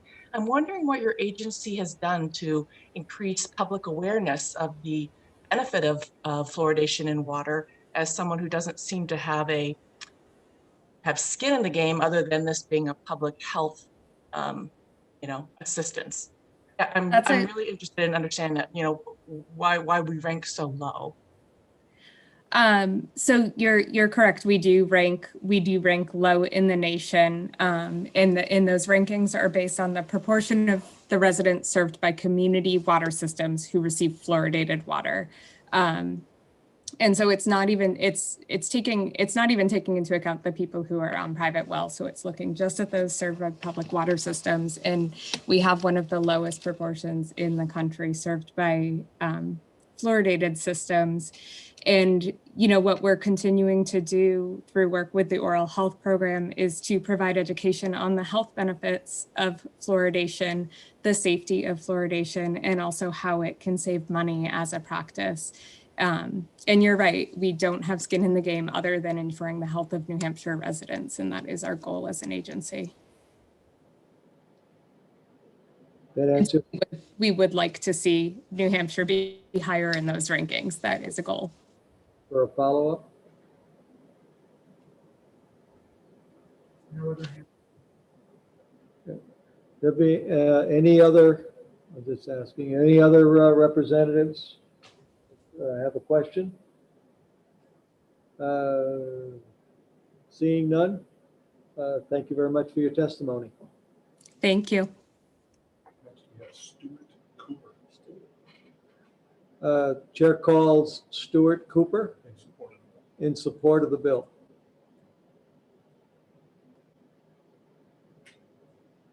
Stuart Cooper. Are you there, Mr. Cooper? I don't see him yet. Is he represented? No, he's a part of the audience. Yep, American Environmental Health Studies. Yeah, I got him. yeah, just say, tell me again, say out loud who he represents for the record. Representing, shows here the American Environmental Health Studies Project. Okay, Mr. Cooper. Yes, I am. I'm here. Can you hear me? All right, the floor is yours. Well, thank you very much. Thank you for the opportunity to speak in favor of this important legislation. My name is Stuart Cooper. I'm a resident of Sutton, New Hampshire, and I'm speaking today as a concerned citizen, a parent, and as the campaign director for the American Environmental Health Studies Project and their Fluoride Action Network campaign. Our nonprofit includes more than 5,500 medical and scientific professionals opposed to the addition of fluoridation chemicals to the drinking water. And we urge the committee to recommend HB 611 as ought to pass, just as you did in 2019 with a bipartisan 16-3 vote.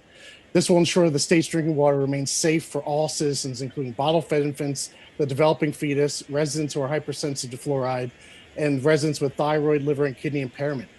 I'd like to alert you to 3 important emails sent to each of you over the past several days. And the first is under the title Fluoridation Deposition Videos. And this includes 3 short videos featuring our attorney for our federal lawsuit against the EPA, introducing and showing several clips from deposition videos of representatives under oath speaking on behalf of the CDC and EPA, acknowledging under threat of perjury, they cannot actually verify the safety or effectiveness of water fluoridation for the fetus or bottle-fed infants. What you've just heard from the DHHS person was just talking points from the American Dental Association. You heard a lobbying presentation.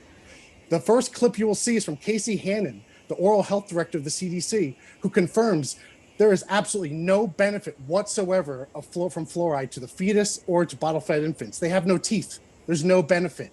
Meanwhile, you see a second video where he says the CDC has no studies or data showing safety regarding fluoride in the brain. Meanwhile, there are now over 66 human peer-reviewed published studies showing that fluoride is a neurotoxin. So when we just heard there's no scientific evidence showing harm, that you should ask, well, why haven't you found it? Because it was published in JAMA Pediatrics, only the most credible pediatric journal in the United States. It was published in The Lancet, the oldest medical journal in the world. It was published in the Journal of Pediatrics. I mean, this is absurd. Just look for it. I mean, you're hearing talking points. The third deposition video is from Dr. Joyce Donahue from the Office of Drinking Water at the EPA, who says, based on the new science over the past several years, the EPA's current fluoride regulations are not safe. So under oath, you get a totally different message than you do on talking points. When you realize, okay, so I'll just move on just for the sake of time. The second email you received was under the title Fluoridation Studies Showing Harm. There is now a large body of government-funded, NIH or CDC-funded research indicating, so I mean, I guess they don't find that credible, I don't know, indicating that fluoride is neurotoxic, is associated with lowered IQ in children and a significant increase in ADHD diagnosis. The experts in toxicology have likened the size of the effect to that from lead, including Bruce Lanphier, who was the scientist in the 80s and 90s that raised the alarms about low levels of lead exposure. Works for the Boston Children's, that's someone else, but that's Bellinger. But so they're now comparing it to the size of lead. We invite you to read these studies yourself. Don't trust me. I sent you the studies, the links to PubMed. Read them. The people on the other side are going to tell you, don't read the studies, trust us. Listen to our endorsements. These unscientific endorsements, none of which They're all decades old, none of which have been taken since these studies have come out. These endorsements are meaningless. Most of these studies have come out since 2017, decades after these endorsements were first acknowledged. This committee has a rich history of taking action to protect New Hampshire citizens from fluoridation. In 2012, when the Centers for Disease Control reported that 41% of our teenagers now had dental fluorosis, a permanent discoloration and weakening of the enamel caused by systemic or swallowing fluoride prior to 8 years of age. 41%. This committee and the legislature passed HB 1416, making it law in fluoridated communities to warn parents not to reconstitute infant formula with fluoridated tap water. So already we acknowledge we shouldn't be giving this to infants, but we're still going to put it in the water. So that action was prophetic because 2 years later, the U.S. Department of Health and Human Services lowered the recommended level of fluoride in the water by 40% because of this overexposure. So the same people on the other side now that are telling you safe and effective, read the talking point, safe and effective, we're saying the same thing there for a level of 1.2 before they were forced to lower it. So, I mean, listen, who's been right? So now in 2019, the CDC published updated data showing that number went from 41% to now 65% of adolescents have dental fluorosis. It's only going up. This committee heard testimony in 2019 about new studies. The first was BASHESH showing that low levels of fluoride, this was NIH funded, National Institutes of Health funded, low levels of fluoride caused a 5 to 7 point IQ loss. There was other studies that confirmed that. We heard from Peckham that there was a 62% increase in hypothyroidism diagnoses in optimally fluoridated communities of 0.7. And I could keep going on. There's more, higher levels in BASHESH 2018 and Environmental International. Higher levels of fluoride exposure during pregnancy were associated with global measures of ADHD and more symptoms. So now 2 years later, what has happened since you guys voted 16-3 on that last bill? What has happened? You were proven right. 6 new studies funded by NIH or CDC using CDC data have confirmed that these effects. The first was published last year in the Journal of American Medical Association's Journal of Pediatrics. Talk about credible. Journal of Pediatrics. And it showed that children in Canadian optimally fluoridated communities had an average of 5 to 7 points lower IQ because their mothers were exposed during while the fetus was developing. They're exposed to just optimally fluoridated water. Rydell found, this one was published in the leading toxicology journal, Environmental International, found a shocking 284% increase in the prevalence of ADHD among children in fluoridated communities. The list goes on. There are now 7 mother-offspring studies, most of which funded by NIH, showing that women during the fetal development or bottle-fed infants, whose their nutrition, all their meals are being used with reconstituted fluoridated tap water, have lowered IQ and increased ADHD rates. I've sent you the studies. Don't trust me. Read them. The other side doesn't want you to read them.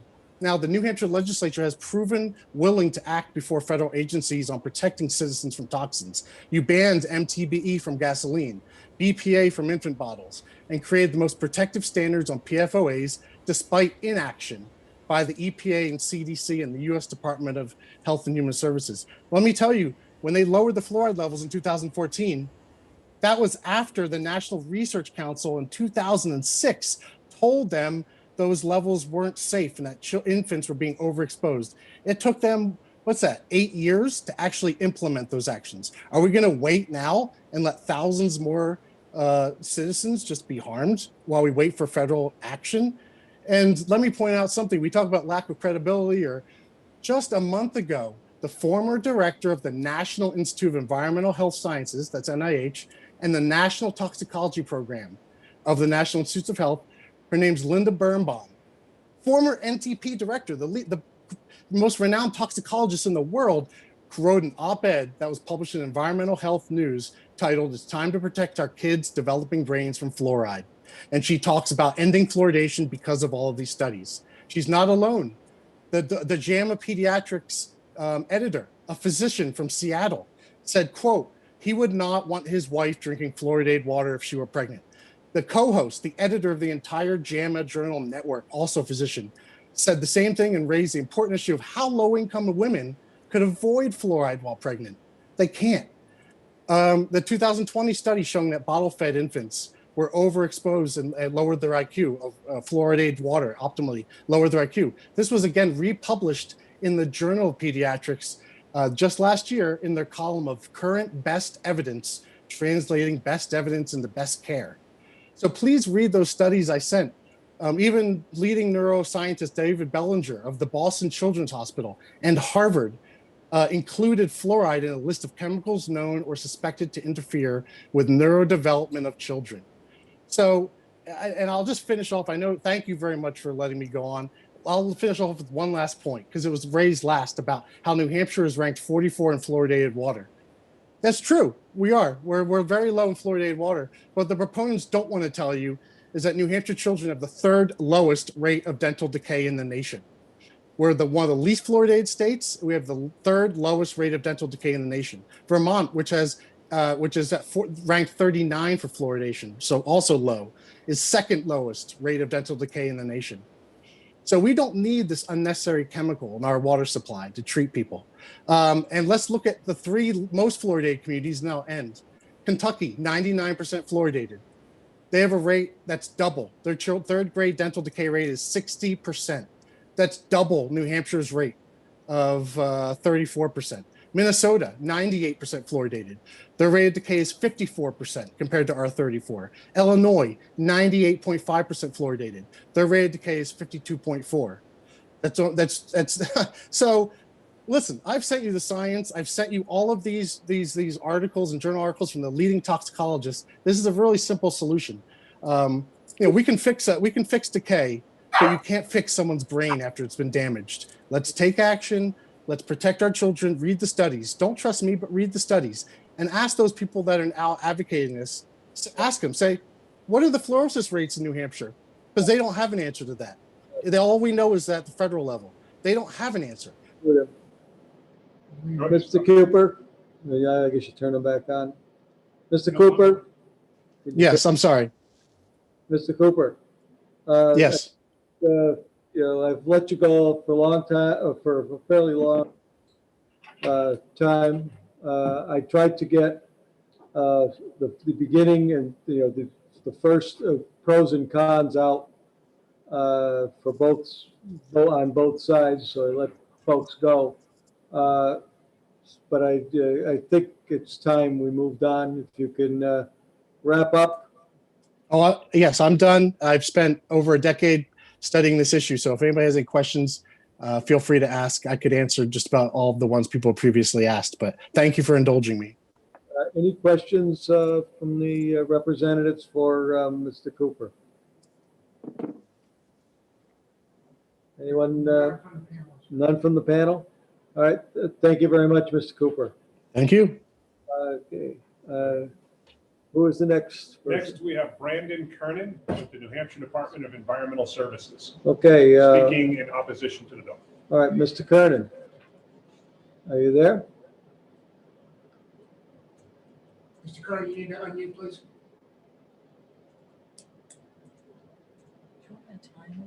I'm going to time people now. Mr. Kernan.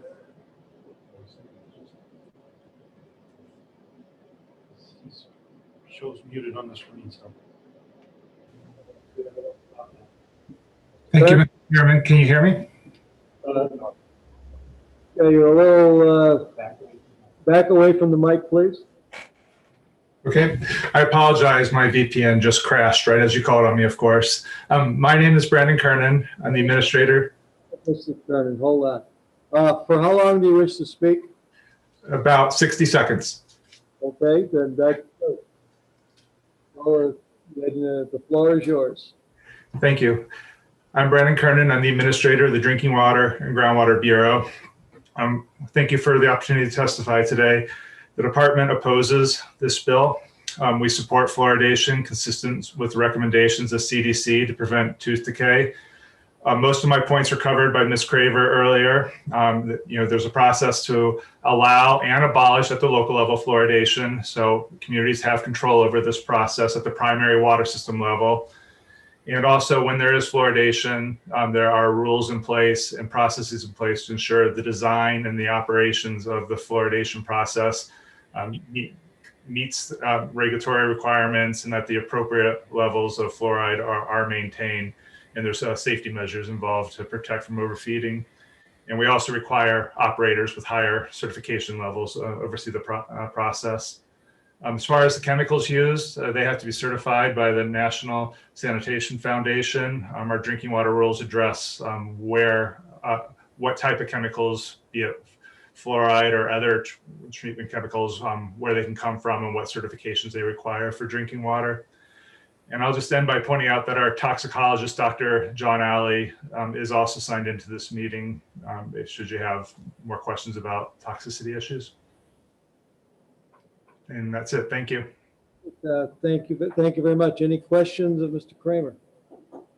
Kernan? Yes, Representative Creighton. Yes, Mr. Chairman, thank you. I asked the same question. You just heard the testimony of Mr. Cooper in claiming all sorts of medical issues that we've all heard several times now. How does your agency respond to those?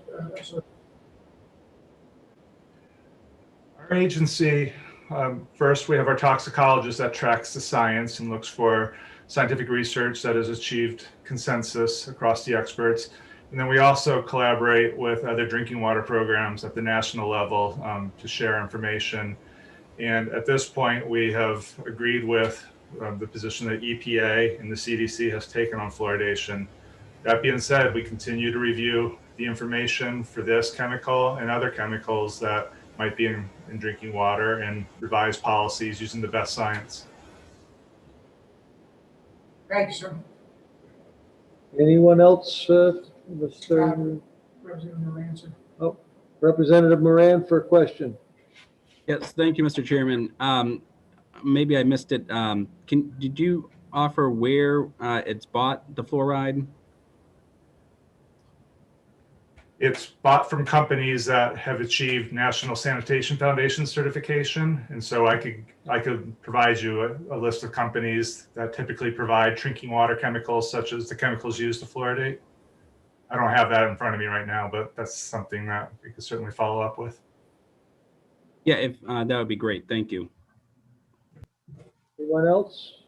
There's a hand. Representative Gould, sir. Representative Gould. Yes, I have a question, Chairman. The DES is mainly just concerned about the technical aspects of fluoride. Do they go into the, what happens to people if they have fluoride or anything? Or are you just concerned about how it's put into the water and, I don't know, that aspect of it? We're concerned about all of our drinking water standards and guidelines to ensure they're protective of public health and continue to look at the best available science. And so, no, we don't turn a blind eye to other information about our standards. And we also have a toxicologist that reviews our standards and guidelines. And as science emerges, they can change. Our guidelines and standards can change over time as warranted. Representative Post, sir. Representative Post for a question. Thank you. I wanted to ask Mr. Kiernan, have you ever done any research yourself on negative effects of fluoride? No, I have not researched it. We rely upon research agencies and federal agencies to complete that work, and the health agencies as well. But our Bureau has not conducted a research study. Can I follow up to that, please, Chair? So, was that a yes? Yes. Oh, yeah. Thank you. So, Mr. Kiernan, the information you're providing us, is that from talking points, or is that from something you know to be true by doing research? Well, akin to research, we have 60 years of experience of communities adding fluoride, and to the extent data becomes available, a state agency in whatever form it's been over the time, would have reacted to it. But there's certainly research that I guess we are part of because we're relying on our federal agencies, and we are part of the federal government that do conduct the studies, that do have the capability and the research scientists to look over those studies. And so, yeah, that's part of the system. We are CDC as well. I mean, they represent us. So, we have looked at research, yes. Okay, and is that any more question? Any other questions? Nothing else on the next. Seeing none, thank you very much for your testimony. Next. Next, we have Sarah Finn, I believe, with the New Hampshire DHS Division of Medicaid Services, and speaking in opposition to the bill. Okay. Sarah Finn? Hi, yes, I'm Dr. Sarah Finney. I'm sorry. It's pronounced Finney. So could you back up from the mic a little bit? Is this better? Yes. It is. Okay. Good afternoon, Chairman Renzullo and members of the committee. I appreciate your time this afternoon. As I already stated, my name is Dr. Sarah Finney. I am the Medicaid Dental Director. I am here to express my opposition on behalf of the department to HB 611. The New Hampshire Department of Health and Human Services Division of Medicaid Services has functional responsibility for the Medicaid program, as well as health planning, reporting, data, and research. The Division of Medicaid Services policy decisions are based on scientific evidence and best practices. And for the reasons which I'm about to share, they are the reasons that we oppose this bill. In the past, the New Hampshire legislature has seen fit to put in place a number of RSAs which frame the process by which a community can determine whether or not they wish to fluoridate their water supply or continue that fluoridation. And bills similar to this bill have been deemed inexpedient to legislate. As the dental director for the Division of Medicaid Services, I am concerned about the potential negative impact on the overall health and quality of life of children covered by New Hampshire Medicaid, as well as other children and adults that live in the areas that have community water fluoridation. Children who are covered by Medicaid are at high risk for dental disease. And research has shown that there will be an increase in dental disease affected teeth when water systems are defluoridated. The highest cost for that defluoridation will be for dental treatment for children who are born after the community water fluoridation is ceased. So while we may see some increases initially in the costs in Medicaid, they will continue to go up as we get farther along in the lifespan of children who have not had the benefits of community water fluoridation.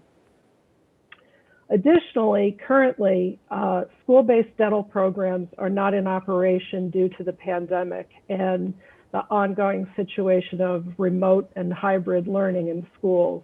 There are a number of children who receive their preventive dental care in these settings, and they're already being impacted by the fact that those programs are not operating at this time, and the loss of fluorinated water would add another impact, another negative impact for them.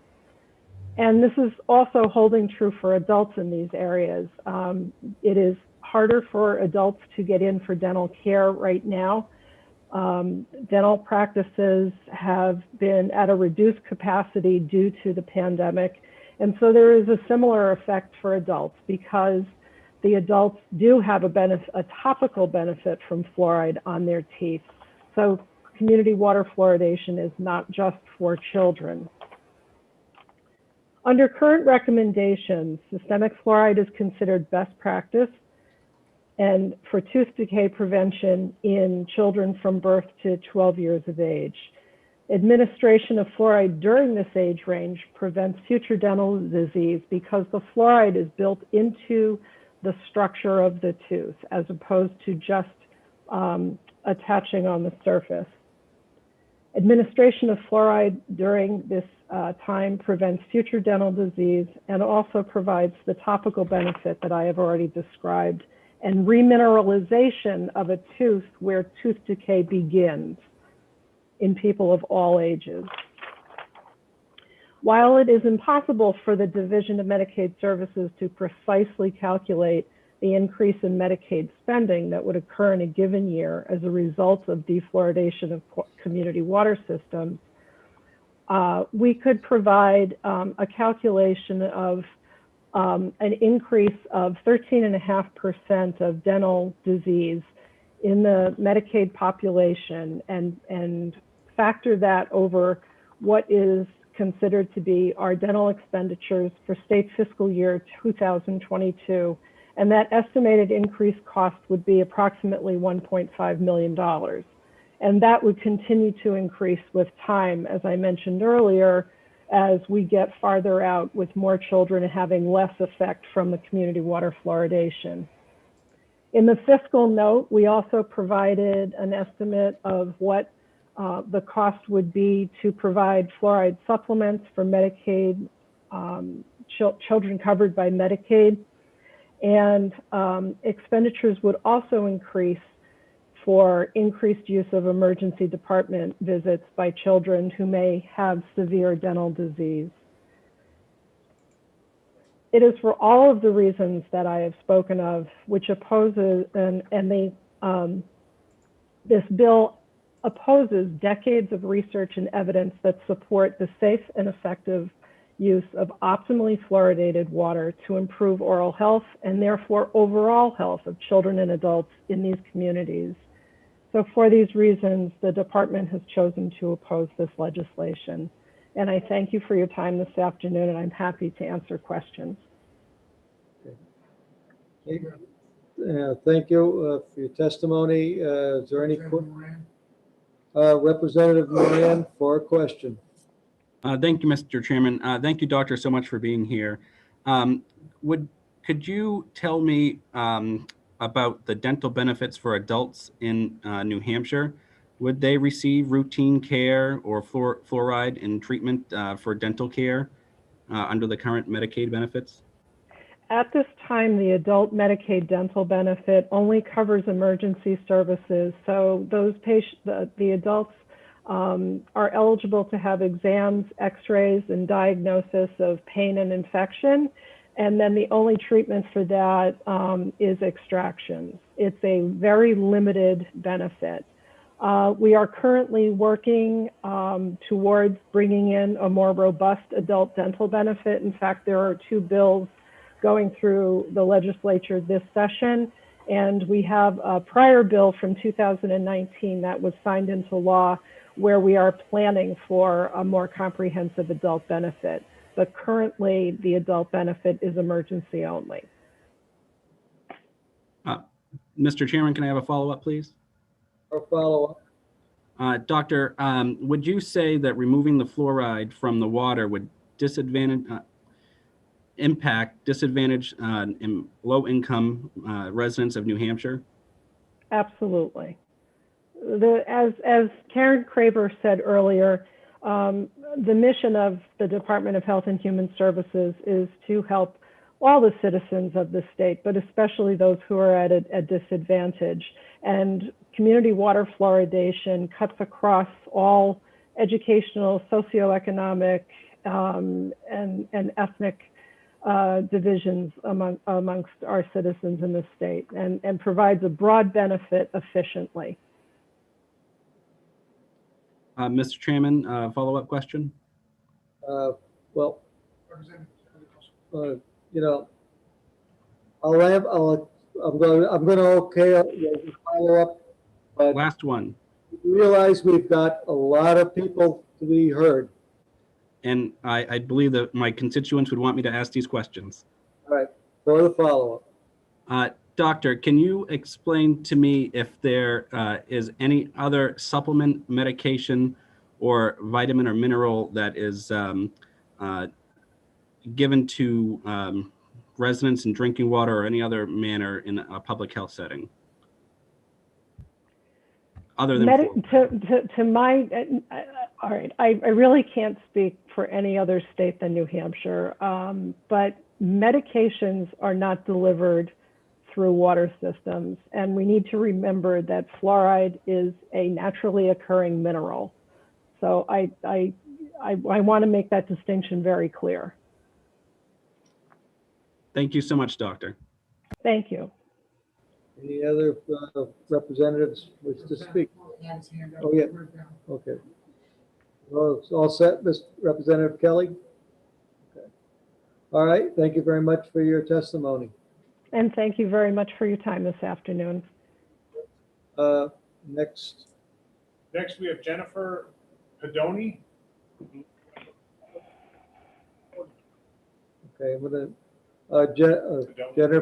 Jennifer Pizzoni.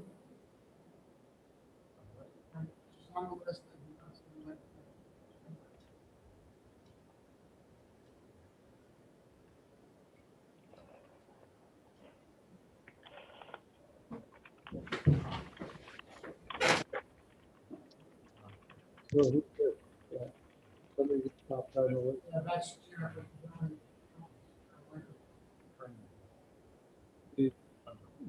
Oh, you on?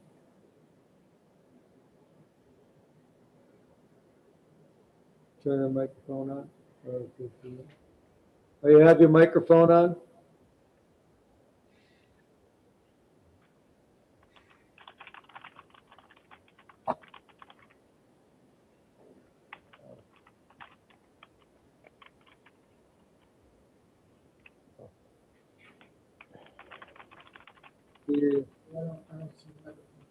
You don't have a microphone, Jennifer, so you have to. Okay.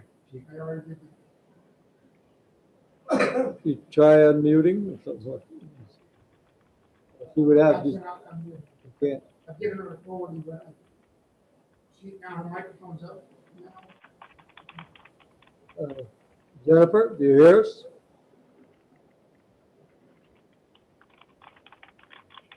I think Sarah Fine is still unmuted. Still unmuted? Yeah, the last one, Sarah Fine. Yeah, there we go. I could hear her typing in the background. Oh, okay. Not, So I have, she's up, Jennifer Pedoni's up and she's unmuted. she's up and unmuted, and Jennifer, sorry, but there's nothing we can do. We have to go on. She, next, We can go back to her. She can. Yeah, she get her can. audio working.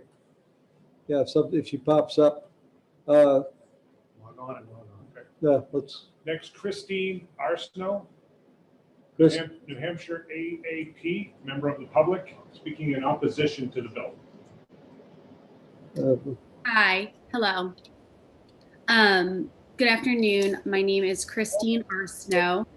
I am a pediatrician in Concord, New Hampshire, and the vice president of the New Hampshire chapter of the American Academy of Pediatrics. I am here to speak in opposition of House Bill 611. I want to first talk a little bit about dental caries. So dental caries, as we know, commonly called cavities, are an infectious disease wherein bacteria present on a person's teeth metabolize carbohydrates, forming an acid and eroding tooth enamel. These cavities can progress through the tooth, leading to tremendous pain, tooth loss, systemic infections. In addition, from a social perspective, missed school and work, and are a child's dental caries are the single greatest risk for that child going on to develop dental caries in adulthood. Additionally, from a personal standpoint, many of my patients have had to have these dental caries repaired, which is a procedure that is generally done under general anesthesia, which is both stressful for families and not without risk. Fluoride is a very well-studied treatment to prevent dental caries by promoting the mineralization of tooth enamel. It works, as mentioned previously, by both topical and systemic routes. Community water fluoridation is an extremely effective method of reducing rates of dental caries. And as previously mentioned, this practice has been done since the 1940s all over the country. And research shows that it reduces rates of dental caries in a community by 25%. The American Academy of Pediatrics put out a clinical policy statement in December 2020, renewing its standpoint in support of the use of fluoride to prevent dental caries, and noted in this report that there are over 3,000 studies looking at the impact of fluoride and fluoridation on various health outcomes. The only adverse event that has been mentioned in scientifically validated studies is this risk of dental fluorosis, which is a purely cosmetic outcome, leading to some whitish lines on the teeth. I don't mean to minimize that, but it does not cause nearly the same health burden as dental caries itself, which can lead to systemic infections and in some cases even death. As Karen Craver noted, community water fluoridation is one of the CDC's top public health achievements of the 20th century, up there with vaccination as a very successful, effective, and safe public health effort. In conclusion, I and the members of the New Hampshire chapter of the AAP assert that community water fluoridation is a safe, effective, and extremely important public health effort, and it would be a mistake to abolish it. Thank you very much for your time.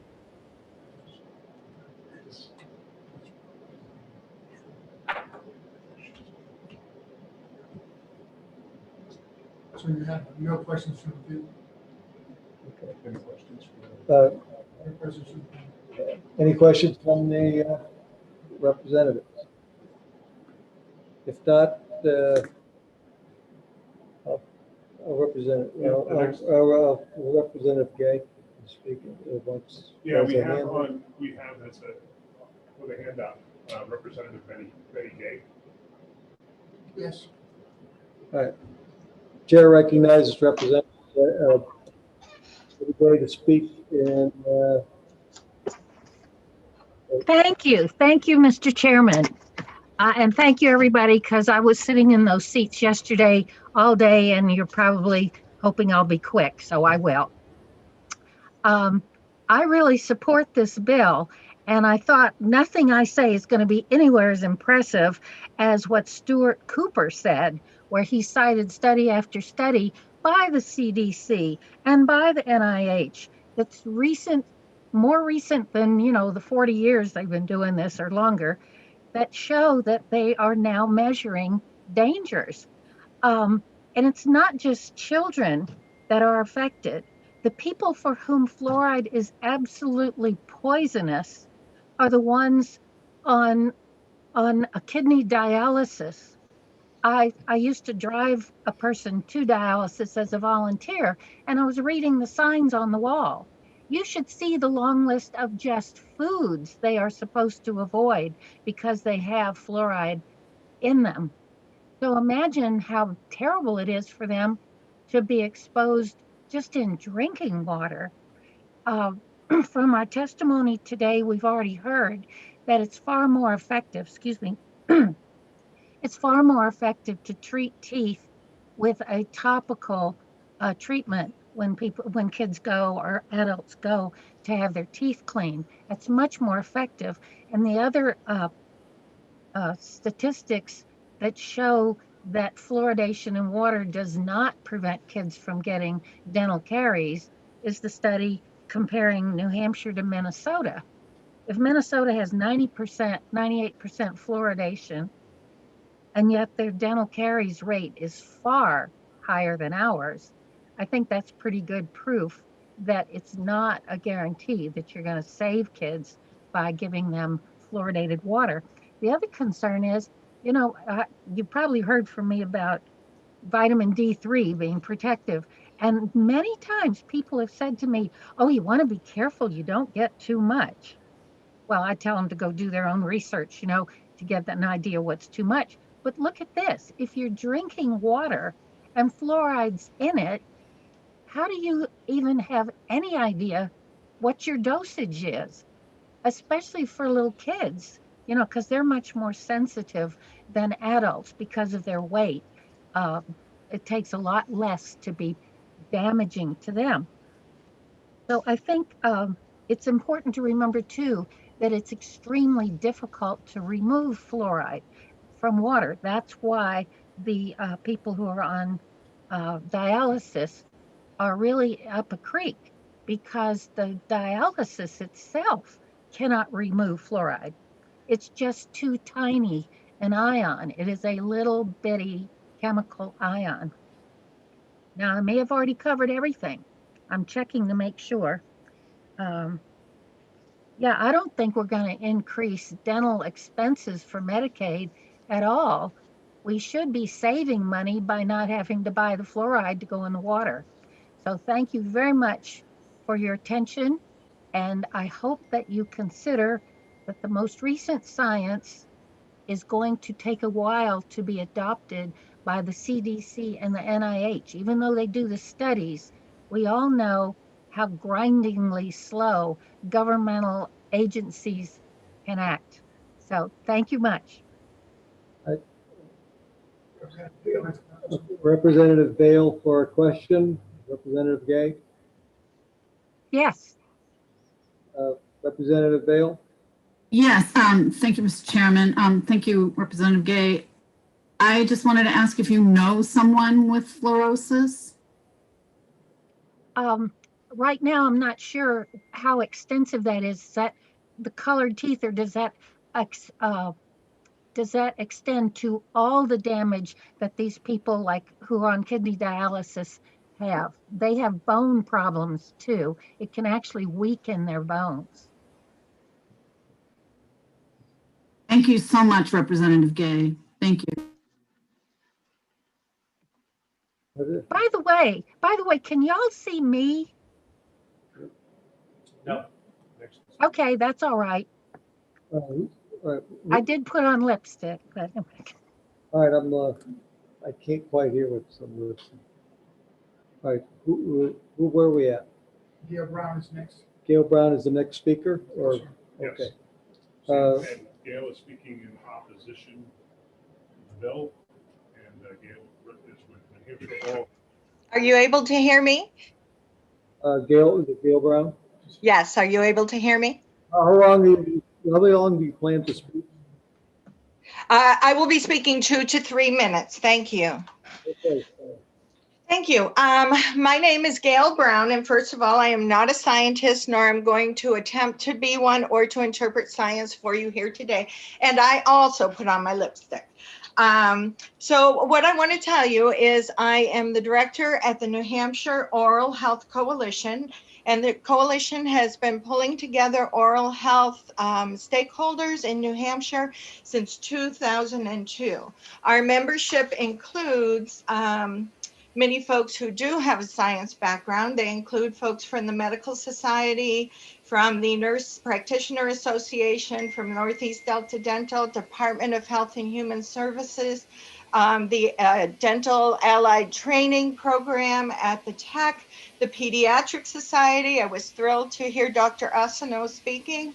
By State Primary Care. So we are large, and we are very committed to oral health. What I would like to tell you today is that for many of those members, they are part of national affiliates. So our Pediatric Society is part of the American Pediatric Society, the same with the Medical Society, the Dental Society. And we rely on those organizations and programs, as well as the Centers for Disease Control and Prevention, to interpret our science and to provide us with the platform that we can move forward to improve public health. So I want to say to you that first and foremost, we support community water fluoridation. We have for years. We support a coordinated and really integrated fluoride program that helps people to be able to access both the systemic and the topical use of fluoride. That's the most scientific thing I'm going to say to you today.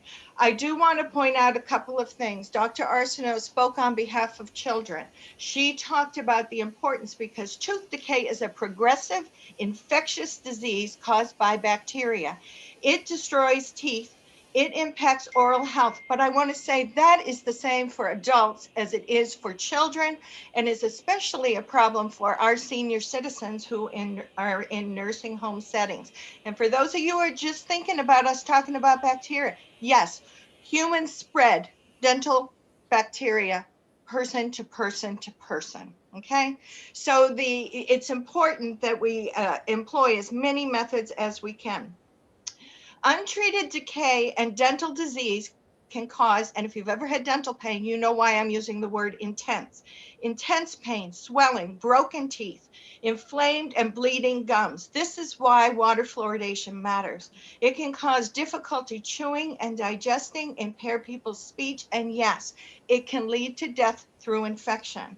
It causes very high medical treatment costs as well as dental costs. You see people in the emergency room, the operating room, and hospital inpatient charges. Some of you have heard me say, if you're not managing dental disease, you're not managing healthcare and you're not managing its costs. So my colleagues who have said to you, we have 60 to 70 plus years of scientific information. We are sticking to the platforms, not of an individual physician or an individual nurse or an individual scientist. We are sticking with the platforms that are being put forward by their professional associations, the American Medical Association, the American Academy of Pediatrics. Sorry, my phone's ringing. I must have riled somebody up. The community water fluoride is easily adjusted. It is low cost. Dr. Finney told you it would increase. She is a dentist. This is her job. It would increase expenses here in the state, at the local level, and also at the county level. Remember, I talked about care in nursing homes.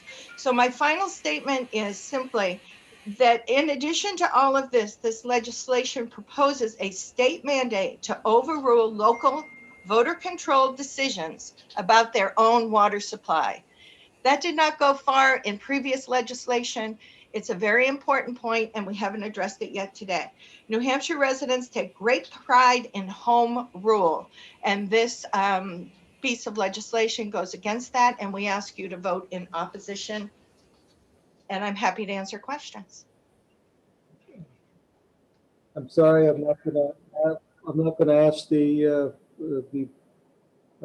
representatives for additional questions. I think we've got. I'm gonna ask, unless they are really pressing questions, I will ask the representatives to refrain from additional questioning. We have a lot to go through. I want to limit some. I'm going to be limiting to testimony. How many? We have. We still have about 4 or 5 left. Okay, we still have. All right, I'm going to.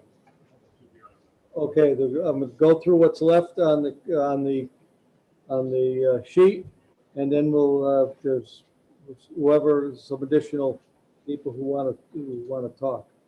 Okay, and I'm going to ask specifically how much time, and I'm going to, and if it goes beyond a certain time that you give me, I will just ask that the mic be muted. Who do we have next? Next, I have on the list Richard D. Pentamina. Richard D. Member Pentamina. of the public representing Thank you, Mr. Chairman. Can you hear me? opposition. Yes. I'm speaking in opposition. My name is Rich D. Pentima. I am the former Deputy Public Health Director for the City of Manchester and a former state representative, and I'm opposed to House Bill 611 FN. Okay. Fluoridation, as you know, has been in effect for over 75 years in the United States. Excuse me, will you tell me how long you're going to be speaking? That have voted through local referendum to add fluoride to their water systems to protect the dental health of their families. These communities did so under the provisions of RSA 485. Okay. I asked you how long you're going to be speaking, and you didn't tell me. Please tell me how long you're going to be speaking. Mr. DiPentima. Huh? You might not know he's been. Oh. I'm sorry. No, I No, you're so I know, right. no, I mean, I'm sorry, it's just, turn him back on. I've asked him to unmute. Can you hear me? Try to start. Mr. Chairman, can you hear me? Yes, could you tell me how long you plan to be speaking? About 2 minutes, sir. Oh, 2 minutes, all right. I will read my statement. It's very short.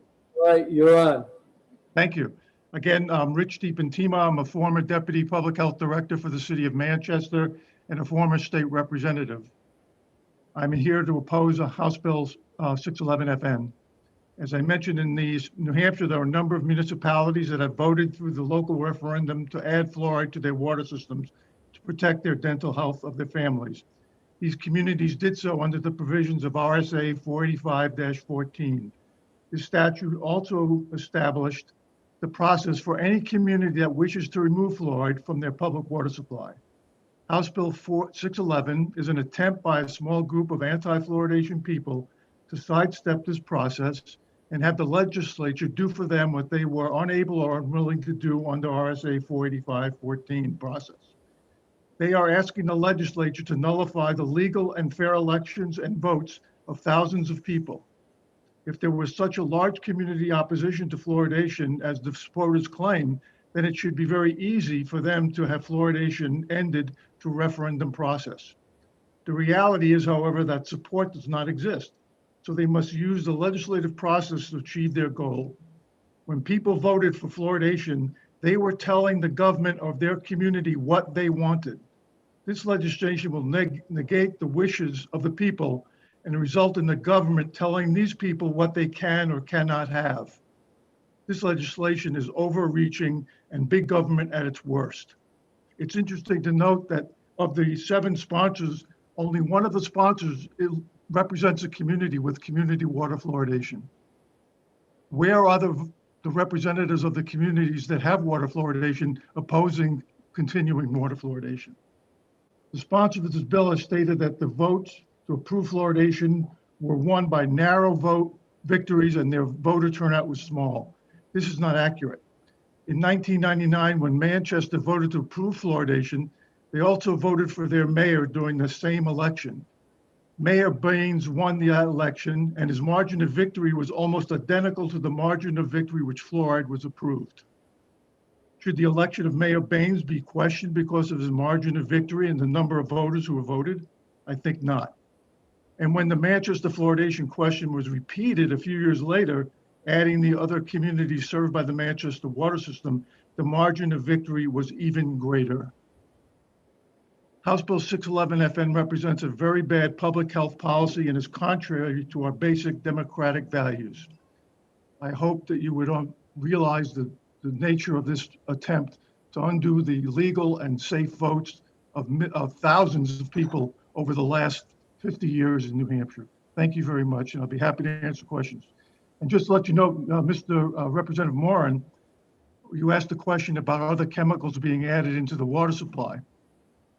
Unfortunately, you didn't get an answer, but there are a host of other chemicals that are added to water supplies at the local level to deal with many, many issues relative to controlling corrosion, also chemicals added for protecting. 3 minutes are up.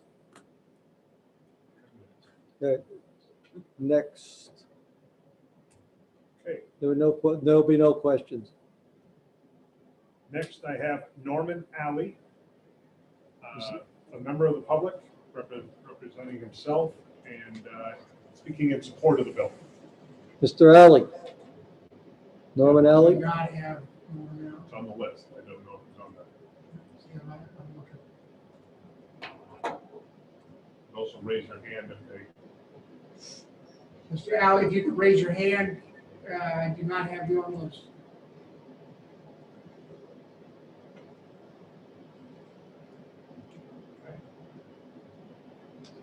All right, give me another one. Next, we have Myra Nikitas, member of the public, speaking in opposition of the bill. I'd like, Okay, she's That's all on. we have. okay, all right. She's got to unmute. Good afternoon, Chairman and members of the committee. My name is Myra Nikitas, and I'm here to speak in opposition to HB 611. How do you plan to speak? How long do you plan to speak? I'm sorry? How long do you plan to speak? Oh, maybe about a minute and a half. All right, you start. Thank you. I am currently the president of the New Hampshire Dental Hygienists Association, and I'm a practicing dental hygienist at the Greater Nashua Dental Connection.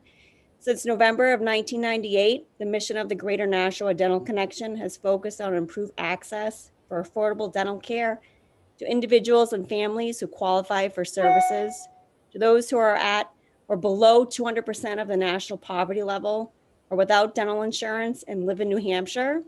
The Dental Connection serves people of all ages, regardless of financial, linguistic, cultural, or geographic barriers, and facilitates their access to dental services.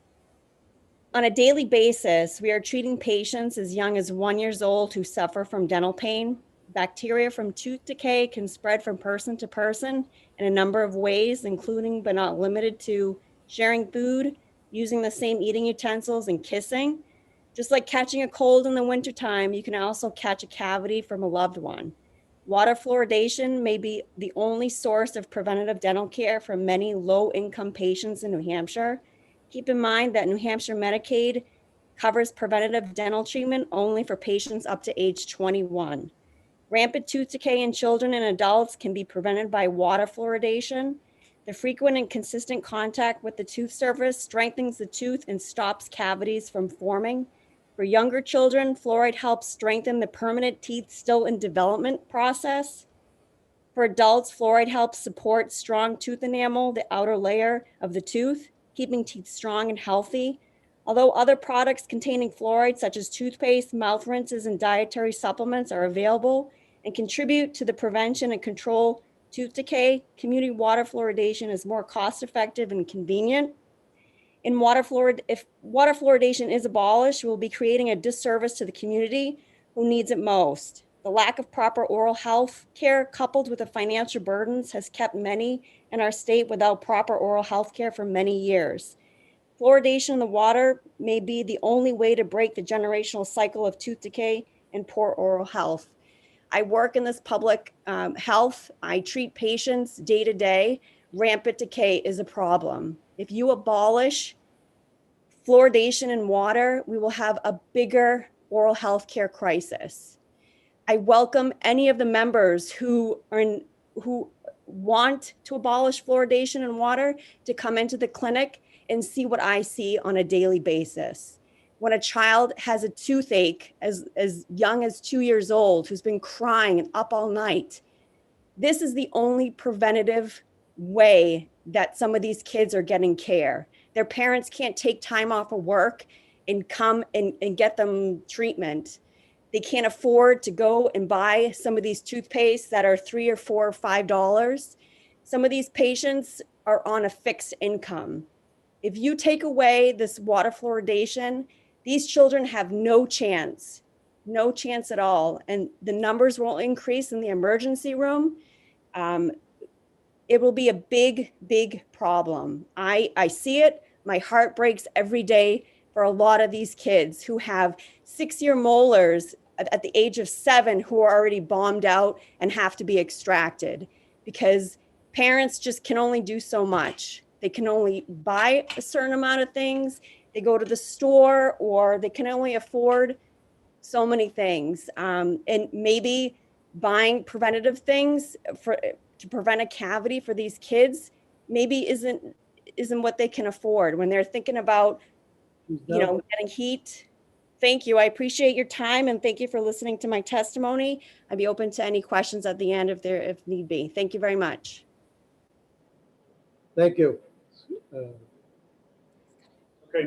next who is next? we have Jennifer Pedoni, representing member of the public, representing herself, speaking in support of the bill.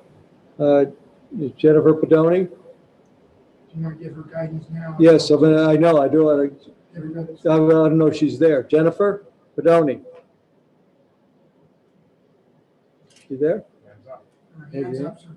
Hand up, Jennifer? Her mic is now there, but it's muted, Your mic is muted. Jennifer? and she's ready. Jennifer, how long do you wish to speak? Jennifer Pedoni. Jennifer Pedoni. She's muted right now. She Shoot. keeps going back and forth. You're muted. She's now not muted. You're now not muted. Jennifer Pedoni. There's nothing we can do. And I see also, okay, next we have Norman Alley, Norman Alley. representing himself Hello? in support of the bill. All right, Norman Alley, how long do you wish to speak? About 3 minutes. Can you hear me? Yep, I can hear you. Wow. Back a little bit away. Okay. Okay. Good afternoon, Mr. Chairman and members of the committee. I'm Norman Alley, property owner and former resident of Dover, New Hampshire. I moved to Dover in 2014. I fully understood that, unfortunately, the water is fluoridated. And I wanted to tell you my story on my efforts to remove fluoride from the water.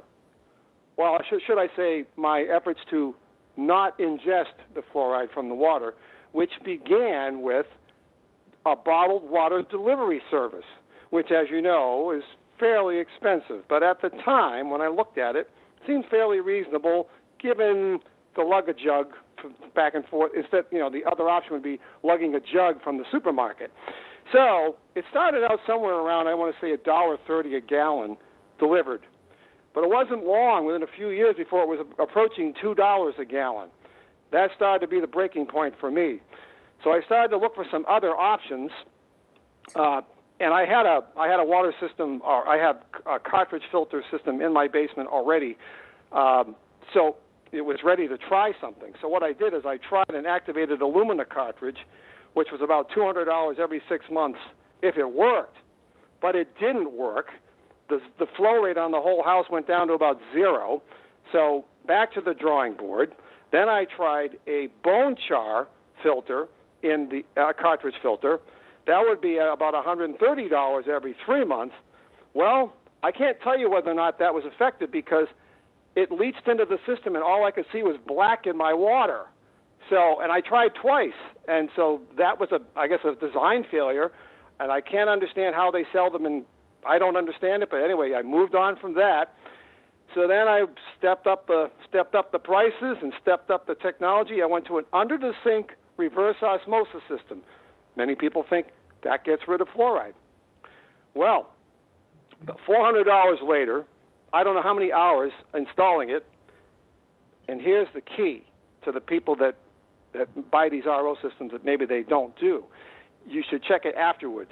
I did. It only knocked it down by 50%. Not good enough. Ripped it out, got my money back. That's the good news. At that point, I'm like, what do I do now? I'm lugging a jug again. I mean, I don't know how many gallons, 20 gallons a week because we cook and drink with it. I mean, a hassle, expensive. So what did I do? I pulled out the big guns. I finally gave up. I bought a distiller. $2,500. And a distiller absolutely takes out anything that doesn't boil. And that works, but $2,500, $100 a month of electricity bills to run it, maintenance on top of that. So for those of us that don't want this medication, which is what it is, it's very expensive and it requires a lot of maintenance. And to the comment from Ms. Kramer I believe it was, that said that fluoride wasn't an additive and not medication. That is absolutely incorrect. And the gentleman that spoke a few minutes ago, chlorine and all those other things that he was mentioning, those are targeted at the water system. They're additives because they're targeted at the water system. Fluoride, who is it targeted? It's targeting the user. And so therefore, it is medicine. And that's why none of them will admit it. That's why they're trying to pull a fast one on all of you, telling you that it's an additive.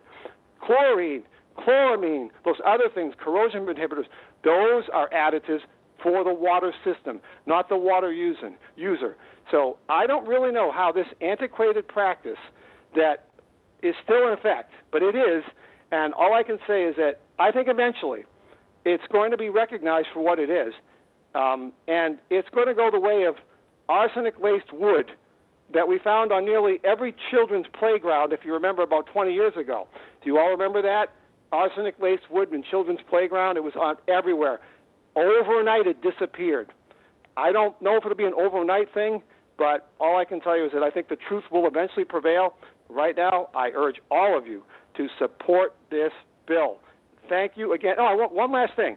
The comment about big government at its worst, how about forcing someone to take a medication they don't want?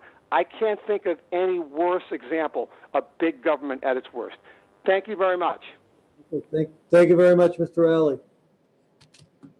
Okay, Mr. Chair, next I have on the list Michael Auerbach, Michael Auerbach. a lobbyist representing New Hampshire Dental Society and speaking in opposition to the bill. Okay. Mr. Auerbach. Thank you. You can hear me? Yep. How Great. long do you speak? I will plan to speak 2 to 3 minutes max. I'm actually timing myself. Thank you very much. Thank you. For the record, my name is Michael Auerbach. I'm the Executive Director of the New Hampshire Dental Society. On behalf of our nearly 1,100 member dentists, hygienists, assistants, and office staff, I offer our vehement opposition to this dangerous bill. This legislation seeks to, without cause or imperative, override municipal government's decision-making processes regarding community water fluoridation. More importantly, it threatens the public oral health of New Hampshire's residents, especially children. 210 million Americans currently, including 300,000 New Hampshire residents, currently receive the health benefits of this practice. According to a wide range of studies as cited by the American Dental Association, water fluoridation prevents about 25% of tooth decay in both children and adults. Over the last few days, you've received countless studies and documents from the New Hampshire Dental Society. These are science-based documents to help you deliberate your vote. Proponents of this bill would have you believe that community water fluoridation causes, amongst other ailments, cancer, neurological disorders, birth defects, and reductions in IQs. For the record, no legitimate study to date has linked community water fluoridation, as we have described today, to such health and developmental issues. The data provided by the bill's proponents, such as studies in child development in Mexico and Canada, have largely been disproven. In New Hampshire, we leave the decision-making up to the public as to whether to engage in community water fluoridation. The proponents of this bill acknowledge this fact and acknowledge that they seek passage of this bill because the same time-honored and sound municipal ballot system has not worked in their favor. Residents have, by and large, chosen not to revisit the community water fluoridation programs on the ballot because they had not experienced any problems. This bill is a solution to an issue no one in the affected communities is experiencing. According to the ADA, CDC, and countless other organizations, both global and national, reference today's community water fluoridation is the most cost-effective method of delivering the healthy effects of fluoride to all members of the community, regardless of age, educational attainment, or income level. For the past several legislative sessions, this bill was introduced overwhelmingly and rejected in bipartisan fashion. I ask you, as I close my comments, to offer your comments or your concerns to your dentist or your physician and trust them. They're there to help you, not to force medication down your throat. I respectfully request that this committee reject dangerous legislation like this and vote it inexpedient to legislate. Thank you. I will take any questions if you have any. Well, on that, well, I think we're fine. Thank you very much for your testimony. Thank you. The next one we have on the online list is Valerie Frazier.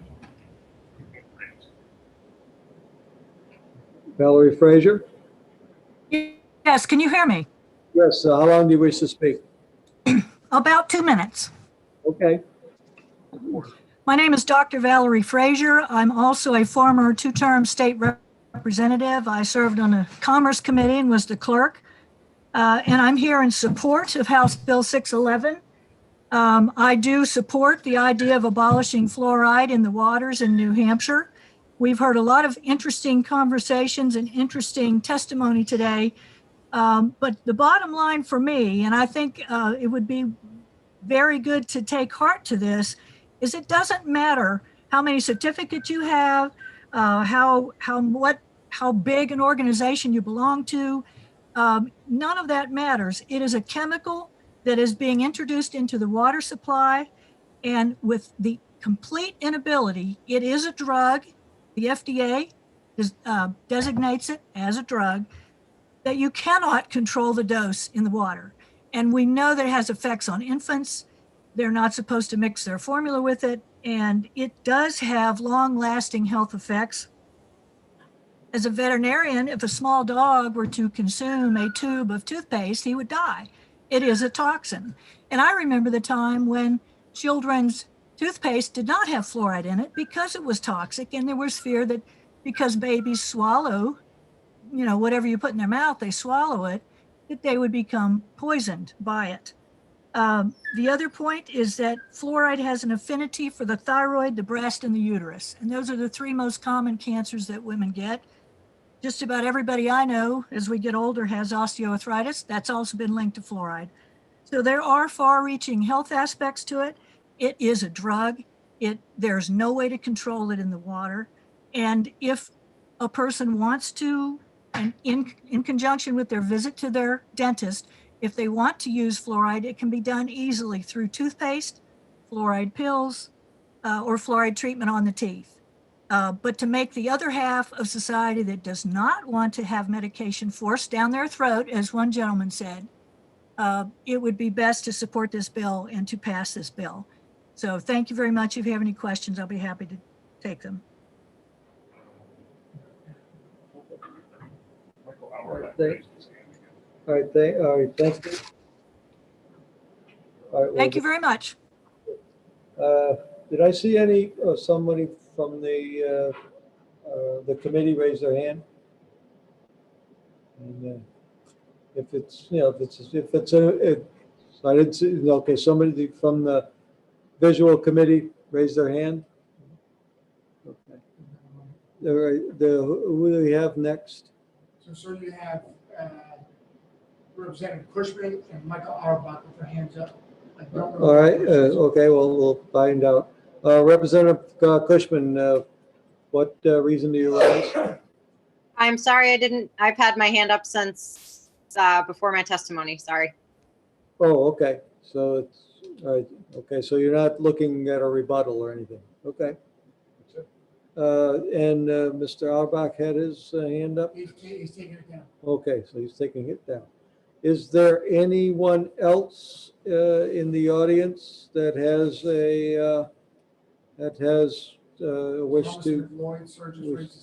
wish to speak? All right. Thomas McLeod. He is taking his hand down. He is taking his hand down. All right. Is there anyone else? If not, I will have. So you just he put his hand back up, and you also have Jonathan Alley. Jonathan Alley. Well, first of all, Mr. Lloyd, was it Jonathan Lloyd? McLeod. Mr. McLeod, you have your hand up. Do you wish to speak? Can you hear me now? Yes. How long do you wish to speak? Yes, thank you, Mr. Chairman. I wish to speak for 3 minutes. Mr. Chairman, members of the committee, my name is Thomas McLeod. I am a resident of Mount Vernon, New Hampshire, testifying today as a member of the public. Thank you for hearing my testimony in support of this bill.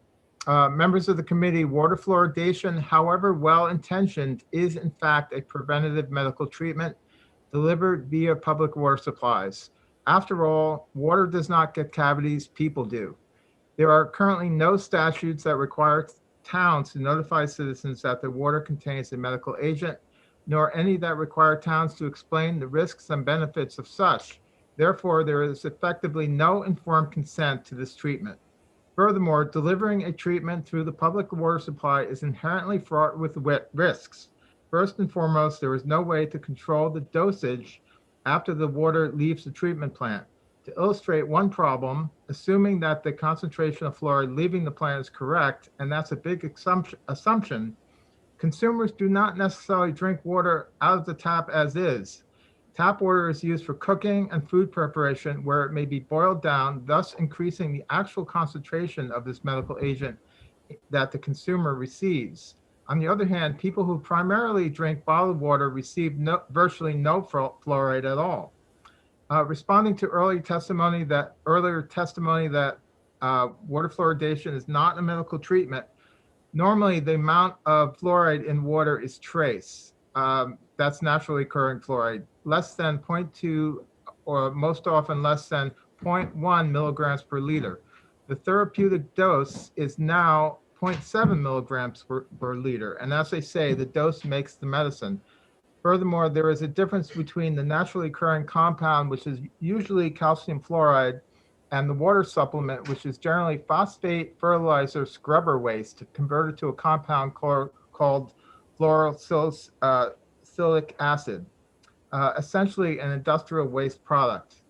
On a personal note, members of the committee, in 2003, my daughter had, at age 20 months, fluorosis so severe that several of her primary teeth had to be removed under general anesthesia. Our dentist confirmed through laboratory tests that the cause of the destruction of her teeth was indeed overconsumption of fluoride. At the time, we were not notified that our drinking water contained added fluoride. Therefore, we took no action to mitigate the risk. Now at age 18, the gap left by my daughter's previously removed teeth have left her with serious orthodontic problems. However, the community that treated her with fluoride without informed consent now takes no responsibility for the damage this treatment caused, nor the orthodontic expenses she faces. Members of the committee, the 2005 Universal Declaration of Bioethics and Human Rights, ratified by 183 countries, including the United States, states any preventative, diagnostic, or therapeutic medical intervention is only to be carried out with the prior free and informed consent of the person concerned. My daughter was denied her human right to informed consent and now suffers the consequences. Please support this bill by voting ought to pass. Thank you. All right, thank you for testifying. Next. Jonathan Alley from DA. All right, this is the second time? No, first. Jonathan Alley from NHDES. Hello, can you hear me? Yes, how long you wish to speak? I will try to keep it under 2 minutes for you. I recognize we're close to 5 o'clock. Okay, you're on. Hi. Hello, my name is Dr. Jonathan Ali, and I'm the toxicologist of the New Hampshire Department of Environmental Services. My role at DES is to evaluate chemicals and their risk and what they risk those pose to human health. I'm not testifying today in support or opposition of the bill. I am just here today to explain that at DES, we do evaluate the risk of chemicals, and we try to do this in a consistent fashion, looking at whatever science is available. In my position, I have to evaluate science that comes from groups that either are for or against certain chemicals, and I have to look at that as a whole. I also look at international, national studies to do this kind of work. As it relates to fluoride, there have been recent studies that have looked at potential health effects of fluoride, and this has been a mixed body of literature. As based on current testimony that I've heard today, it sounds like your inboxes are going to be inundated with studies from both sides. I will say that the most recent attempt to coalesce all this information in a systematic fashion did conclude that at the levels we fluoridate drinking water, there is no health risk. So again, that is at the levels that we do fluoridate water, they've concluded that there's not a health risk. The group that did this is with the CDC. It is called the National Toxicology Program.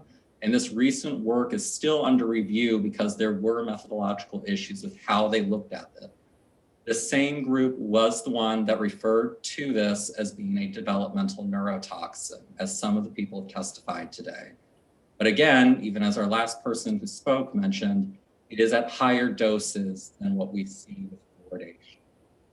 I recognize that all of you are looking at a very complicated situation of judging benefit versus risk. And I just want you to understand that we do have state programs that are here to help you with understanding that, but also recognize that when toxicology studies do evaluate the risk of these chemicals, they often exclude analysis of benefit. So with that, I just want to remind you all that the state resources are here to help you out. If you have questions about how we evaluate risk, how we determine drinking water levels, and what's safe for everyone in our population, from the elderly to infants, our program is here to support that. And thank you. Okay. No position on the bill? Neither support nor against, so neutral. So there's no position. Okay. Lori Rosato, sir. Lori Rosato? Can you hear me? Yeah, Lori You Rosato? can hear me? Hello? Yes, you hear us? Okay, yep, I can hear you. Okay, I'll allow you to speak. I plan to speak for about 3 minutes. Could you make it small, less? We're almost out of time. Absolutely, I'll try my best here. I'll get going now. Okay, my name is Lori Rosato. I'm a resident and a general dentist serving the greater Concord area. I'm here today in opposition to this bill. In addition to my role as a general dentist in the area of Concord, I'm also actively involved in the Concord Sealant Coalition, which is a nonprofit organization dedicated to providing care to underserved children throughout the area. Concord's fluoridated water is definitely helping making a difference between the young patients that I serve here in my practice, as well as the kids that the program that I'm a part of treats in the schools. It's the difference between children needing a routine cleaning every year and kids needing extensive and expensive treatment. You have to remember, not every child has the opportunity for topical fluoride, whether it's through the toothpaste, through a dental visit, even the programs we do in the schools, they don't all come to see us. So this is why children need that source in the community water. As a dentist seeing patients of all ages, I can honestly say my over 30 years of practicing, I've not seen the examples of fluorosis and other conditions that this bill sponsors claims are happening here in New Hampshire, and I've also practiced in other states. I've not seen these severe conditions. You can have fluorosis in teeth. When they quote that 41% statistic, you have to realize they're also talking about one little spot on a tooth. I have one in my own mouth, and one of my back molars, I've got a little spot on my tooth. It's been totally fine. It doesn't hurt my mouth at all. I can tell you the majority of the people on this call probably have those spots somewhere in their mouth, and they would have been part of that 41% statistic that's quoted when they did this in the adolescent study. So fluorosis is not the be all end all of a tooth. They also quoted the numbers of children having fluorosis as going up. Well, you have to realize that, the population is increasing and we're extracting less teeth. The less teeth we pull, the more teeth we're going to see that may have a spot on them. So, the science is rather simple on this, and it just needs to be read thoroughly. And the safety and efficacy of fluoride is undoubtedly safe and very effective. And you could even leave cost out of this. We could say, let's not talk about cost. Yes, it's going to save, Medicaid and other organizations hundreds and hundreds of dollars, but leave cost out of it. It's safe. We should want this for our children and for everybody. I want it for myself. Other things that were mentioned, fluoride as a neurotoxin in unsafe levels, yes. Just like everything else, it is a neurotoxin. But in the doses that we put in the community water, it is very, very safe. There is absolutely no doubt in my mind how safe fluoride in our community water is. Another mention earlier was in Canada. They are fluoridating the urban areas of Canada. I have dental friends that practice in Canada, and the urban areas of Canada are fluoridated. They have the same issues here. There are people there that are against it, and they have, each municipality deciding. It's no different anywhere else in the world. They know it's safe, and the dental professionals and pediatric dentists, pediatricians in Canada are not in opposition to fluoride. They want the fluoride in the water as well. I want to be here as a resource for everybody at the end of today's call. In conclusion to this, please feel free to reach out to the Dental Society or to any of your local dentists to speak with them, because, it should be a partnership. We should build this decision together. We should build it mostly in the safe, knowing that how safe it is and what we can do for our children to protect them from having the damage to their teeth that many of our older population are suffering from today. That's all I have to say today. Thank you. Thank you. You went for 4 minutes. Sorry. Thank you very much. For the last person on the list, Mr. Johnny Johnson. Mr. Johnson, I presume. Hello. Yes. Can you hear me okay? Yeah, we can hear you fine. How long do you wish to speak? How about 5 minutes? And I try and make it under that. I'm sorry. At most. Sorry, no 5 minutes. 4. How about 3? You cut me off at 3 and that'll be good. I'll be fine. Okay. I'm a pediatric dentist in 30 years of practicing, close to 90, 100,000 patient visits. I have training and done research in water fluoridation as well as in infant formula content of fluorides. I stand in opposition to this bill, which you have heard from those who oppose water fluoridation. Every single point that you have heard has been scientifically shown to be inaccurate. It is opinion of folks that believe this. Sometimes people believe it because they truly think that it's causing a health ill. And I can be compassionate with that and empathetic, but science has to prove things based on the scientific method.